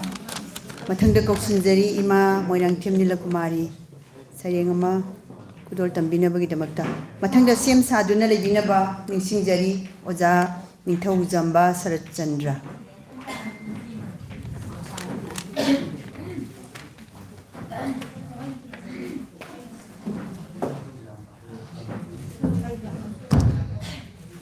Makada siapa sembuh noluk jadi sering kong jadi swajai yau draba waiku swajai yau draba waiku narakta salauba pukrigi laubuki thro thambal tharikta asang managi maraktani ning tamba phangi haina humna noma thengnari Song laba mong song napi na yom silaba inkol nong ma thengnari song laba mong song napi na yom silaba inkol sakma nadraba napi kayani asum ying silubada ningsi jaruba yum ama thengnari asum ying silubada ningsi jaruba yum ama thengnari kanagi yum aigi yum Matam punamakta thadokna sakhi aina nungsidabadi natte leningdabadi natte adubu maikai phangna laubagumli natomtagini maikai phangna laubagumli natomtagini achumbani khalude aranbani ninglude aigibu kari legani mapu mahakini Aigibu kari legani mapu mahakini Thongbagi sojai urubada thamoi laiman phawri Waiku sona pauthang piri Naha kumbani waiku aisu sojai na koi na sakhi Naha kumbani waiku aisu sojai na koi na sakhi Na mataraba lonsilaba waiku na kaya wana khangamba Mamai dadi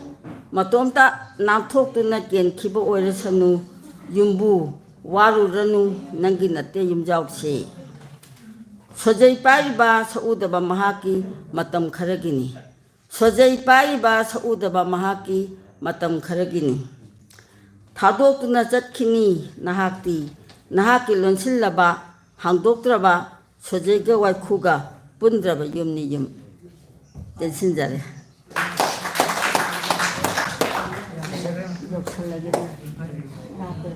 Agachari Ma Pajaraba Serengama Kudol Tambiramba Matanga Koksunjari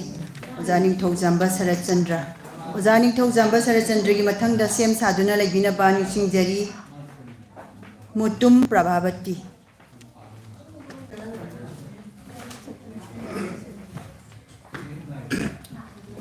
Jab Karamjari Mayam Punamako Ikok Nanjari Khajitangdi kano tawre adubo mayamna yabiragadi kano tawjage yamna tenba wari macha hayengna kamdauba haibasimakta yumpham oijaba wari macha amakhtang tabigo warubigano aina niyom thugaibana chade ai thamoidagi tholakpa kano do haijabani yaragadi kano tawgi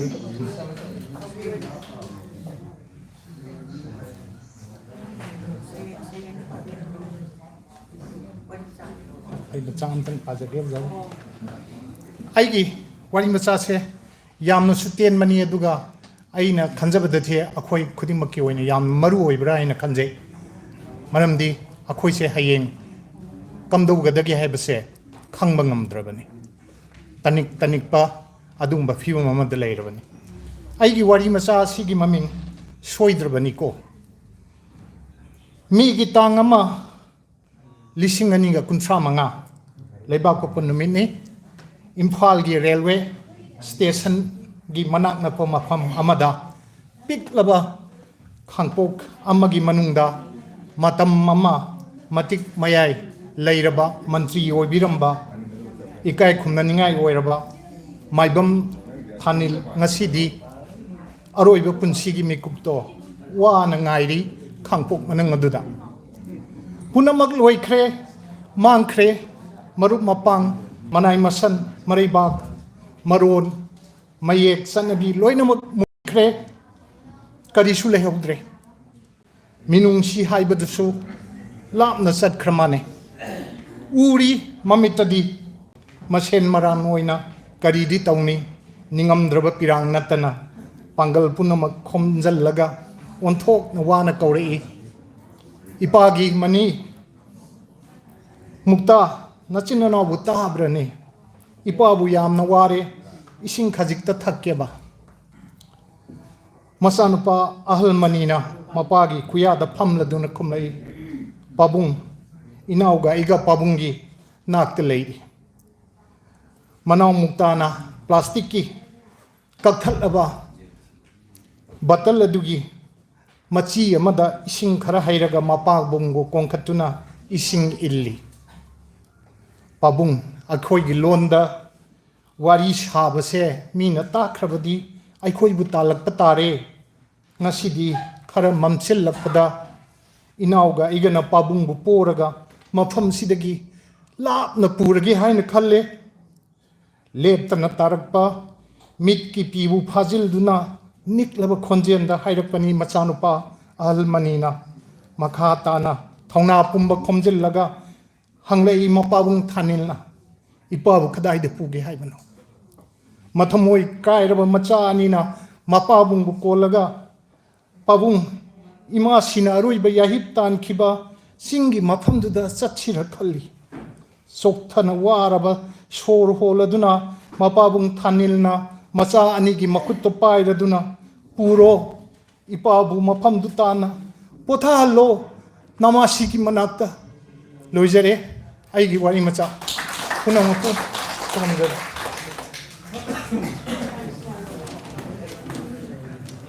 ꯊꯥꯒꯠꯆꯔꯤ ꯑꯣꯖꯥ ꯁꯔꯆꯟꯗ꯭ꯔ ꯇꯦꯟꯇꯛꯄ ꯋꯥꯔꯤ ꯐꯖꯕ ꯑꯃ call ꯇꯝꯕꯤꯔꯝꯕ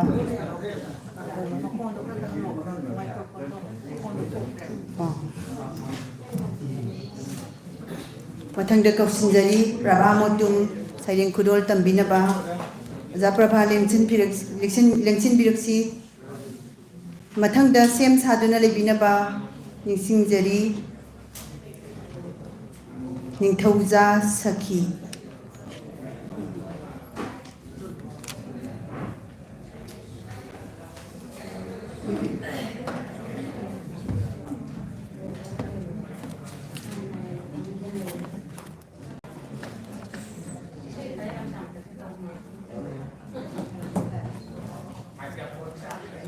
ꯑꯍꯥꯟꯕꯗ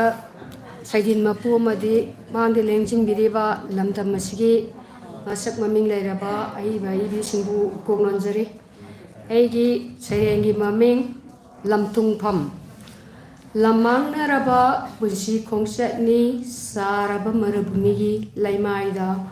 ꯈꯧꯒꯪꯂꯕ ꯊꯋꯥꯏꯅꯤ ꯏꯔꯤꯛ ꯐꯪꯗ꯭ꯔꯕ ꯃꯥꯂꯪꯒꯤ ꯁꯍꯨꯝꯅ ꯌꯩꯕꯗ ꯂꯩꯅꯥ ꯆꯣꯏꯅ ꯀꯦꯜꯂꯕꯤ ꯑꯣꯅ ꯊꯣꯏꯅ ꯈꯥꯡꯂꯤꯕꯤ ꯎꯐꯨꯜꯂꯛꯇ ꯁꯣꯜꯂꯕ ꯍꯛꯆꯥꯡꯗ ꯃꯝꯂꯕ ꯋꯥꯈꯜꯅꯤ ꯅꯨꯡꯁꯤꯔꯕ ꯄꯨꯛꯅꯤꯡꯅꯤ ꯀꯥꯏꯔꯕ ꯊꯃꯣꯏꯅꯤ ꯂꯝꯊꯨꯡꯐꯝꯒꯤ ꯋꯥꯈꯜꯗ ꯊꯥꯡꯂꯤꯕ ꯈꯣꯡꯊꯥꯡꯅꯤ ꯂꯦꯡꯉꯝꯗ꯭ꯔꯕ ꯀꯗꯥꯅꯁꯨ ꯇꯦꯡꯕꯥꯡꯅꯤꯡꯗ꯭ꯔꯕ ꯅꯥꯊꯩꯗꯨꯅ ꯆꯠꯈ꯭ꯔꯕ ꯃꯅꯥꯛꯇꯒꯤ ꯇꯥꯏꯕꯪꯒꯤ ꯃꯤꯅꯣꯛ ꯃꯤꯁꯥ ꯃꯇꯝꯒꯤ ꯅꯣꯡꯂꯩ ꯀꯨꯝꯒꯤ ꯅꯣꯡꯖꯨ ꯅꯤꯡꯊꯝꯒꯤ ꯆꯩꯅꯥ ꯈꯥꯡꯗꯨꯅ ꯑꯅꯧꯕ ꯌꯦꯅꯤꯡꯒꯤ ꯋꯥꯈꯜꯗ ꯃꯪꯖꯔꯛꯄ ꯃꯪꯂꯥꯟ ꯀꯌꯥꯒꯤ ꯑꯅꯧꯕ ꯃꯉꯥꯜ ꯎꯗꯨꯅ ꯊꯥꯡꯂꯤꯕ ꯈꯣꯡꯊꯥꯡꯅꯤ ꯂꯦꯞꯇꯅ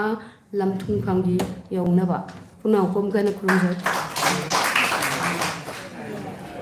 ꯊꯥꯒꯠꯆꯔꯤ ꯑꯣꯖꯥ ꯄ꯭ꯔꯚꯥ ꯃꯇꯨꯝ ꯐꯖꯔꯕ ꯁꯩꯔꯦꯡ ꯑꯃ ꯈꯨꯗꯣꯜ ꯇꯝꯕꯤꯔꯝꯕ ꯃꯊꯪꯗ ꯅꯤꯡꯊꯧꯖꯝ ꯁꯈꯤ ꯂꯦꯡꯁꯤꯟꯕꯤꯔꯛꯁꯤ ꯅꯤꯡꯊꯧꯖꯝ ꯁꯈꯤꯒꯤ ꯃꯊꯪꯗ ꯁꯦꯝ ꯁꯥꯗꯨꯅ ꯂꯩꯕꯤꯅꯕ ꯌꯨꯝꯅꯥꯝ ꯋꯥꯡꯂꯦꯟ ꯊꯣꯏꯕꯤ ꯁꯦꯝ ꯁꯥꯗꯨꯅ ꯂꯩꯕꯤꯅꯕ ꯅꯤꯡꯁꯤꯡꯖꯔꯤ ꯌꯨꯝꯅꯥꯝ ꯋꯥꯡꯂꯦꯟ ꯊꯣꯏꯕꯤ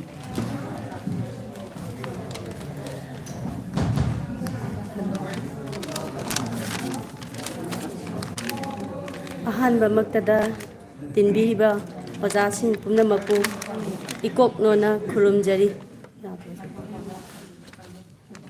ꯑꯩꯒꯤ ꯁꯩꯔꯦꯡꯒꯤ ꯃꯃꯤꯡ ꯈꯣꯌꯨꯝ ꯄꯨꯛꯐꯠꯇꯕ꯫ ꯀꯥꯏꯅꯕ ꯍꯥꯏꯕ ꯇꯝꯊꯤꯕ ꯅꯨꯡꯁꯤꯅꯕ ꯑꯅꯤꯒꯤ ꯃꯔꯤ ꯀꯔꯤꯒꯤ ꯑꯁꯨꯛ ꯋꯥꯍꯟꯕꯅꯣ? ꯈꯣꯌꯨꯝ ꯃꯥꯅ ꯁꯦꯝꯂꯤꯕ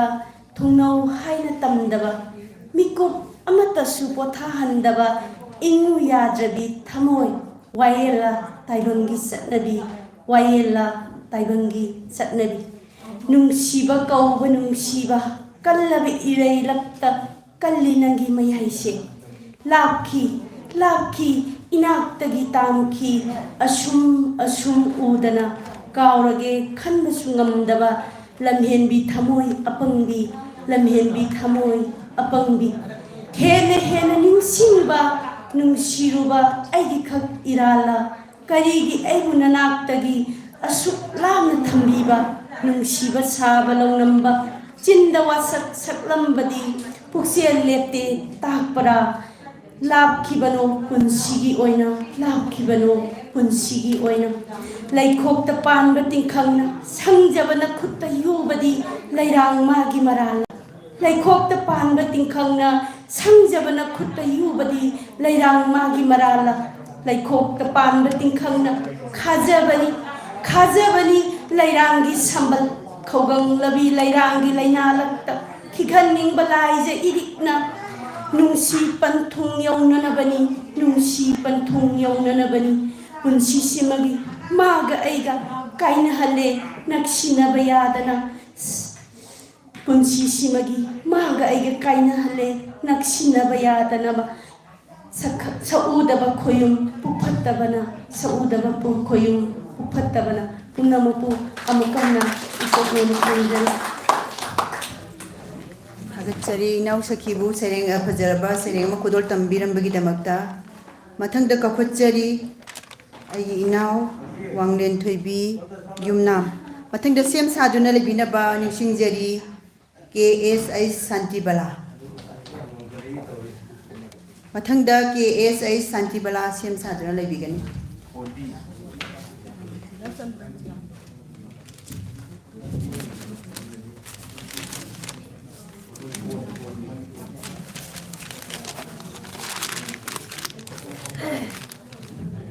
ꯑꯍꯥꯟꯕꯃꯛꯇꯗ ꯊꯣꯏꯗꯣꯛ ꯍꯦꯟꯗꯣꯛꯅ ꯏꯀꯥꯏ ꯈꯨꯝꯅꯖꯔꯤꯕꯤ ꯁꯩꯗꯤꯟ ꯄꯨꯔꯦꯟ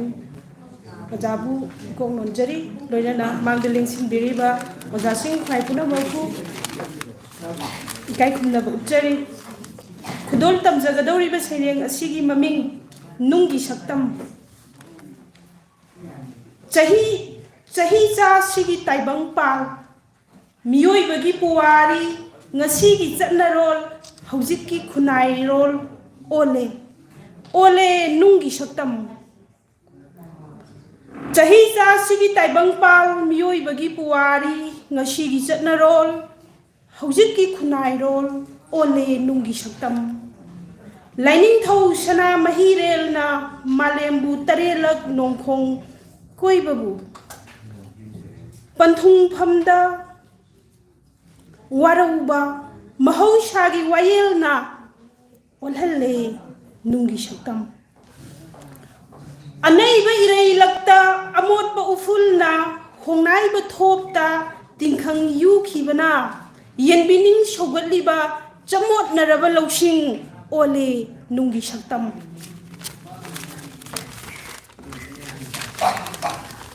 ꯂꯩꯃ ꯇꯨꯜꯁꯤ ꯗꯦꯕꯤꯅ ꯀꯟꯉꯝꯈꯤꯗ꯭ꯔꯕꯁꯨ ꯃꯄꯨꯔꯣꯏꯕꯕꯨ ꯂꯥꯟꯊꯦꯡꯅꯔꯤꯕ ꯂꯥꯟꯐꯝ ꯌꯥꯏꯗꯒꯤ ꯀꯨꯝꯍꯩꯒꯤ ꯃꯄꯨꯔꯦꯜ ꯈꯨꯜꯍꯩꯕ ꯀꯟꯍꯥꯏꯗ ꯆꯣꯏꯖꯥꯏꯅꯔꯕ ꯍꯛꯆꯥꯡꯒꯤ ꯂꯥꯏꯅꯤꯡ ꯀꯥꯏꯔꯕꯤ ꯆꯤꯝꯕꯥꯜꯒꯤ ꯃꯤꯆꯩꯗ ꯑꯣꯟꯈꯤꯕꯒꯨꯝ ꯅꯨꯡ ꯆꯥꯎꯈꯠꯂꯣꯟꯁꯤꯒꯤ ꯐꯖꯕ ꯑꯣꯜꯂꯦ ꯅꯨꯡꯒꯤ ꯁꯛꯇꯝ ꯑꯍꯤꯡꯗ ꯁꯥꯠꯆꯕꯤ ꯂꯩꯀꯪ ꯊꯔꯣꯒꯨꯝ ꯆꯤꯅꯥꯏꯗꯕꯤ ꯂꯩꯔꯥꯡ ꯎ ꯊꯝꯕꯥꯜꯒꯨꯝ ꯇꯤꯡꯈꯪꯅ ꯀꯨꯌꯣꯝꯅꯕꯤ ꯂꯩꯀꯪ ꯏꯀꯥꯏꯊꯕꯤꯒꯨꯝ ꯑꯣꯏꯉꯝꯗꯔꯤ ꯅꯨꯖꯥꯁꯤꯡꯒꯤ ꯃꯐꯤ ꯆꯤꯡꯊꯕꯤꯕꯒꯨꯝ ꯈꯜ ꯑꯣꯟꯗ꯭ꯔꯕ ꯋꯥꯌꯦꯜ ꯁꯪꯒꯤ ꯋꯥꯌꯦꯜꯅ ꯃꯥꯏꯀꯩ ꯇꯥꯛꯂꯤꯕ ꯑꯃꯝꯕꯒꯤ ꯂꯝꯕꯤꯗ ꯈꯣꯡꯒꯨꯜ ꯇꯥꯗ꯭ꯔꯕ khongul tadraba miyoi bagi khongchat se nattene phajaba mahausa khusemgi mami sham khraba achum bagi ason babu mangtharak laba lizat ki nachamdraba lamjing loina thawai gi kumhai shangda mangtharak laba lizat ki nachamdraba lamjing loina thawai gi kumhai shangda oingamdri hanna taibang thawai singna nungsi sanana nakonana hingminnaba lairen mathe koiduna mikon thagonana konsinbagum hongnaidraba wakhal nangsu ole nungi shaktam uno ku hanai kai khumna chari Chari Wanglen Thedi Fajaraba Serengama Kudol Tambiram Bagi Damakta Mathanda Koksin Jari ki SI Santibala Oza ki SI Santibala ki Mathanda Sereng Kudol Tambina ba Thorang Tawdina Laibio Oza Rebecca Okram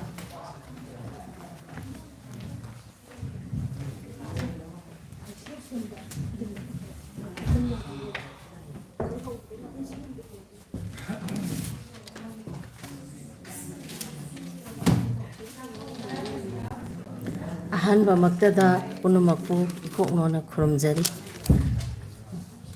aigi sarengi maming ipam lamdam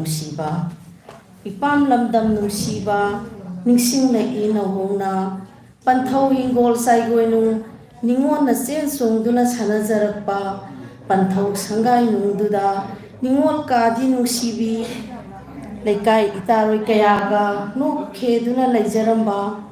panthau mahol khenjonglang khuinau ita kayaga singju bora saminna kayada nungai khaba matamno mera thagi punima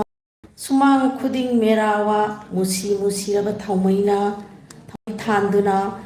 awang basingdonda nanau leibra yengbara nayamba mangkhre thibra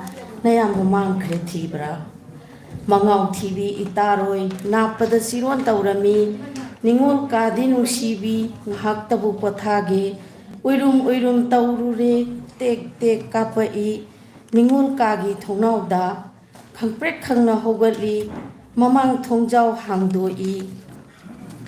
thabalna pukngan ngalami khoinau ita nungsibi mayam nura sapu amamanga suri da leptuna leirami aisu nura sapu ama pairaga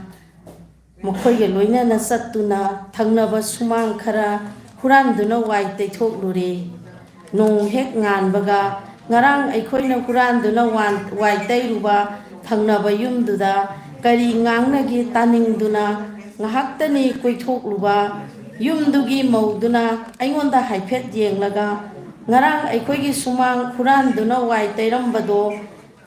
mahakna ningba thungjaro nungsinaba su thungnajaro ai swai lawi yum yaunaba selai nungsida ko matamdo amuk khanna laklaroi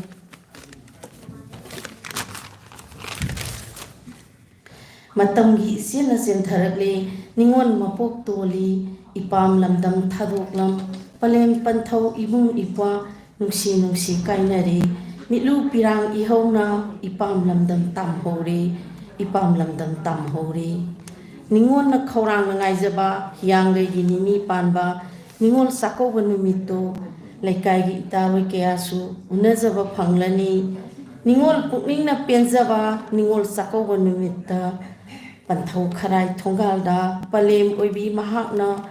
ningol maikai yengduna khubak laikhan thaduna khuning kang na yelamba palem imanung sibi panthau mangol khenjong lang phamen kauna phakta phamduna kharai thongal onduna masa ningol akhoi bungai ramba panthau nangbu nungsiba khanung sawa tan khraba panthau sangai hanghore phamen kauna phakta ngai hore ipam lamdam nungsiba Ningol khongda janingdre, ningol khongda janingdre, panthau nangbu uraroi, panthau sangai nungduda, panthau sangai nungduda, ipam namdam nungsiba, ipam namdam nungsiba, punomapu amukalapu. Agachari ozari okram fajarba sereng ama kudol tambirambagidamata mathangda kauthokjari Rebika Okram Thaubar. Oza Rebika Okram gi mathangda sem saduna lebinaba ningsingjari IC Asem Thaubar.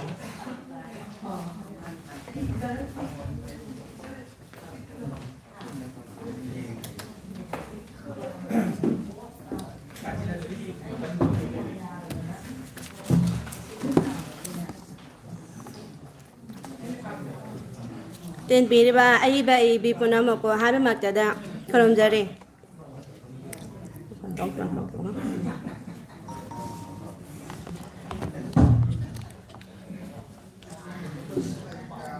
Ai ge sai renge mabeng menamba. Kaya ada kaliba nangi nagon nangi nayan mapam ko ding sen kraba nangi nagon tana kha awang mading mama. Nanging narom thopli hing leba ponsi kayan thaja na bahot na beda me nam bagi marom thopli patte hai basu yadari lale hai basu waraure oh kaya da kalliba nangi na yai angak pani una ne lai ik khong da thang pham le bagi oiram le khong lai thuwa khong ka na thang pham soi ke ba oi warau de ai kanada su soi da ba lan da ba ngambrati Mioi bang mapau ai khoi bo. Oi da pareng ling dung. Minam cha fu kin duna. Khau bang lava kaya da. Khoi thum lava mayagi. Minam cha fu nong gi lai za do. Khau bom thar na pi thak duna. Ngai hak da oi rasu. Thamoi ing na potha lava da. Minam bagi marum da. Nong si na na hing leva. Tai bang ku mai u ba da. Sarga thake la yam na phau. Phataba matau ni hai ngam dari. Zoi oire lauri ba punsi kaya minam bagi marum thumna pathada brane matam ki ningthau rin sing khangli ba uri ba pomba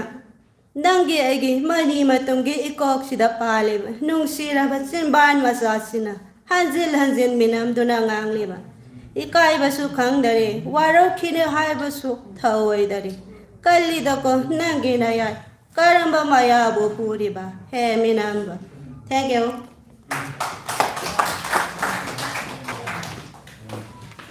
Agachari Oza Rebika Okram fajaraba sereng ama kudol tambirambagidamata mathangda kausinjari IC Asem Thaubar. Oza IC Asem Thaubar gi mathangda sem saduna lebinaba ningsingjari Nongthombam Chandramala Laima.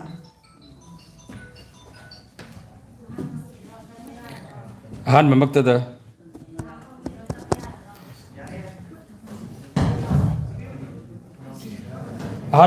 lengsin bilba punwaku ikong non nai kai kumna musari ai sereng padrengai da wahai pareng amakta ai gachage uda Sarat Chandra gi wari masadu lamdam zigi bureaucrat officer sing IS officer sing hello IPS officer sing aduga special contractor sing gi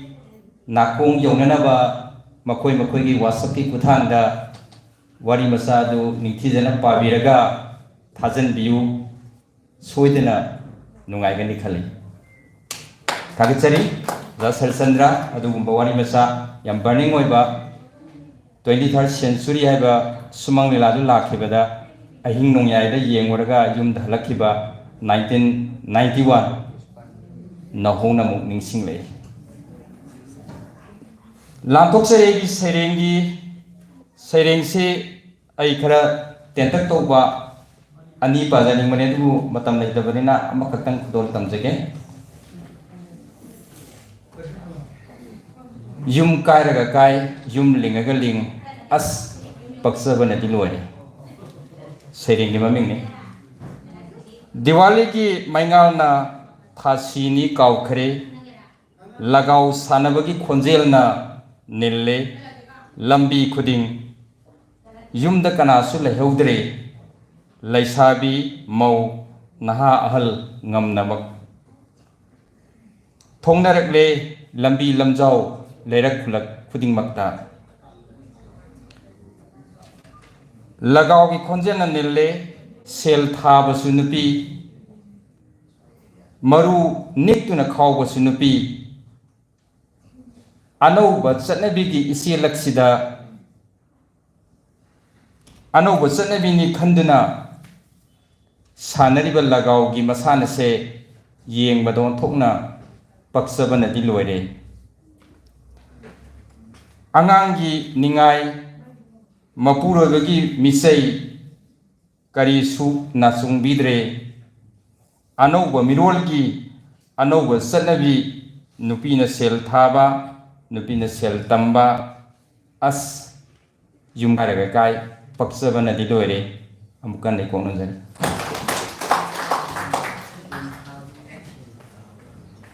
Thagachari Oja ICSM Pajaraba Saying Amakudol Tambiram Bagidamata.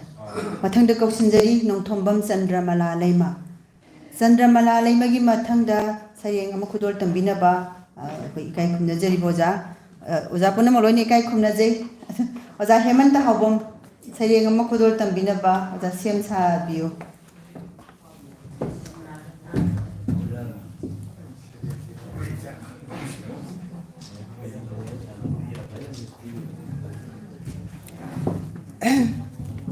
Hello. Aina ahan maktada lamdam suku kon biriba isobu mapubu ikongna khunjari matakta jabu kai khunu sari madangan ling birak liba khai tara su ikongna khunjari aigi sayengi mami thiri nangbu lepnaita sem khibani male nupina yaitong phamdongbi nupila Wikibani malimda Mayhurungi latamda Sanani mayna hak Taibang da tomtin oi Olang kalen tempakle Akang kanbi nungsire Pidam ningai oira nupila Koloy nangidi laypakle Akang kanbi Nathang lendi laynana mirai rakan Laytangai tempak thak Pidam ningai oira nupila Limja ningai oira pida phangja Lang nangali mairagum Maharaj Kumari Binodini Thoibi Devi Mithoi Miheni Nupila Nupi singi thangna lingje Imung manungi thogai Kupnom Malemgi lura lura tanphamda Thodok Wathok Mangjin Thakhibi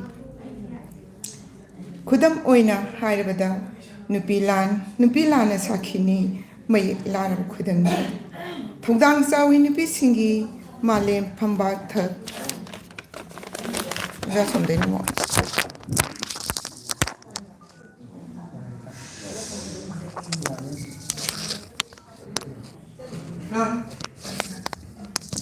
Laisiambini malem simbi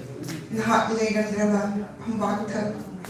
Anibani panu taiban malang pan thak Tasim khunjin chawbi laksing kon nupilak engke binodini khaidin pramodini Kumari Thuibi Devi Kadaidano Kiribadava Aina Kadondano Mar Kongoli Mark Rabadar Nik Tambay Mino Mani Sam Krabadar Nubi Koje Zing Tam Pat Turenam Tiri Nambu Naida Ujay Yum Thong Tingnam Ni Minay Nupana Laksing Kongi Yohenbi Mahi Kongi Awang Batha Oidunasu Mathau Nabi Singi Thabala Watmulagani Nasigi Nupana Panda Taimapala Sida Nupidi Laikat Namdana Adumak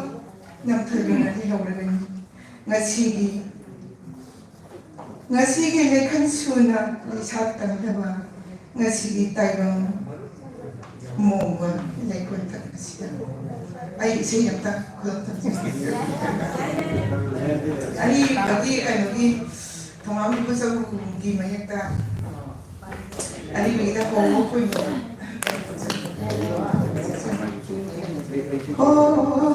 khôi nu làm đơn mà đơn buồn khi say ai bị tí dây ta nấu đi ta khi na sông sai luôn là ta nấu đi khôi nu làm đơn mà đơn buồn tham vui sẽ sát cay đang lên ôi mũ con tháng nhảy người ta ô tham vui đang sẽ sát cay đang lên ôi mũ con tháng nhảy người ta mi pai cháu mi se inil hau đi mi pai cháu mi se inil hau đi nung xin sẽ tâm lần đi ô khôi nu làm đơn mà đơn buồn mi đêm khu đêm đi đâu ta đâu lên cô dễ buồn bã nung xì ô mi đêm khu đêm đi đâu ta đâu lên cô dễ buồn bã nung xì nu ra buông đi ít thân lên nu ra buông đi ít thân lên y đang nằm lên khôi nằm lên ô khôi nu làm đơn mà đơn buồn khi dây ai đi khi dây đi ta nấu đi đi ta khi lên nào xong sai lỗi lỡ ta lỗi lên ô khôi nu làm đơn mà đơn buồn thầm ngài học tu min na lấy khổ ca băng ai đi buông đi âm mi ô ngài học tu min na lấy khổ ca băng ai đi buông đi âm mi nang na lo na nung shi hai ba nang na lo na nung shi hai ba upan wa ta thi ô khôi làm đơn mà đơn buồn khi dây ai đi khi dây đi ta nấu đi đi ta khi lên nào rồi sai lỗi là ta lỗi lên ô khôi làm đơn mà đơn buồn ô khôi làm đơn mà khôi ano ko siya yung nasasabi kay Luwag Singin niya abis lumba si trabaho na sa full ay gawin natin asay ako ng mga kibo ano balay sila pizang kalba loy bisin sana tumpak liti ani itaw Anigi itaw buwi sa mahanaw na saray thon bang tam na sandok ba lapang lapamli ay ko'y anigi itaw buwi ay ko'y anigi itaw buwi Gorong mangana nung thangum yay bada minti bi mai thunga kaya da phazari ba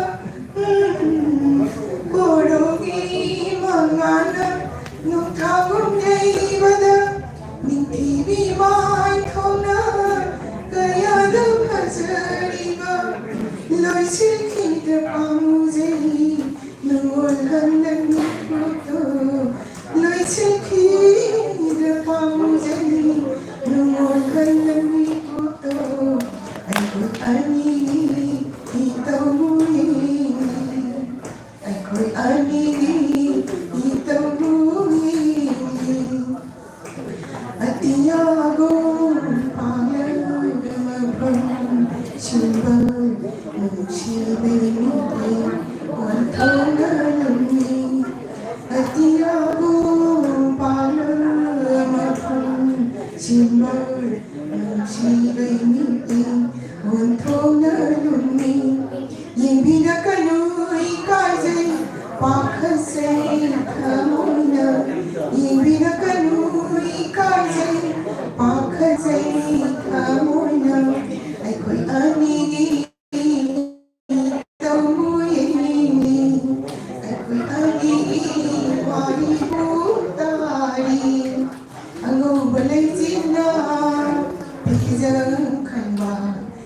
vì chính thao na tung bao li li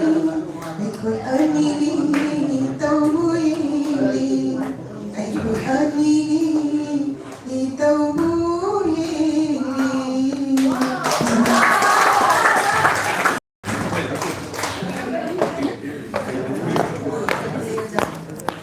Mati de kusun jero da emanta hobo sa emanta hobo ni matan da sen sa de le bina ba pasna sa emanta hobo ni matan da sen sa de le biro tokzom tam pasna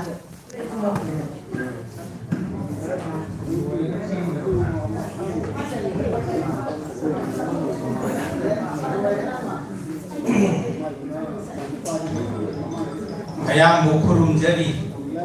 ayi saya di maming ningam draba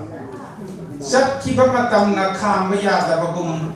khangau bi thabong kaya hokiba bungun kaya suun khari ngarang to boy do boy makhali nikli bi amata pok sabi mamong na di kudang di bang pok tari alak kani khanna mama bu ngajari salam da jimi kuttuda yeng jaimi ku na mama Bikini bawa kalna si kaisu kali su tau dana kokai toina aroi na ima tap na tap noisin krabi misnaga yenge pamfor kani khanna tabi kidari masagi ten khapor bindatan piramle misna ani dagi aroi ba milu pirana onto pani bidi inongam ko karena kenal kisah hogani pikli bemomong na mama bu udra buta karam na kamu gani pikli bimomong yang rita na lap labada numito korang ngaje kiba mapam lam mungsi waje kiba ni ngai bada lingon satu ba set kani mama mi mangta duna kaya da harau na punung makalang kibi adubu yang rita na yaw labada ngang kidari hari kidari kana di mapamda sat kerbada hadok tuna apok mamana kaya be khorang ngajeru badumito yaurak lenga sidi yang ini panba ningon sakoba umon kaya mga parakli mamaji masakurat taba ngaji numit kudinggi manggol di ukung tienda ngaraduna untung tam gamiyeng na lakani kanjel ko mamabu ngai howi nga sisu kudang pipang kok na hiyang ngay kana lablabada kudang pipang kok na hiyang ngay kana lablabada ayang kurundet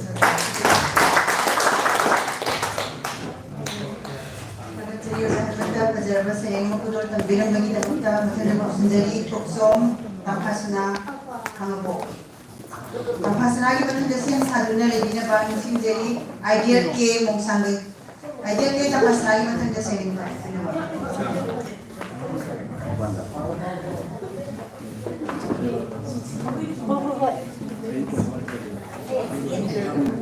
Así la pasé.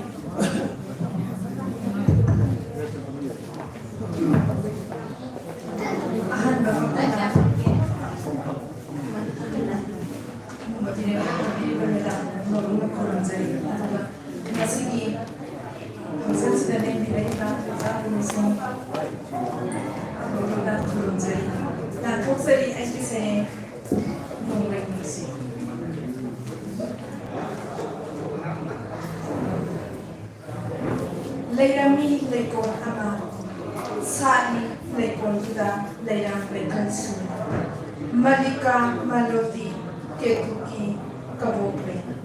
kusum lay sanare takele sikare kunggun lele tabale lupa kusum atarkula undole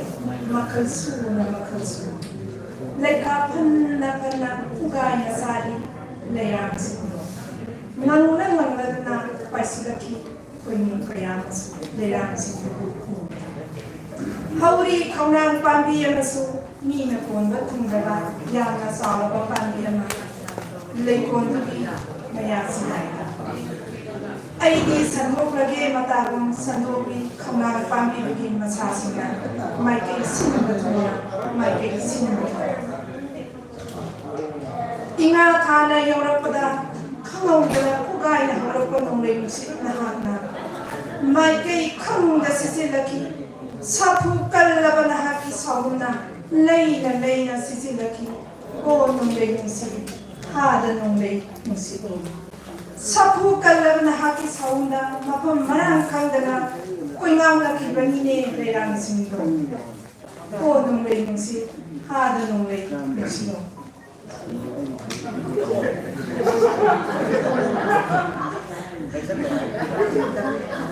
sapu kalaban na haki sauna tingnan kibani kaunang pangisindo amang asum kalaban na haki asum jawabang kaunang masabi kung tudir kaunang na haki ay gitamoy sibudi kaya ang kahilangan ay gitamoy sibudi kaya ang kahilangan bono may musip hada nung lay musip mo. Thank you all.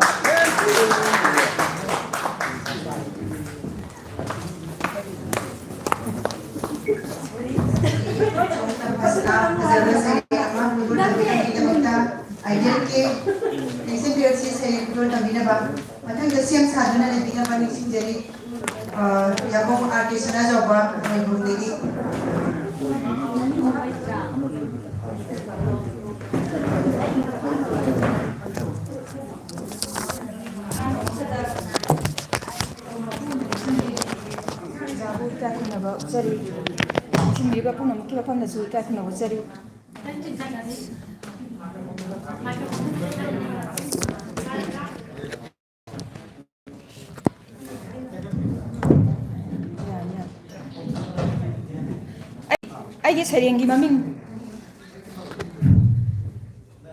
aigi sereng yumba labi sereng pidik kapthok laduna mangal othok laduna fajaraba kongol aigi sereng singna sanari lupagi makhol thoktraba punsi chena singda yumba labi wai sangjadrabi sereng ting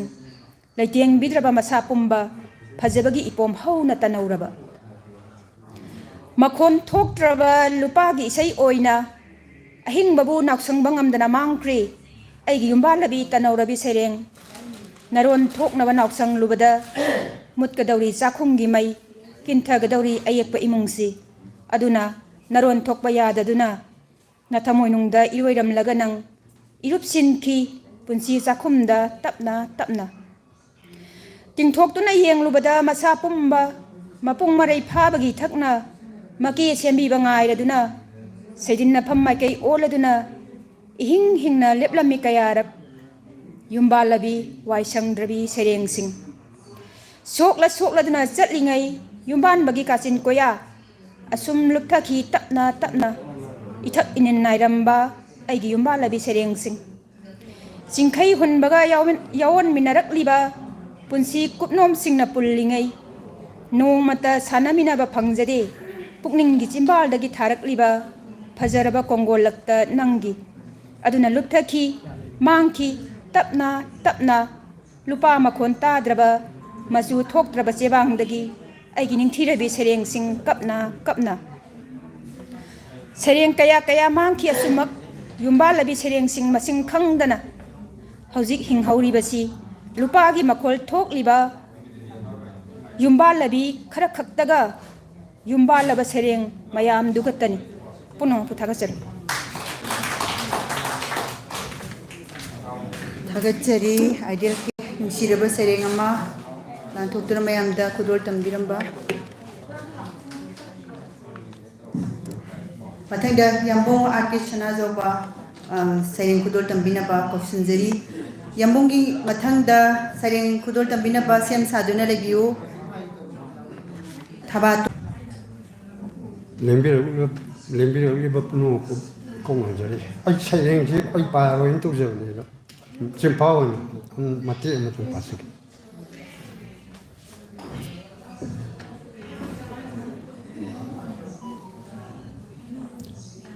Angan bayuk numit ki mangan naik dengan umang phawna lakpa pukning nohanba nungsiba lainam chenba nungsiba penagi sesakto ai oiramme angan bayu numit ki mangal nai jingai umang phawna lakpa pukning nohanba nungsiba lainam chenba nungsiba penagi sesakto ai oiramme ngasidi makhoi mana masa masana kaktat chakre ngasidi makhoi mana sing masa masana kaktat chakre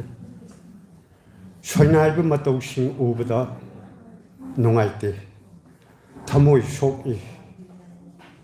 matam chida ai leirabasu leitre nungsiba lainam chenba nungsiba penagi sesakto ai oirammi kurumjari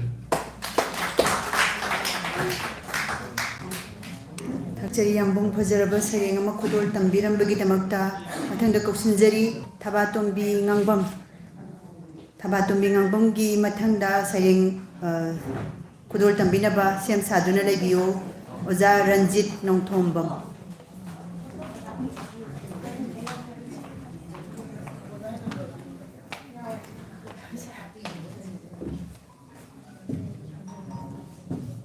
Ahanda Muktada Daisal Sindhi Rosa Konika Kunabusari, Renana Mandaling Sindhi Rosa Singusi Konika Kunabusari. I say Mama Nusiragi Nusina Nusirena Nusi Parika Tarubadi. Pamu Bitotla Tamoitana, Kulai Amata Susan Naramdana, Mighty Piramle. Pramosan Kavasuyada, Sambangum Nakanto Pasungamda, Nusiri, Nusi Main Salakle.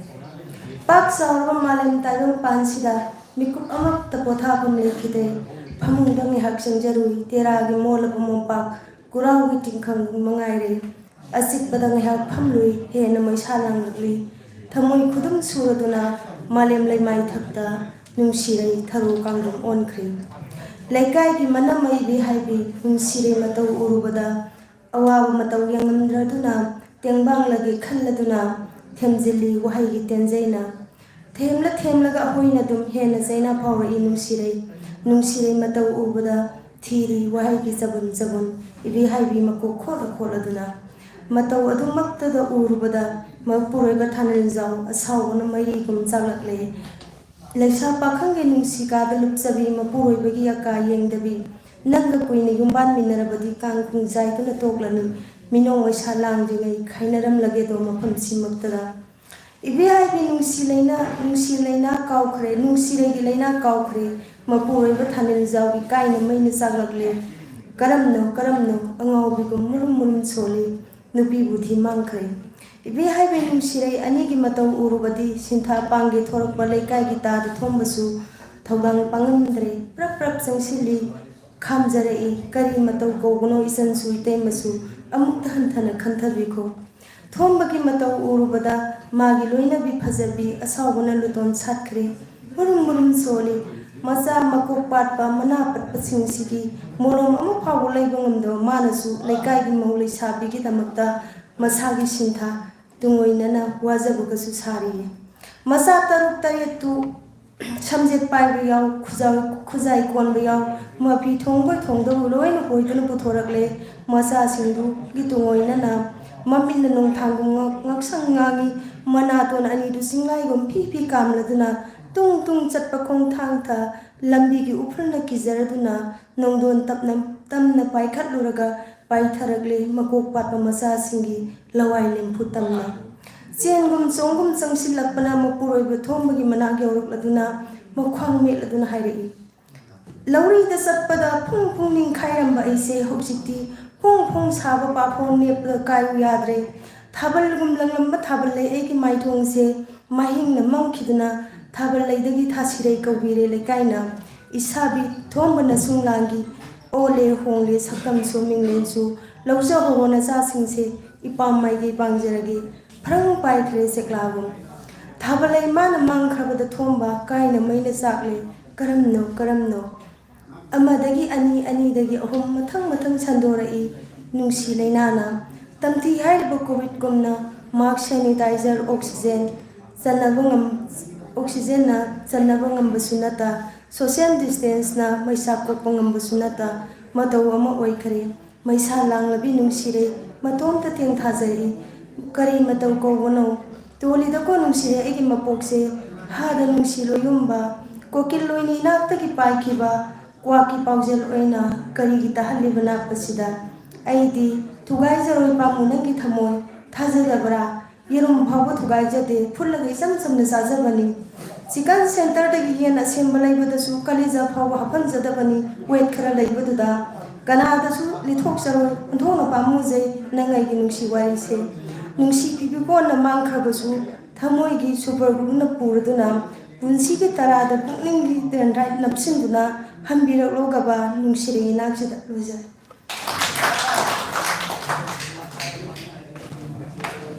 ꯊꯥꯒꯠꯆꯔꯤ ꯊꯕꯥꯇꯣꯝꯕꯤ ꯉꯥꯡꯕꯝ ꯐꯖꯔꯕ ꯁꯩꯔꯦꯡ ꯑꯃ ꯈꯨꯗꯣꯜ ꯇꯝꯕꯤꯔꯝꯕꯒꯤꯗꯃꯛꯇ ꯃꯊꯪꯗ ꯀꯧꯁꯤꯟꯖꯔꯤ ꯔꯟꯖꯤꯠ ꯅꯣꯡꯊꯣꯝꯕꯝ ꯑꯣꯖꯥ ꯔꯟꯖꯤꯠ ꯅꯣꯡꯊꯣꯝꯕꯝꯒꯤ ꯃꯊꯪꯗ ꯁꯦꯝ ꯁꯥꯗꯨꯅ ꯂꯩꯕꯤꯅꯕ ꯅꯤꯡꯁꯤꯡꯖꯔꯤ ꯑꯣꯖꯥ ꯊꯣꯛꯆꯣꯝ ꯆꯟꯗ꯭ꯔ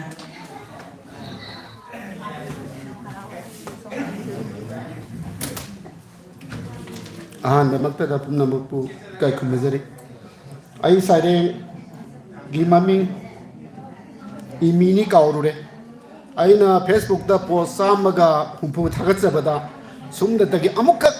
ꯀꯃꯦꯟ ꯄꯤꯕ ꯑꯩꯒꯤ ꯏꯀꯥꯏ ꯈꯨꯝꯅꯖꯔꯤꯕ RK ꯒꯨꯅꯆꯟꯗ꯭ꯔꯅ ꯀꯃꯦꯟ ꯑꯃꯈꯛ ꯄꯤꯕꯤꯕ ꯁꯩꯔꯦꯡꯅꯦꯅ ꯄꯥꯖꯒꯗꯧꯔꯤꯁꯦ ꯁꯪꯕꯥꯟꯅꯔꯕ ꯂꯥꯏꯖꯅ ꯏꯃꯥꯏ ꯆꯣꯜꯂꯕ ꯏꯄꯥꯛ ꯏꯌꯥꯏꯊꯛꯇ ꯇꯥꯔꯤꯕ ꯃꯃꯤ ꯁꯦꯡꯗ꯭ꯔꯕ ꯏꯁꯥꯒꯤ ꯏꯃꯤ ꯃꯥꯂꯪ ꯆꯥꯍꯨꯝꯂꯛꯇ ꯏꯊꯛ ꯏꯄꯣꯝꯅ ꯖꯒꯣꯏ ꯁꯥꯊꯦꯛ ꯇꯝꯖꯕ ꯋꯥꯈꯜ ꯆꯣꯏꯔꯕꯤ ꯇꯨꯁꯣꯜ ꯂꯕꯤꯒꯨꯝ ꯇꯣꯔꯣꯏ ꯉꯥꯝꯂꯣꯏ ꯂꯦꯞꯇꯨꯅ ꯌꯦꯡꯂꯤ ꯈꯣꯡꯐꯝ ꯂꯦꯡꯗꯅ ꯁꯛꯇꯝꯗꯣ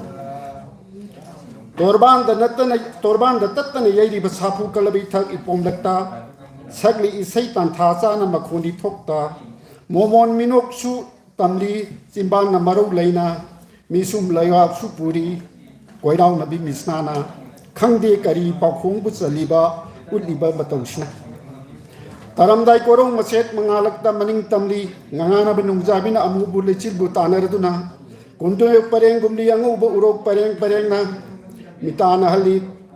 ꯈꯣꯏꯗꯥꯅ ꯀꯂꯛꯆꯕ ꯅꯥꯏꯇꯣꯝ ꯇꯥꯔꯕꯁꯤꯡꯗ ꯆꯣꯏꯗꯥꯏꯅꯔꯤꯕꯤ ꯁꯝꯂꯥꯡꯂꯛꯇꯒꯤ ꯆꯦꯡꯂꯧ ꯍꯦꯜꯂꯕꯤ ꯁꯛꯇꯝ ꯏꯌꯥꯏꯗ ꯇꯥꯔꯤꯕ ꯈꯣꯏꯔꯥꯡꯍꯜꯂꯤꯕ ꯁꯛꯇꯝꯁꯦ ꯏꯃꯤꯅꯤ ꯀꯥꯎꯔꯨꯔꯤ ꯋꯥꯈꯜ ꯏꯄꯥꯛ ꯏꯌꯥꯏ ꯊꯛꯇ ꯏꯔꯥꯡꯅꯔꯤ ꯔꯣꯝ ꯇꯔꯛ ꯋꯥꯈꯜ ꯆꯣꯏꯖꯥꯏꯅꯕꯒꯨꯝ ꯂꯃꯥꯡꯅꯔꯤ ꯑꯍꯥꯡꯕ ꯇꯤꯌꯥꯗ ꯆꯣꯛꯊꯕ ꯅꯥꯏꯗꯅ ꯊꯥꯡꯈꯤꯅꯤ ꯈꯣꯡꯊꯥꯡ ꯂꯦꯞꯇꯅ ꯉꯥꯏꯈꯤꯅꯤ ꯈꯟꯅ ꯃꯍꯧꯁꯥꯒꯤ ꯇꯦꯟ ꯇꯥꯐꯝꯗ ꯊꯋꯥꯏ ꯃꯤꯔꯦꯅ ꯃꯄꯨꯒꯤ ꯂꯩꯀꯣꯟꯗ ꯂꯩꯔꯥꯡ ꯂꯩꯅꯝ ꯑꯣꯏꯅ ꯇꯤꯟꯈ꯭ꯔꯕꯁꯨ ꯊꯥꯒꯠꯆꯔꯤ ꯄꯨꯝꯅꯃꯛ ꯊꯥꯒꯠꯆꯔꯤ ꯑꯣꯖꯥ ꯔꯟꯖꯤꯠ ꯅꯣꯡꯊꯣꯝꯕꯝ ꯂꯥꯏꯛ ꯑꯃꯈꯛꯇꯪ ꯐꯪꯉꯕꯁꯨ ꯁꯩꯔꯦꯡ ꯌꯥꯝ ꯐꯖꯩ ꯃꯊꯪꯗ ꯀꯧꯁꯤꯟꯖꯔꯤ ꯑꯣꯖꯥ ꯊꯣꯛꯆꯣꯝ ꯆꯟꯗ꯭ꯔ ꯑꯣꯖा थोकसम चंद्रगी मथंगदा सरेंग खुदोल तंबिनबा सेम सादुना लेबिनबा निसिंगजरी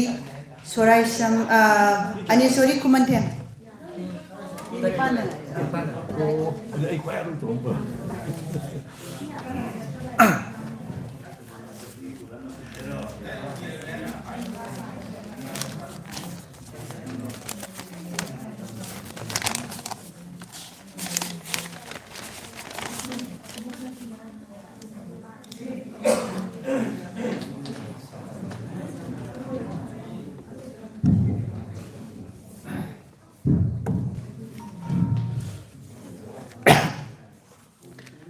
ꯑꯩꯍꯥꯛꯀꯤ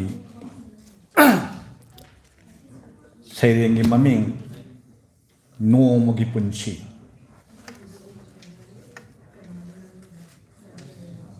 ꯑꯍꯤꯡꯗ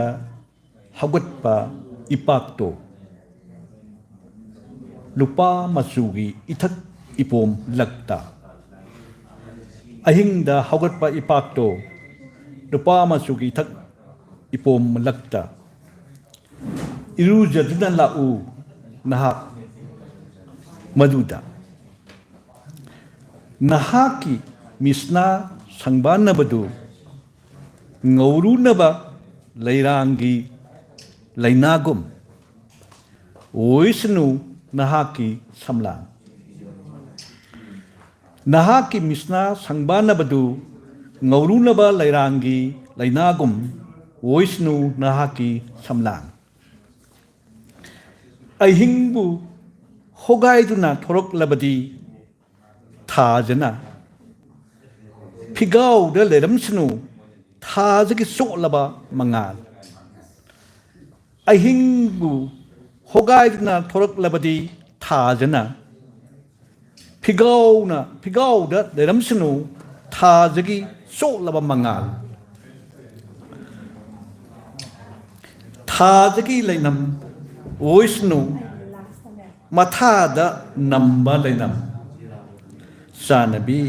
ngamgadra haiba sangbanagadra thajagi mangando sangbannaraba useki masakum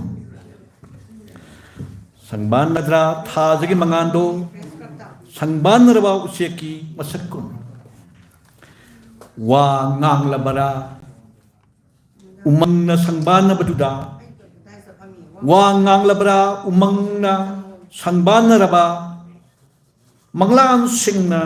nongi masada kumthalakpara wa nganglabra umangna sangbana raba manglan singna nongi masada kumthalakpara tumning bana nauthalak-laba aigi maithong he nungsirabi nahaki tathok labi manglanbu kangamdana taibangda hingli makai aina kauraroi chatkhrabasu nangna aidi ngamloi kauba manglangum aidi ngamloi nangbu kauba manglangum karigumbada khalakhi ahingbu samudragum madugi ahingdo laitre ngasidi nikingbana wahalle thamoi se khaluraga tanikhalle kappatana karigi asumna mamhalle taibangse thawai wairambi mapugi nungdam khona ngasidi ironda langthabiramdaga tharok lamle amambada chatkhedo hunduk lamlaga itomada minok chawa tabang ipaksida karigi hundok pirambage meraksida hingba wari laklagi nanakta isu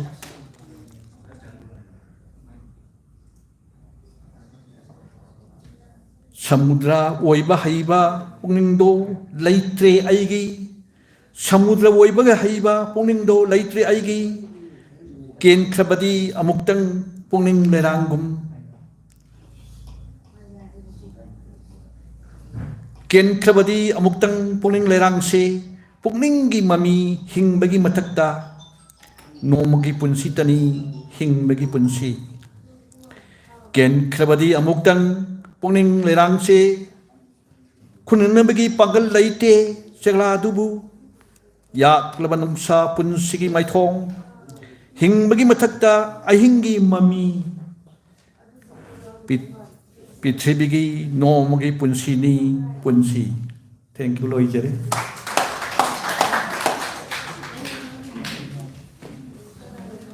Thakachari oja phajarba sereng ama khudol tambirambagi damakta mathangda kausinjari anisori khumanthe anisori mathangda sem saduna lebinaba ningsingjari kana oh anisori mathangda sem saduna lebinaba ningsingjari oja W Birendrajit oja se kuiraban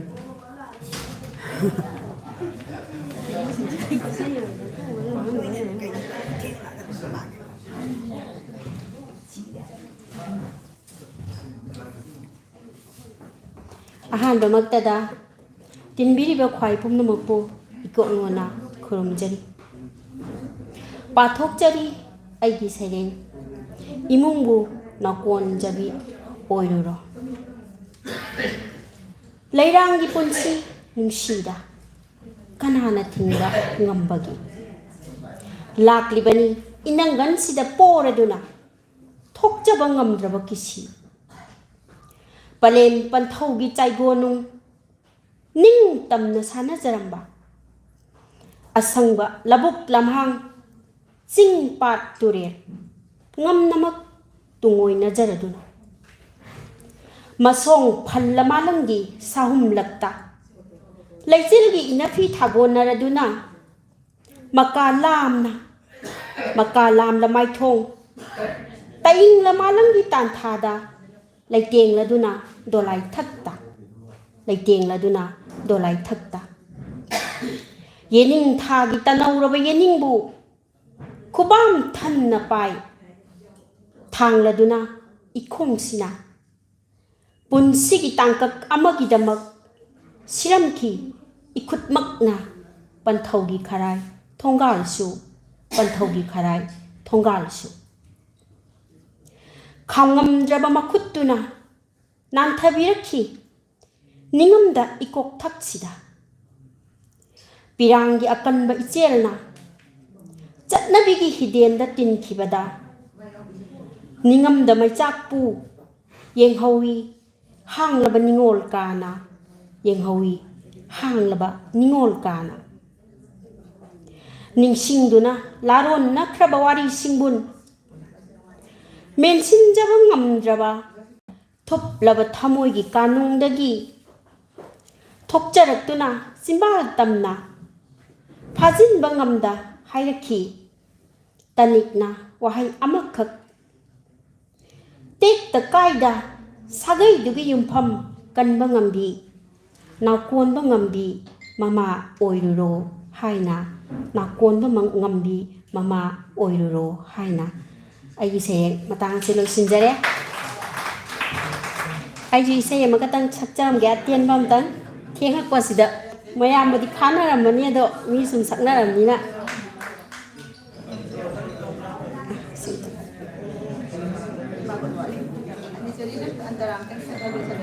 makom tang taw ma ho ho ha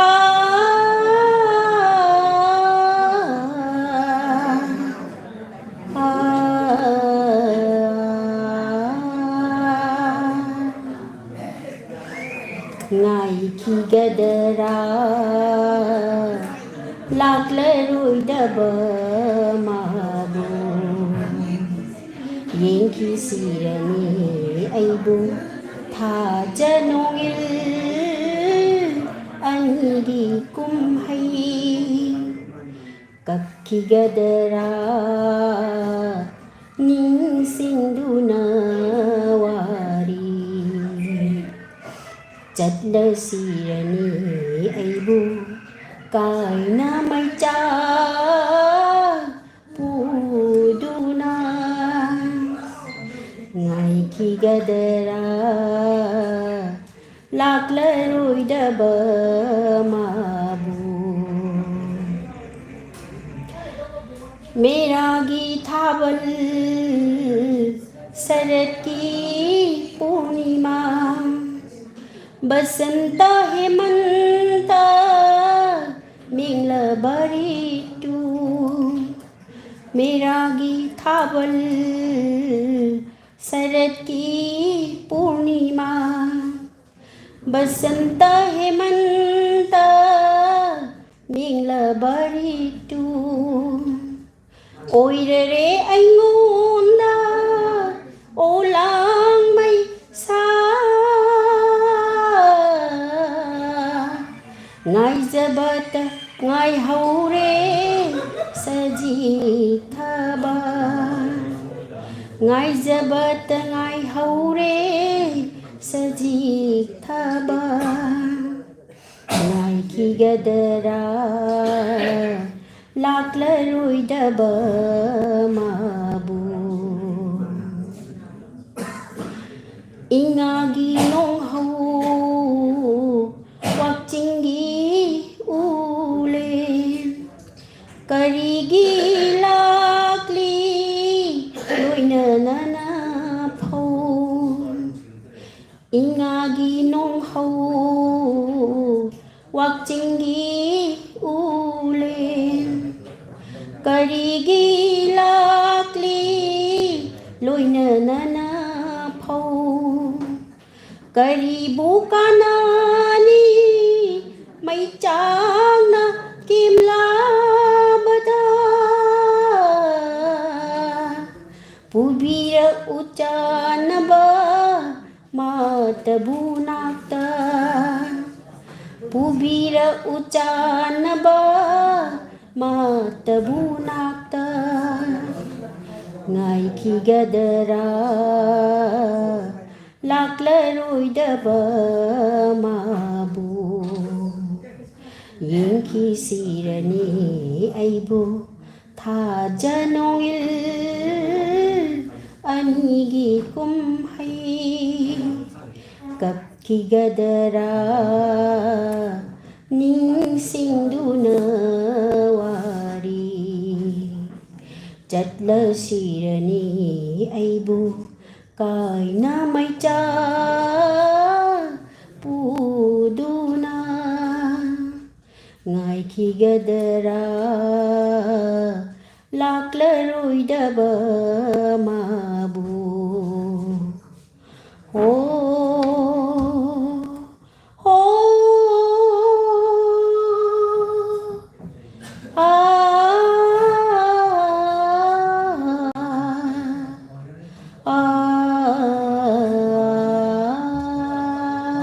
Thank you.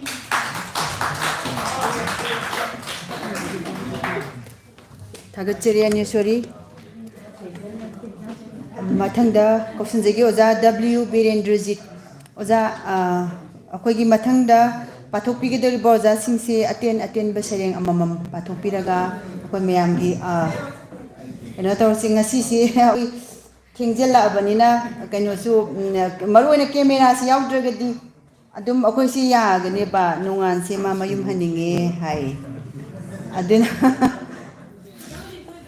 Ozagi mathangda sem Oza W. Birendrajit ki mathangda sem saduna laibina ba ningsingjari Oza Asem Memsa.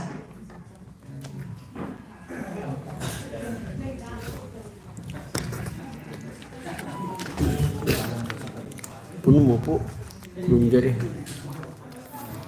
nupa thoksi seringi mami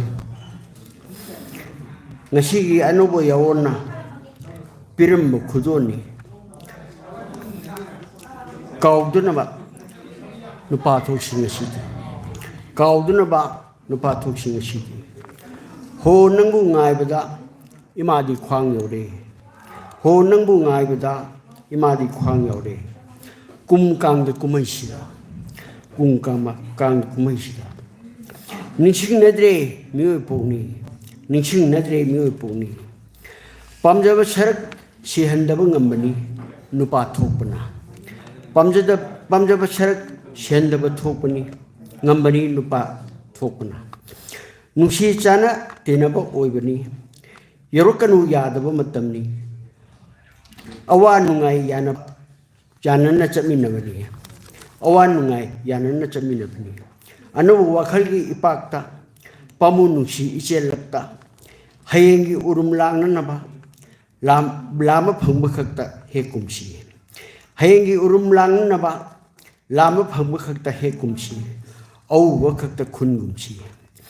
nungsi ichel iroinaba ikaba anu wakhalgi pamjaba sarak sidanaba nupa thoksi ngasidi nupa thoksi ngasidi ngasi anubu khudon piramba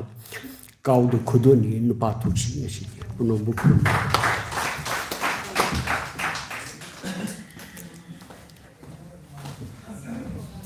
Thagatsari Oza Birendrajit Fajaba Sarengama Khudol Tambirambagi Damakta Mathangda Lengkat Pirasi Asem Memsa gi mathangda sem saduna leibina bani singjari linthoi chanu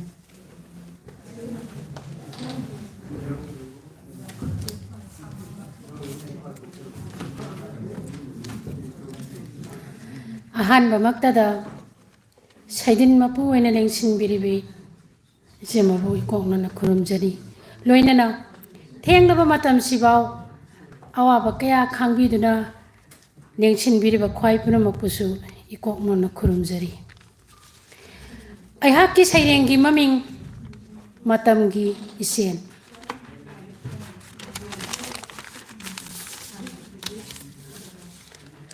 Palem panthau anina pamu nungsi nauyok na konjaba. Palem panthau anina pamu nungsi na nauyok na konjaba. Naujariba thawai masa. Naujariba thawai masa. Mahu kallabatin singna sikhat pire kangdong phadringai dagi. Mahu kallabatin singna sikhat pire kangdong phadringai dagi. Akau heibu chakhiduna palem panthau nungsiba kaukraba. Akau heibu chakhiduna palem panthau nungsiba kaukraba. Kanna paisi paingamda konggom paibada nanthokraba. Kanna paisin si paingamda konggom paibada nanthoklaba. Pamuraba thawai apikha. Pamuraba thawai apikha. Yenglaga tiang thari thamoi sokna. Yenglaga tiang thari thamoi sokna. Matam sigi jumlingbi. Matam sigi jumlingbi.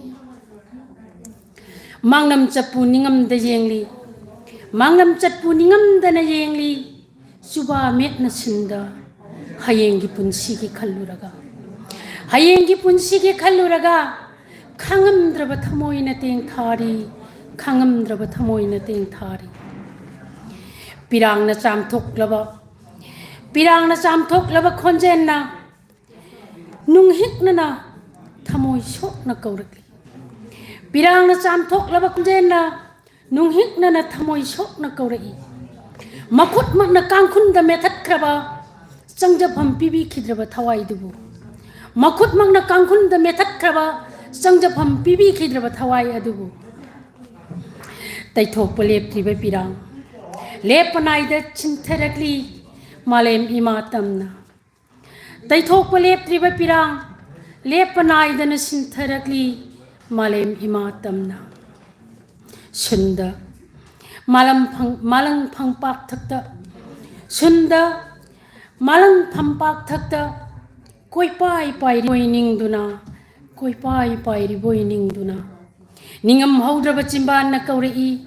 Ningam haudraba chimban duna kaurei. Nungsiba thawai. Nungsiraba thawai. Amuktang halakho ko. Amuktang halakho ko. Hangduna thamlage thongjau che. Hangduna thamlage thongjau che. Porol amuk lol laroi. Porol amuk lol laroi. Adubu. Mamang thong da lep na kauramba. Mamang thong da lep na kauramba. Maning thong da ngaraga ting thajaramba. Mamang thong da lep na kauramba. Maning thong da ngaraga ting thajaramba. Inglaba wakjingi ulen. Saraba kalen gi nungsa. Kallaba sajibu gi nonglai. Inglaba wakjingi ulen. Saraba kalen gi nungsa. Kallaba sajibu gi nonglai. Sandang khada naptuna khangjaramba. Wajakhiba thawai apikha. Sandang khada naptuna khangjaramba. Wajakhiba thawai apikha. Jengli ningamdana. Ningbakaina. Ningamdana. Ningbakaina. Taibang ipak wang madagi. Taibang ipak wang madagi. Ngasidi. Matam gi jumling bi. Matam sigi jumling bi. Thamoi sokna lauri. Apik pa imung. Nungai ba imung. Apik pa imung. Nungai ba imung oidare. Oiramdare. Matam sigi khongchat sida. Matam sigi isel asida. Apik pa imung. Pi lep traba imung ni. Punamak po amuk kahana. Kurungjay.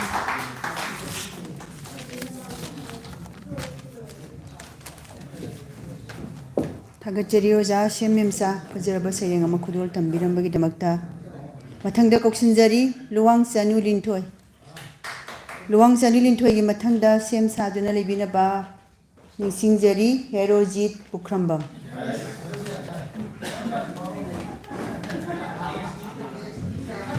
Ahana maktada Saidin Mapu Biribo Zabu Kakunda Butchery, Amadi, Mang the next in Biriba, Ozasingbu, Kakunda Butchery. Sondra Sondra. Sisa, Sisa.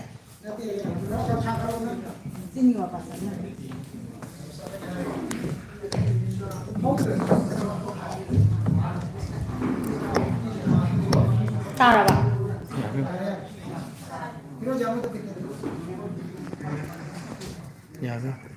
Yaraba. Aigi saideng telap to bani ketang pathok sage ai punsida aigi saideng saidena pham khudimakta saideng amadagi hena pada bai hangne adu bunga sidi mi yam de bagi tanja laujaraga saideng ani ketang pathok tana bagi tanja laujage aigi saideng ahan ba saideng gi maming khara tawrakani ai hai ni khangi kum amagi amuktang lakpani gaina ningol singna support tawbagi napal yauna hiyanggai gi nini pan banang aina yari adubo panghendi henjilakanu khara tawrakani ai nang khak oyadi phaba kumsi gi sendoi khombi lamtasu nakhatheng laki inakta sambal phauduna jenkhibani petna jengjangbi new year su wakhal chawbi sajibu cheraubasu mitlaubi kapchetpi kangjulon su charang nabi akhatpi mera chaurel su hiyang thang borsu inigi macha idul joha su khubak khujilambani urau tharaubi christmas su aigi sengau mitaba iram sigi tha trai thugi kumhei kibi de noi amata thika tawri ai bil amuk kaibada khara tawrakani ai punamupu thagachari aigi ani suba sereng amatanga khudo tawjage yabu yanaradi award pisinai yabu yanadradi award phangdre yabu yanaradi mandri oi yabu yanaradi disqualify chai yabu yanaradi covid leite yabu yanaradi 144 lei yabu yanaradi lei pareng hungnai yabu yanaradi lokap yongnai yabu yanaradi thabal jongnai yabu yanaradi sambal khanai yabu yanaradi nungsi message sai yabu yanaradi block chai punobu thagachari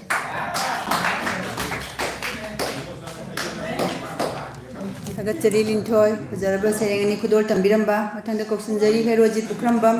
Heroji Pukrambam Gimatunda, Sam Sadana Labinaba, Ningsing Jari, Oza Donesor Koncha.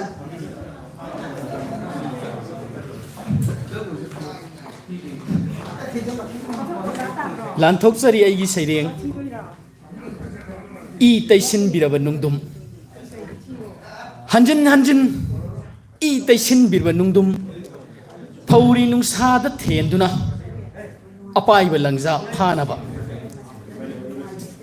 leibak ningthauna manai masen thadoktuna kupsen senarani manai masen thadoktuna kupsen senari ahing taibang anida yai puba langza pairakpa lauthokli prajadana saudaba yeknabana naronda landare Kontong wang malalhaide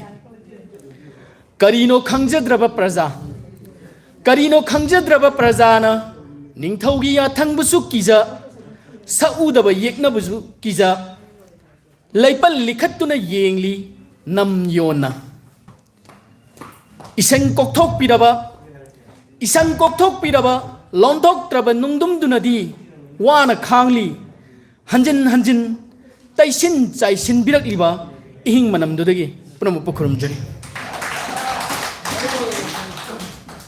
Thagachari Heroji Pukrambam Tentakpo Phajaba Serengama Kudol Tambirambagi Damak Mathangda Koksanjari Oza Donesor Koncham Oza Donesor Koncham gi mathangda Sereng Bathok Pinaba Sem Sadana Lebiu si Oza Dijo Takela Mang Oza Inam si mathangda ai kokthokchar Untara babuba sering pabigani sering tabigani nangai biri pupunangpu kurunjari sering aruba iba hijade araiba sering ama kantang pathok jage yam tien ban sering imaming acik pagi masai konda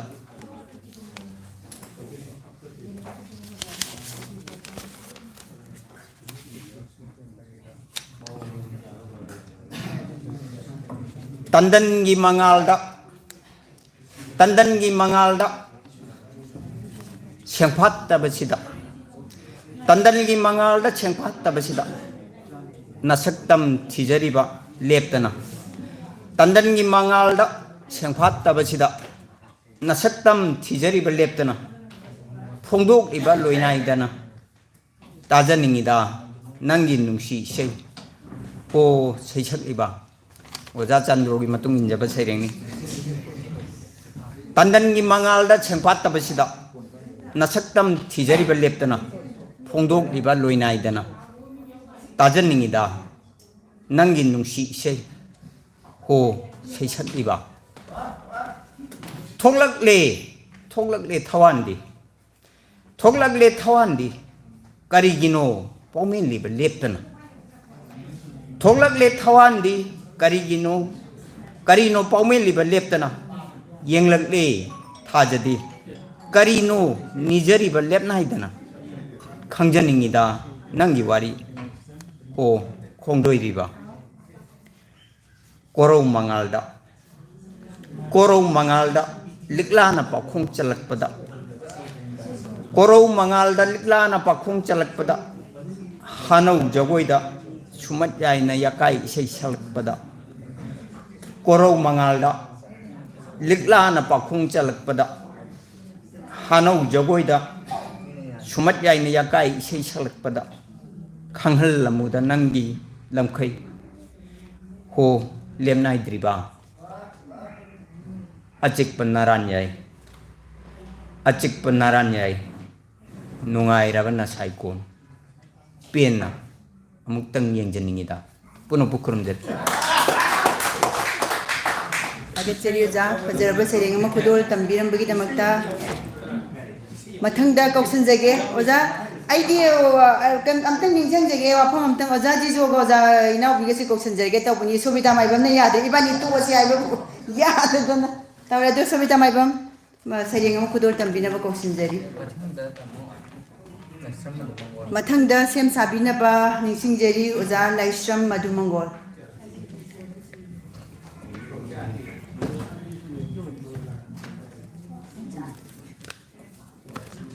ai sayin siki maming pibasu sa kauchi nini panba hiang kaina lakpada pungning langtang lati ahal naha khatana ningol khudi magna mapam lamdamgi iwa ibing uba tara sanglen tambinana bigidam yai pharasi ningol oibi khudimag ningol gi matam loikibana ningol oiba khudimag piba amuk cha kaurasi Kuba koron hurabasing kabla kuru soklaba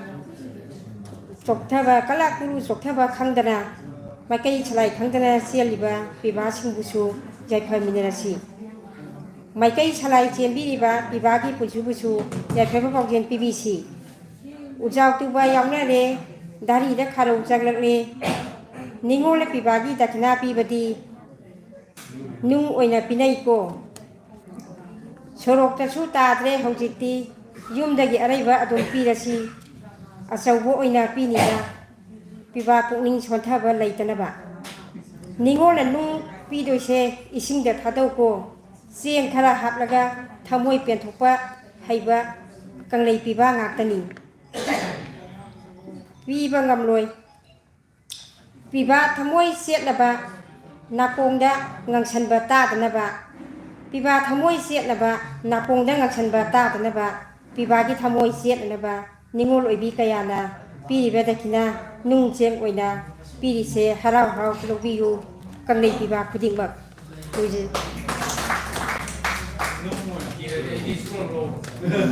Kagat sari sabita maibam hajaraba anogrem ama khudol tambibagi damak mathangda koksin jari oja laishram madumangol ojagi sereng ama khudol tambinaba ningsing jari mathangda khoi loisalakposida sereng pathopigadabasi oja ani hitangaire oja jijo takhelambamga oja inaubi hurembaga oja wabi no dungai jari khoi leiba mising sidi lengaroidabani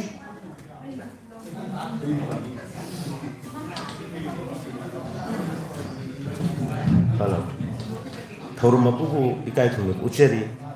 kabina phambidraba chokri singbusu nolokna khurumjari marak marakta chokri gi lanna phambiriba kabi singbu amuk enna thawa yauna ikai khuna usari sairengi maming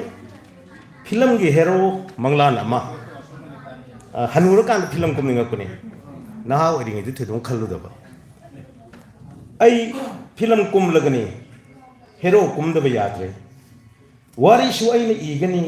screenplay su aini director su aini producer oi daba yadabani maramdi ai hero kum daba yadabani Hollywood tadi ahal sing hero kum nei heroine su adu mangai Clint Eastwood, Reni Russo, Sean Connery, Catherine Zeta-Jones Manipur da bu setna dabki wani aina producer oirga hodo kadawribani aina hero ahal heroine miya aigi di action film ni stereo sound 3D 70mm scope car thogani helicopter paigani umang da siangani main pokhai hangani nongmai kapna gadawribani nongmai di Clint Eastwood na paiba rattlesnake gun marak da romance ki sin yawadawribani akhoi swai heroine ne hero da pangcha da sakba valiant ne heroine phana batanaba adumba film du natti athapada chingya gi khungang amada Mercedes car tongduna koithokpada yumdong po amada lukhrabi ama masak changkhon bi miyai chaklabi hingnabugi lanphamda par hangduna yolibi duson mansoni hingjari biduda khulalakba phatraba ahumna masa sokna usip thawai daw matawduda aiga ningai sangdan rakbadigi aigi rattlesnake gal satolaga nongthakta blank piar tawuduna film gi ahu casting ni thank you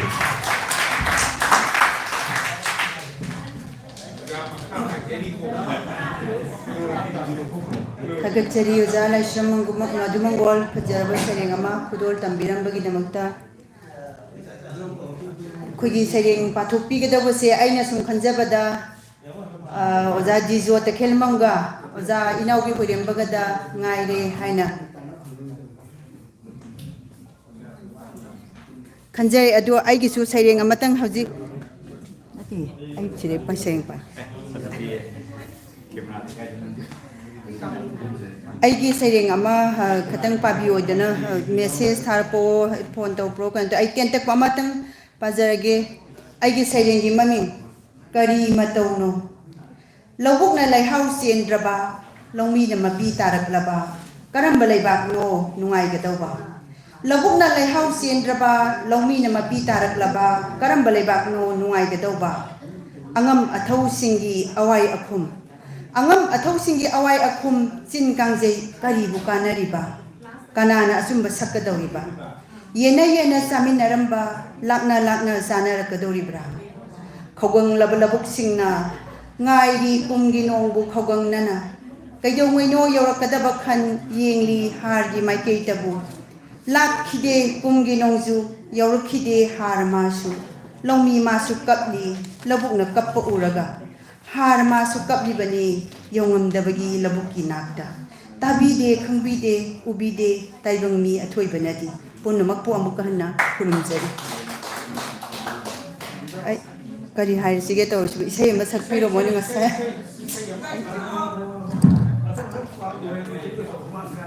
Lira balay koli lira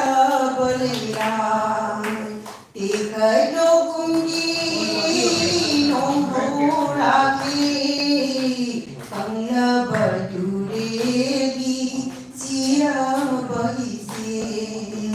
ihoro iman naizana solo lira balay koli kuira balay ram kumgi nong kong ahan bagi kangai pungi nong dam koli ariba pamit usapudi adaw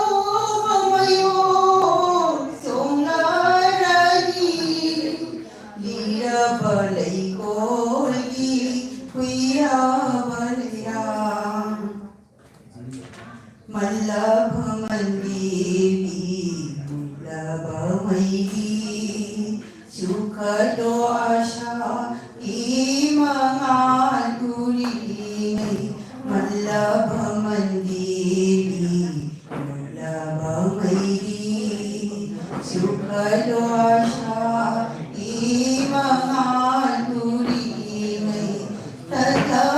शरीकी शमोरो मरी किन्होरो मांगना तांथारी नहीं lira बले कोली हुईरा बले राम कुंगी नौजो इशई नमिलो अरियनो पुन्ना शक्लो सिंगलोल मापल वांगलाना कन्मई पुंगी कोंथांग येरो वीरा बले कोली वीरा बले राम देखलो पुंगी नोंगो लागी कन्ना बदुरेगी सीरा बैसे इहौरो इमा इलाइजन सोलो वीरा बले कोली हुईरा बले राम मथंग कौशनजरी ओजा जिजो तखेलंबम फजरब सेरेंग अमा खुदोर तंबिरंगनबा ओजा जिजो टेंशन बिरक्सी मथंग सेम सादुना लैबिगनी ओजा इनाउबी हुरेंबा ओजा इनाउबी हुरेंबना अरोइबा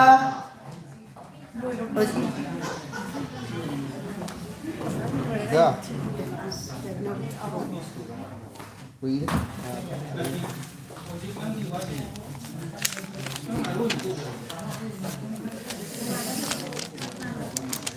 ꯑꯩꯒꯤ ꯁꯩꯔꯦꯡꯒꯤ ꯃꯃꯤꯡ ꯀꯂꯛ ꯃꯤꯍꯧꯒꯤ ꯍꯤꯗꯦꯟꯗ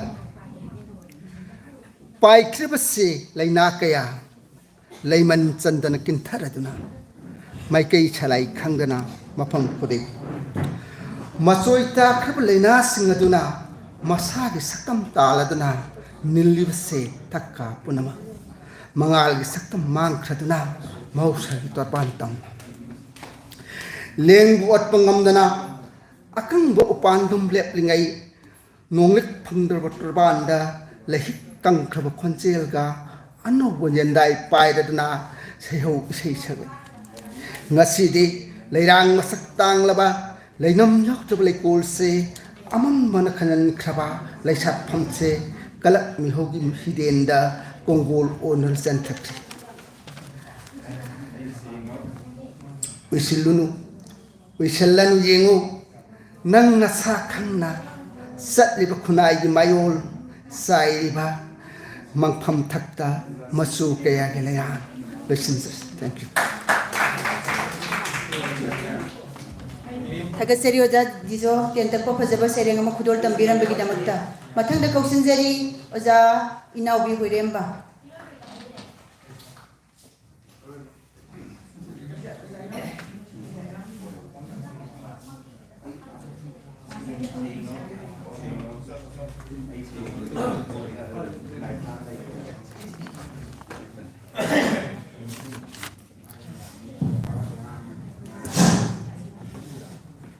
Why Amadi Dang Panjaravada Punapu Ahanbada Kaikuna was Seri Siring Young Queen, I the Pava Pangudre, I Simba Tabak, Labor the Gear, the game, Maruina, Aroi Papa was a quiet Sovini, Siring Pavada. I don't know, I Siring Pavana, Adum Halakmartani. I Aroi, but I am my am the Tamna Honavan. Other Aina Yadi, I Siring Aroi Pavase, on the Padring Asina. Aroi ngasina ahan bani aduga aigi seringji kari akoi isal lenthoi sanuna anoba sereng ama taninge hai adugi damakta mana maruina ngasigi tinbiriba mayam punamakna aduga lenthoina ngasigi magi kero magi nungaina bai tare anoba sereng du tahan bagi nungai bedu pangdana bagi damakta mayam punaku kai kono boseri aduga igi sering haujarage malika he thaja nangna nong malika serengi maming malika he thaja nangna nong dol dagi kumduna Imphal तुरेल दा इरोय दुना लेरामी याचंग बदा अखोई स्वाइगी थाजगा चरांग नबत यावरब्रन हा मोना सेंगाव लापिसिदी निंथौ तुरेल दुबु इसिंग कंगहौरब्रा कंगदेदा सरगदा पाखंग लेहौद्रे बित्ती एबा मिरमलेन सिददी नुंगाइख्रे मित्ते इसिंग चाइसिल्लिबनी इरांग तौब्राइबु इरांगो पाखंगना फुरिखावदा हापसिन जखिनी आई फाव थवा मिसाकना कौरइबनी मखुत खटलगा इरोइबे येंसिलाव कयादी फजै lump Krishna लाक्सनी Nafi लोसिन जखिनी काका सहो आइना मित उसिलिङैसिदा मालिका थमोइगी मालिका इकाइ खंदबिसिदी नंगना फोहाम ओइजरबसु फजैने नसकी त्रोइगी हेलेनी याय याम याय अदुनबु दिवाली थारिबनी फावब्रे येंगेना फोहाम सिंसे कथो अरोइद्रा नंगनदी फौजुम इलहनिंगमगनी तिन न सिक्सनी हे पेमा पेना सेंजंगबी उरी रेसु नत्यदा कांसी लेकोलगी कोकिलदग सिनारदना पिरेलगी मतौगा तम्मदना कुहु कुहु खोंगके अथेंबा अहिंगदा लेहाव पांबीदा इसिंगदा तारगा सिनाबा कैकांदबदा नवा लौदी आई सीखरगा नंगना कबोलगा कोइना हौदौगी हाइरे एदना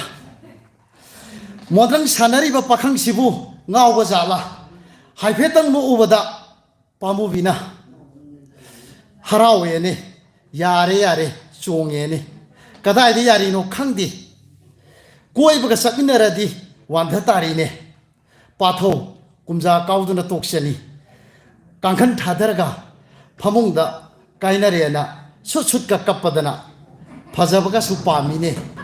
sakta siga नुक्सीबगी समलांगना उरु उरु लेसिलिबसे सजीबुगी नोंलेनि एंगोलददी वाहेगी नुंप्लंग सिलेइबसे मदो नंगी सौसिनदब वाहेनी नुपा कोइने हाइरक्तनाबा नंगी माइथोंगना नोंलेदा सिथहोबा अंगांगबा कुराव मपालनी कुराव मपाल इपा हेक फजरगा चिनदबिसिदी बायोलॉजी की फजखरबा हक्सांग दो नंगिनी पामजखिद्रबा जूलॉजी की क्रोकोडाइलदा सराक तमनिंगलिबा आइदी केमिस्ट्री की आगनी नंगबु चांगयंग तौरिबा नंगी थमोय फिजिक्स नि nganbiro blup oina 1000 voltage da aikoida hangam apal sapakal thungna siko pamubi hangam thakidana isinga sairadana makhonga yaladana kalakna duna pakhang lesabi puna hangam thana khredana adugedi saunaba numitta bro phoidal laga nangna narai bakta khongpang na kawge haire khidana phonda onthon sakreda nangna di kalakna bani kaina pak taka sakminari nupa ina musuk muradana marak mayam ngakta mit jamna naiko amu bududuga leiraba nangna aidi sigi sakrake mi mayam masin khumduna no ibasi yengu mai thabi kawbang ngamdra nangbo nungsi laman thaujaroi lambi nadi amakhak malika ibani na chikthana ringai nok adana kheradana nangi samlang dagi lehawdo longni lawthu oi munari ngai nabung nadi laksilak thongal thaina badi yadabanina pakhat khidana nangna senpham di leitana sambalai mathakta chongkhaledana nafi palhobado lawthari ngai aina nabungna sanchangabra ne laurambaga hui khongaga satkredana ihingna hingsa khibado imangdani ne kawrabra malika hingsabi kosabi puna kothagasari चली ओजा हिनाउगी होरेंबा फजरबा सेरेंग मा खुदोल तंबिरंबगी दमकता अरोइबो इना सेरेंग खुदोल तंबिना बा थोकसोम शांति तंफासना बु कोक्सनजरी Luxon बिरक्सी तंफासना थोकसोम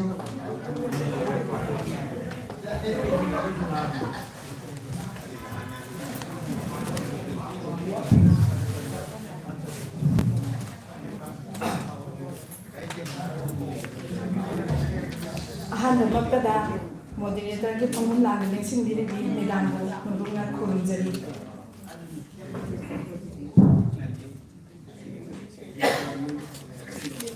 ꯁꯤꯒ ꯂꯣꯏꯅꯅ ꯃꯁꯤꯒꯤ ꯐꯪꯁꯟꯁꯤꯗ ꯁꯔꯨꯛ ꯌꯥꯕꯤꯔꯤꯕꯤ ꯑꯏꯕꯤ ꯈꯨꯗꯤꯡꯃꯛꯄꯨ ꯁ꯭ꯔꯤ ꯊꯣꯛꯆꯣꯝ ꯇꯝꯐꯥ ꯁꯅꯥꯗꯦꯕꯤꯅ ꯅꯣꯡꯂꯨꯛꯅ ꯈꯨꯔꯨꯝꯖꯔꯤ꯫ ꯂꯥꯟꯊꯣꯛꯆꯔꯤ ꯑꯩꯒꯤ ꯁꯩꯔꯦꯡ ꯅꯣꯡꯂꯩ ꯅꯨꯡꯁꯤ꯫ ꯂꯩꯔꯝꯃꯤ ꯂꯩꯀꯣꯜ ꯑꯃ ꯁꯥꯠꯂꯤ ꯂꯩꯀꯣꯜꯗꯨꯗ ꯂꯩꯔꯥꯡ ꯂꯩꯈꯜ ꯁꯨꯅ ꯃꯜꯂꯤꯀꯥ ꯃꯔꯣꯇꯤ ꯀꯦꯇꯨꯀꯤ ꯀꯕꯣꯛ ꯂꯩ ꯀꯨꯁꯨꯝ ꯂꯩ ꯁꯅꯥ ꯂꯩ ꯇꯈꯦ ꯂꯩ ꯁꯤꯡꯒꯥ ꯂꯩ ꯈꯣꯡꯒꯨꯝꯕꯤ ꯂꯩ ꯊꯥꯕꯜ ꯂꯩ ꯂꯨꯄꯥ ꯀꯨꯁꯨꯝ ꯑꯇꯜꯒꯨꯂꯥ ꯀꯨꯟꯗꯣ ꯂꯩ ꯃꯈꯜ ꯁꯨꯅ ꯁꯥꯠꯂꯤ ꯂꯩꯀꯣꯜꯗꯨꯗ ꯂꯩꯀꯥ ꯐꯟꯅ ꯐꯟꯅ ꯐꯨꯒꯥꯏꯅ ꯁꯥꯠꯂꯤ ꯂꯩꯔꯥꯡꯁꯤꯡ ꯉꯪꯂꯗꯨꯅ ꯄꯥꯏꯔꯛꯈꯤ ꯈꯣꯏꯃꯨ ꯀꯌꯥꯝ ꯂꯩꯀꯣꯜꯗꯨꯒꯤ ꯂꯩꯔꯥꯡꯁꯤꯡꯗꯨ ꯎꯕꯗ ꯍꯧꯔꯤ ꯈꯧꯅꯥꯡ ꯄꯥꯝꯕꯤ ꯑꯃꯁꯨ ꯀꯣꯟꯕ ꯊꯨꯡꯗ꯭ꯔꯕ ꯌꯥꯝꯅ ꯆꯥꯎꯔꯕ ꯄꯥꯝꯕꯤ ꯑꯃ ꯂꯩꯀꯣꯜꯗꯨꯒꯤ ꯆꯤꯗꯥꯏ ꯑꯃꯗ ꯑꯩꯗꯤ ꯁꯟꯗꯣꯛꯂꯒꯦ ꯃꯇꯥꯒꯨꯝ ꯁꯟꯗꯣꯛꯂꯤ ꯈꯧꯅꯥꯡ ꯄꯥꯝꯕꯤꯗꯨꯒꯤ ꯃꯁꯥꯁꯤꯡꯅ ꯃꯥꯏꯀꯩ ꯁꯤꯟꯕ ꯊꯨꯡꯅ ꯃꯥꯏꯀꯩ ꯁꯤꯟꯕ ꯊꯨꯡꯅ ꯏꯉꯥ ꯊꯥꯗ ꯌꯧꯔꯛꯄꯗ ꯈꯪꯍꯧꯗꯅ ꯍꯨꯏꯅ ꯍꯧꯔꯛꯄ ꯅꯣꯡꯂꯩ ꯅꯨꯡꯁꯤꯠ ꯅꯍꯥꯛ ꯃꯥꯏꯀꯩ ꯈꯪꯗ ꯁꯤꯖꯤꯜꯂꯛꯈꯤ ꯁꯥꯐꯨ ꯀꯜꯂꯕ ꯅꯍꯥꯛꯀꯤ ꯂꯩꯅ ꯂꯩꯅ ꯁꯤꯖꯤꯜꯂꯛꯈꯤ ꯍꯣ ꯅꯣꯡꯂꯩ ꯅꯨꯡꯁꯤꯠ ꯍꯥꯗ ꯅꯣꯡꯂꯩ ꯅꯨꯡꯁꯤꯠꯂꯣ ꯁꯥꯐꯨ ꯀꯜꯂꯕ ꯅꯍꯥꯛꯀꯤ ꯁꯥꯎꯟꯗ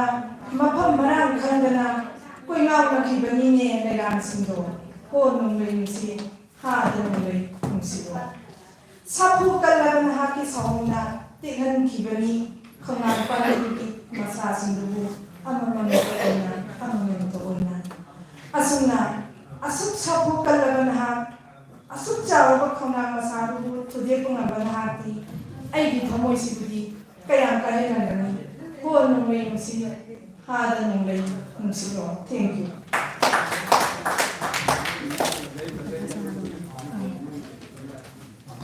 ꯊꯥꯒꯠꯆꯔꯤ ꯊꯣꯛꯆꯣꯝ ꯇꯝꯐꯥ ꯁꯅꯥ ꯐꯖꯔꯕ ꯁꯩꯔꯦꯡ ꯃꯈꯣꯜ ꯇꯝꯕꯤꯗꯨꯅ ꯑꯔꯣꯏꯕ ꯁꯩꯔꯦꯡꯒꯤ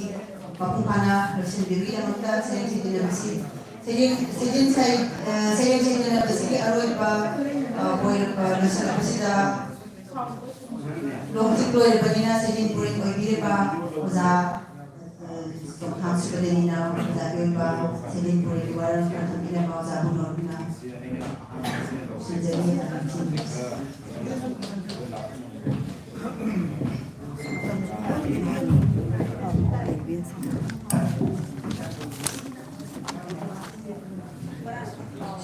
ngasi sering sayidina bagi thauram asi aigi wakhanda yamna mapung phaba adumba akhoi sayidina ba mani haina khanjai tasyama akhoi yamna akhoi saireng tv gi bereng akhoi punna nifuga taru asigi kavita pathokki gi ba akhoi saireng pathokki bajita nifuga taru ni adona tongan ba thimda akhoi TV hibani adona aina masi loina bak amamam ta oina ma akhoi gi kamai gi thim nung kari kai sa haidana leragadi matam si amna samni ana ina khanje mising do yamdragadi khasu phabani phuga taruknina ama hairaga ama haidaba se ai noi jade aduna punjala kanse side da akhoi gi saireng si amna tik oina TV giba saireng yawi adegi hojiki matamda thoiba akhoi gi yamna akhoi gi society sigi masak adegi hongaiba akhoi gi culture gi tradition gi akhoi mayam ama hongaiba da TV gi ba thim mayam su yauki aduna akhoi gi kaino gi yamna akhoi gi punsi ga mari leinaba kavita akhoi gi miyobi gi punsi ga mari leinaba kavita kayam su thim TV gi ba yawi adegi atopa akhoi gi hoji ningon chakoba gi ngarang na handa thokiba ningon chakoba gi akhoi gi nupi gi thimda adegi nupi haibasigi magi saita di pamjaba adubo akhoi gi magi pamjari badu magi imung manunggi phibam duna mahaki emotion feeling magi kanosing si akhoi gi yauna kanto bangamdaba yamna awaba madugi thengnaba kaya adumba thimda su TV gi aduna ina loina baksi akhoi gi yamna tongan ba hujiki leigiba society sigi saktam kayama aikoi gi hongan ningba adigi hujiki oiriba saktam si asuki matik aikoi gi kaithara pa tekthara pa mayam si urura kanda aikoi na anoba aikoi gi yamna phajaba aikoi samaj ama ing tapa samaj ama oina bagi damakta aikoi gi phongdok saba adugumba kavita yaugi ai loina bakti aina panbado kan tawjadre aduna yamna ngasi kavita sing sidai sida aduga saireng haiba simakta bo aikoi mioi bigi thanung gi kachinda leiba wahai singdu aikoi gi thamoi da leiba potu puthora kansira aikoi na wahai na phongdok pani aduna ngasi tv gi ba kavita khuding makse ai loina bak aikoi gi amata ai khandok chaningde maramdi aikoi yamna phajaba wahi mayam ama aikoi kavita sing sida saithai bidai chumna gi aikoi gi family gi thimda phongdokpa kavita bu oiraga su adegi aikoi yamna romantic kaina bagi kavita oiraga su aikoi yamna thanung gi oiba pot mayam ama yamna psychic oiba lon sijin nabidana puthok pirakpa kavita se ta ba matamda asuki matik aikoi gi emotional oiba kayama aigi thamoida phaujari aduna aikoina wareng karigumba aikoina wareng oiragadi aikoigi yamna emotional oiba kanose aikoina yoba ngamdaba yai aduna sairengi magi kanose aikoigi waigi magi kanose aikoigi nature prakriti amadi miyoibagi marak sida leiriba aikoigi aikoigi aiba singi thamoida phauriba kanosinga se yam phajana ai phongdok pikhiena ina khanjai aduna aikoigi miyoiba moina aikoina nature amadi prakriti amadi miyoibagi marak sida kaina basu ayadaba aduga nature leramdragadi akoi amu aikoigi na ningjariba aikoigi thamoida leiba kanosinga se aikoigi wahai mayam se aikoina phongdok nabagi pambai su leiroi aduna aina khanjabada asuki matik aikoigi kavita sing si yamna phajaba adugumba aikoigi yamna pukning kano oiba aduga anouba aikoigi samaj amagi ikau langba kayama so aikoina kavita sing sida phongdok pigi sida natana yamna nungsiba isai kayama saithadana su sakpi khre aduna aikoigi aiba singi aduna tongan ba kala mamni saireng haiba se akhoi mi dugi tongan ba kala mamni aduna aikoina haiba kavita se magi na heli na haiba yade maramdi ai haiba sigi tongan ba kala gi sakta mamni aduna aikoina yamna deep oina ibi hiba kavita kaya yaugi magi kalpana kabi amagi magi kalpana gi ibaksi yamna luthana kumthara kanthasida phongdok pigiba kavita ahum mari gumba aina yauki aina tajaba matamda aduna aikoina kavita haibase aikoigi hairibaduni aikoina yariba makai aikoigi kalpana gi akoi magi imagination kalpana si kayam yamna magi kavita se phongdok pangamage haibase magi kavita gi phajabase amaduna oi hadana hai aduna matamsina thengjalakpanina aina amamamta oina aikoigi haiba magi kano thim nung kari aina naina jagadabado mi su yambanina ama naina raka ama naina daba su nuaijade aduna punamak subjanjara kansi sida ngasigida maktadi aiha akoigi matang asida aigi wafamse matang asida ai tensinjari aduna punamakpu amuka hana paramjari aduna aikoi matungda sugumba kavita se aikoina kavita haibsi tasiyangna hai taragadi aikoi awabsi koi aduna akoi aibi singna aikoina karigumba ijaba kavita amakak aikoina mayamgi mamangda thiba phangbase masi yamna nuaiba mani masi yamna aikoigi punsida aikoigi awana kayama aikoi kavita se thibasina aikoi awana kayam so ai kauthoena khanjai aduna masi ai samaksudum aikoigi wakhanjina yamna aikoigi tension lerakanda aina ijaba phajadaba aina ijaba kavita ma sum par kansida pajabasi aduga ningjangjabasina ai yawa se koena khali masi yamna kanoma khakni angakpa kanoma khakni na khanjai aduna ꯑꯩꯈꯣꯏꯒꯤ ꯂꯝꯗꯝꯁꯤꯗ ꯂꯩꯔꯤꯕ ꯅꯨꯄꯤ ꯑꯩꯈꯣꯏ ꯑꯏꯕꯤ ꯑꯗꯒꯤ ꯅꯨꯄꯥ ꯑꯏꯕ ꯃꯌꯥꯝꯁꯤꯅ ꯑꯩꯈꯣꯏꯒꯤ ꯏꯃꯥꯔꯣꯜ ꯁꯥꯍꯤꯇ꯭ꯌꯁꯦ ꯆꯥꯎꯈꯠꯅꯕꯒꯤꯗꯃꯛꯇ ꯑꯩꯈꯣꯏ ꯄꯨꯟꯅ ꯍꯣꯠꯅꯃꯤꯟꯅꯁꯤ ꯑꯗꯨꯒ ꯁꯩꯔꯦꯡ ꯍꯥꯏꯕꯁꯤꯗꯤ ꯑꯩꯈꯣꯏ ꯈꯨꯗꯤꯡꯃꯛꯅ ꯂꯣꯏꯅꯃꯛꯅ ꯏꯕ ꯉꯝꯗꯦ ꯃꯔꯝꯗꯤ ꯀꯔꯤꯒꯤꯅꯣꯗ ꯃꯁꯤ ꯃꯤꯗꯨꯒꯤ ꯃꯥꯒꯤ ꯏꯅꯤꯡꯕꯒꯤ ꯋꯥꯈꯜꯗꯨ ꯄꯣꯛꯂꯀꯥꯟꯗꯗꯅꯤ ꯑꯩꯈꯣꯏꯅ मागी सैरेंगी कनोसे लाकदोरिबसे अदुना अखोइना वारेंग हाइबसी दगिरी सैरेंग हाइबसिना अखोइगी मियोबेगी पुंसीगी अखोइगी मनुंग हुंजिनबा पोटसे अखोइना फोंगदोकपा ngami अदुनानी अखोइना साइटेगी लैलिबा लेचल मयामसिगी मरक्ता अखोइना सैरेंग हाइबसिना ख्वाइदेगी अवांग थाकता अखोइना फिदा फंगिबसे मसिनानेना खनजै अदुना अखोइना हौगिबा अखोइगी इपा इपुसिंगना अखोइगी लमदमसिगी अखोइगी साहित्यसिबु जाखोनबा होनबिरंबा अदुमाइना अखोइसु अखोइगी इमारोल साहित्यसे जाखोनबा अखोइ होनमिनसी हाइबा वाफमसे थमजरगा अहा मतांग असिदा अहाके वाफम टेंशनजरी मयाम अमुकन खोरमजरी थागचरी ओजा